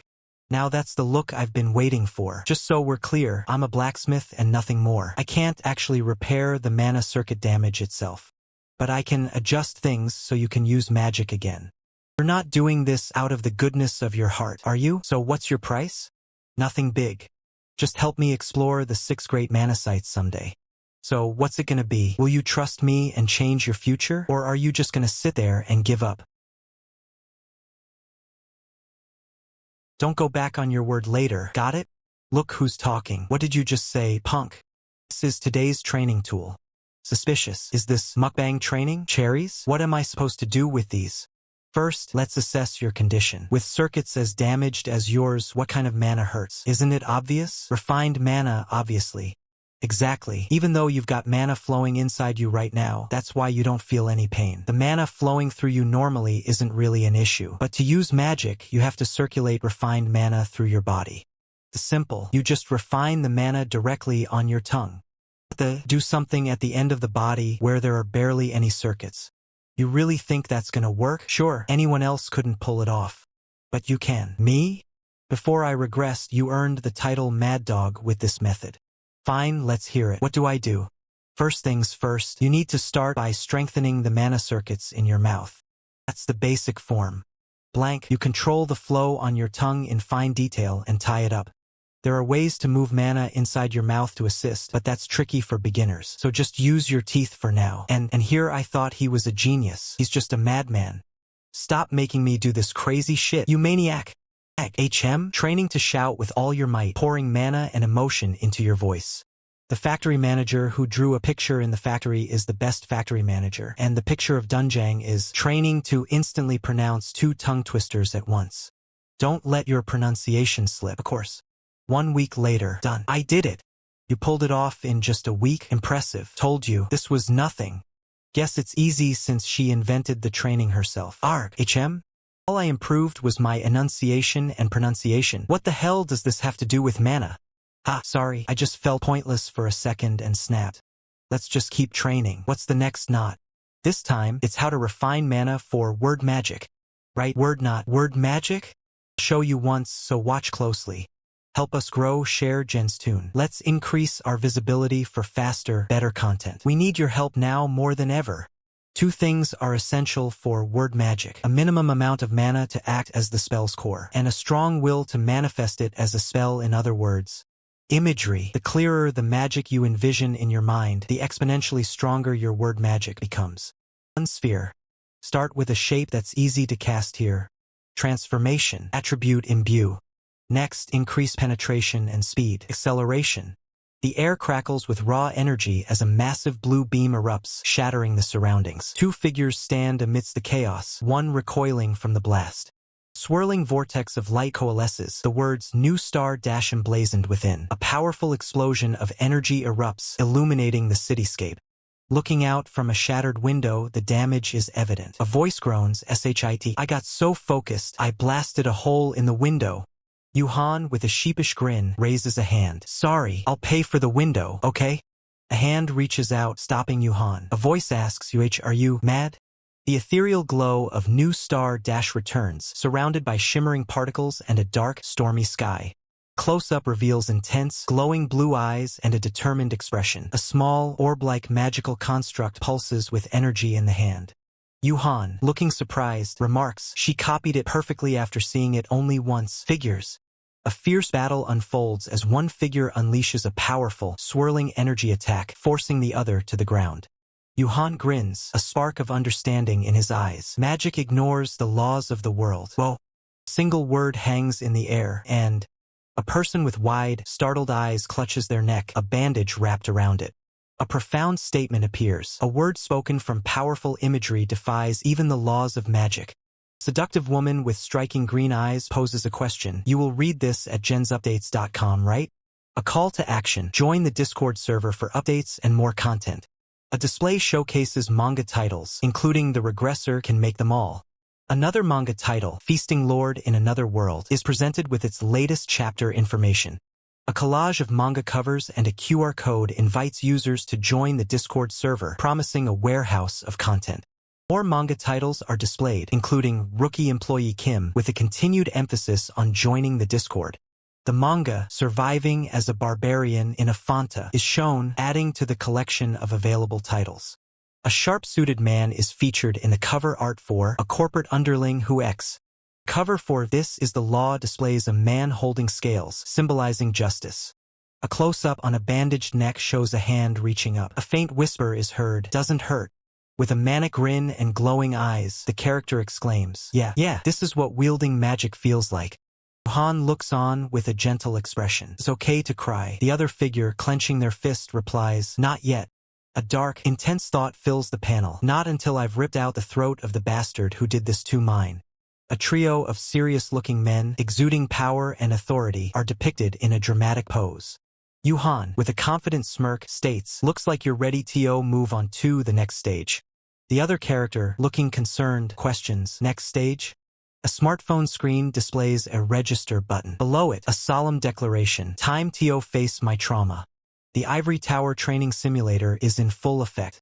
Yuhan clashes with a shadowy figure, a terrifying skeleton warrior. "What the hell is this?" he shouts, struggling against the onslaught. "Damn it!" The skeleton warrior unleashes a torrent of golden energy, its skeletal form glowing with power. "Why is this skeleton so tough?" Yuhan grits his teeth, pushing back. Yuhan recoils from a powerful blow, his breath catching in his throat. GHK. In the background, Professor Paul Lanaka observes the scene. Professor Paul Lanaka, observing from a distance, scoffs. "Not a single decent rookie this year." Professor Paul Lanaka checks his phone, a hint of boredom on his face. As Yuhan continues his fight, Professor Paul Lanaka dismisses him with a wave. Get lost. Meanwhile, the skeleton warrior stands firm. Yuhan, looking at his phone, asks, "What's going on?" as the skeleton warrior approaches. A man identified as Gets Kruger receives a message. Someone's posted a challenge on the tower board. This panel is an advertisement for ActionToon. Notification appears on a screen, indicating a challenge named Greyrat on the Tower Cafe board. A message reads, "Just check it, things just got annoying." This appears to be a title card or logo. Yuhan slams his fist forward, shouting, "You crazy bitch!" A system message states, "This is Louise Valent, currently on academic leave." Below it, a defiant thought appears, "It's me, you little shit."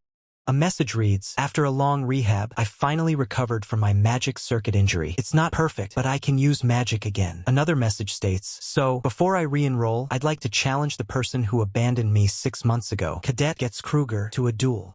Message reads, "1 week from now, 1 p.m. at the Mohawk Hall." Below, a woman and a man are seen looking at a phone. The woman says, "If you're concerned about getting hurt and can't join, I'll respect that. So just let me know. No pressure." A thought appears, "If you're scared, just die." Yuhan clenches his fist, enraged. "That little..." A man, seemingly in a position of authority, glares with intense anger. A thought bubble above him reads, "How dare you mock me?" A stern message declares, "I don't know how you recovered, but this time I'll crush you so hard you can't even get up again." Exterior of Ascus General Hospital. UR is shown. A voice asks, "Are you seriously insane?" A young man with spiky hair looks annoyed. "It's not like I threatened to kill anyone." Inside a hospital room, a woman in a patient gown asks, "Revenge? A duel? You've barely gotten the hang of word magic, and you think this is a good idea?" The woman narrows her eyes suspiciously. "Wait, could that bastard Pierre have sent him as a spy?" The young man replies, "Chill out. It's not some impulse post."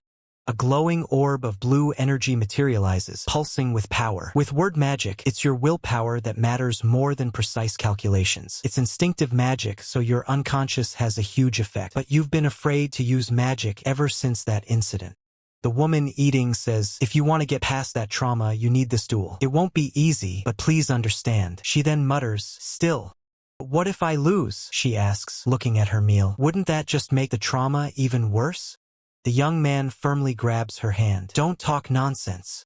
There's no way you'd lose to a bastard like him." The young man looks down at the woman, a determined expression on his face. "And I've got some special material prepped for your weapon. A brimstone, grade, high quality, supreme, is displayed, specializing in the attribute of mana imbued in the ore." Yuhan, bandaged and looking concerned, surveys his surroundings.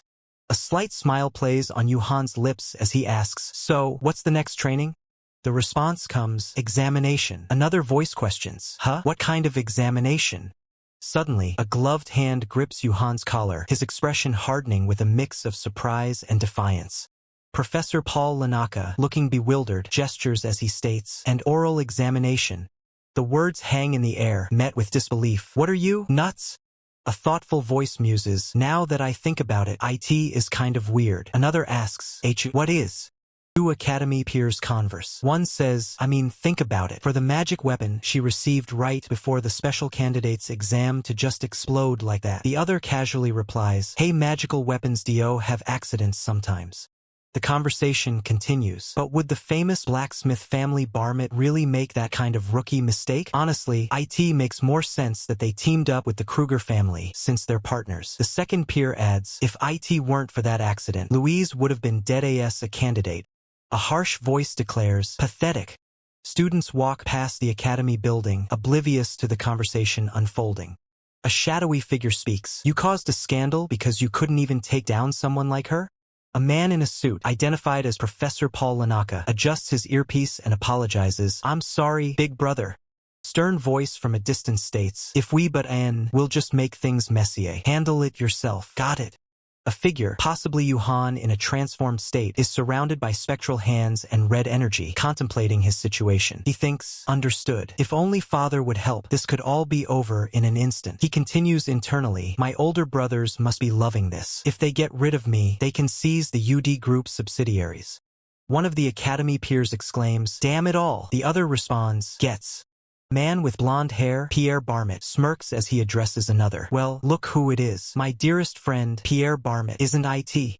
The blonde man, Pierre Barmit, continues his taunt. Did you come here to drag me almost to everyone how we took care of things together 6 months ago? Or maybe you just couldn't keep it to yourself. Cat got your tongue. He then addresses the two struggling figures below. Spit it out, you dumbass. Don't just clam up like a mute. Pierre Barmit points accusingly. We could have just tossed Louise in jail, expelled her, and ended it all, but you had to wreck that plan. He adds, wait, wasn't it all thanks to that genius Professor Charles? Man with dark hair and green eyes states, I've got nothing to say for this one. I screwed up. The other, Pierre Barmit, retorts, save your apology and cough up a solution. Unless you want to get kicked out of the succession lineup too. A close-up on a man's stern face. He offers a confident smile, saying, don't worry. A dramatic splash of blood paints the background. The accompanying text reads, this time, I've got a surefire plan. A seductive woman with long blonde hair winks and gestures for silence, asking, you will read this at jensupdates.com, right? An advertisement encourages viewers to join their Discord server. A showcase of manga titles featuring The Regressor Can Make Them All. Another manga title is displayed, Feasting Lord in Another World. A warning message urges readers to use official sites for faster releases. Yuhan, now in casual attire, examines a strange, spiky black object floating in the air, questioning, this isn't the Mad Dog's bond stone I knew, is it? Yuhan examines the strange, spiky black object, questioning if it's the Mad Dog's bond stone he knew. The object pulses with an ethereal blue light, and a voiceover explains, the one that used to make materials adapt to itself has now come to adapt to the materials. The object shifts in Yuhan's hands, becoming more fluid. He wonders, it's become a little more cooperative. Or was this its original form? From behind, someone calls out, hey, I heard you got your cast off. Yuhan, still focused on the object, responds with a simple, huh. The Academy peer approaches, asking, is that the material you prepared specially? The secondary materials I needed just arrived, so shall we make it now? The Academy peer explains the process. All you need to do is pour mana into it until the color stops changing. You don't need to refine it. She looks intently at the object, her eyes glowing with power. Yuhan, observing the process, remarks, it's simpler than I thought. He clasps his hands together, a slight smile on his face. Yuhan's hand glows with energy as he prepares to infuse mana. He reflects, before I regressed, I manufactured on correction. Right now, the conditions are great and the materials can handle it, so I should try crafting it in a way that naturally draws out its full potential. Instructions appear. First, pour mana into the projection alloy and stretch it into a thin square. Simultaneously, Yuhan's hand moves, creating intricate patterns of light. The Academy peer watches, surprised. He can perceive a circuit that complex with perfect clarity? The Academy peer checks on Yuhan's progress, asking, are you done? Yuhan confirms, yeah. She instructs, carefully set that down on top of this. Yuhan confirms, got it. The blue jewel settles onto the prepared surface, and mana begins to flow, creating ripples of energy. A powerful burst of blue energy erupts from the jewel, illuminating the intricate circuitry beneath. The Academy peer gasps, oh, as the energy surge intensifies. Display of skills appears, shock absorption, voice amplification, plating, mana compression, friction, mana refinement, trajectory guidance, attribute affinity, mana barrier, pain relief, mana amplification, and ring acceleration. A description follows. The advantage of this skill is that it's much simpler than an enchantment, and while its disadvantage is that it doesn't last long. The instructions continue. Lastly, the iron plates infused with mana assemble themselves according to the circuit's divisions. A new item is revealed. VARGR grade. Rare. Quality. High. A special armament made for Louise Valent. The 73 finely engraved words of power strengthen the will contained in mana. Yuhan asks, this is my armament? The Academy peer asks, can I try it? Yuhan cautions, you probably won't be able to control it, so try using the weakest magic you can. In the hallway, a man in a lab coat walks past another student. The scene is calm, contrasting with the previous events. A sudden, powerful impact occurs, indicated by explosive visual effects. The visual effects of a massive explosion dominate the frame. The man in the lab coat is caught in the blast, recoiling from the force. Another student is seen running in the background. A new character, wearing glasses and a suit, looks on in shock, muttering, what is this? The Academy peer stammers, well, while Yuhan stands beside her, looking away. She tries to explain, I held back as much as I could. This panel contains only text and is likely an outro or title card. It reads, the one who made it all. The scene shifts to 1 week later, a QF martial arts hall. 2 students discuss, "Do you really think Louise will come?" Another replies, "They provoked her openly, so she'll come." A student asks, "Are her injuries fully healed? I heard she couldn't even use magic properly and was undergoing rehab." Another responds, "If it's a bust, let's just go get something to eat." Yuhan sees a student, presumably Louise, in the distance. He thinks, even though she said that she must be nervous, so I should at least encourage her. As Yuhan approaches the entrance, he hears a strange sound. He questions, "What is that?" and wonders, "Am I the only one who can hear this sound?" A system notification reads, "NO response. The mysterious sound grows louder, described as having a resonance similar to mana erosion." The narration expresses concern. "NO way, is it targeting Louise?" Yuhan realizes the source of the sound, the storage room near Louise's waiting room. The sound is coming from this room. A blinding flash erupts from a dark, metallic object, accompanied by a sharp, impactful sound effect. Yuhan stands in the doorway of a dimly lit storage room, one hand extended as if to confirm something. Boxes are stacked around the room, and a single, larger box sits prominently in the foreground. His expression is one of dawning realization. Yuhan's back is to the viewer as he gazes into the storage room, the shelves laden with more boxes. A dark, shadowy aura seems to emanate from him, and a thought bubble appears, reflecting on a long-held, perhaps troubling, dream. A close-up on Yuhan's profile reveals his intense gaze and a flicker of recognition. An exclamation mark hovers near his head, indicating a sudden thought or realization. A figure with striking red hair and glasses emerges from a chaotic, watery distortion. Their eyes glow with an unnatural light, and they speak directly to someone off-panel. The chaotic distortion intensifies, with waves of water and visual static. The red-haired figure, now more clearly visible, questions the duration of a childish prank. The scene shifts to show Yuhan, now holding a knife, and the red-haired figure facing each other. Water splashes around them, and the red-haired figure speaks, asserting that even Yuhan must find the situation absurd. The red-haired figure, now wearing glasses, smiles with a hint of condescension. They address Yuhan as "my disciple," remarking on his stubbornness. Yuhan stands with a dark, spectral aura surrounding him, his eyes glowing intensely. He is consumed by a thought about dreams, comparing them to a poisoned chalice, sweet in the moment, but ultimately meaningless upon waking. Distorted text appears against a dark background. "Now stop and accept reality." The words shimmer with a glitchy effect, emphasizing their forceful message. The red-haired figure is shown with a distorted, almost menacing appearance, surrounded by green energy. Text overlays the image, urging someone to stop struggling so foolishly and accept your death. "I'm all ready." Yuhan and the red-haired figure are in close proximity, facing each other. The red-haired figure delivers a blunt statement, "Just so you know." The red-haired figure speaks again, their words laced with a chilling implication. "My master wouldn't take that long to drop dead." As they speak, they strike Yuhan's head.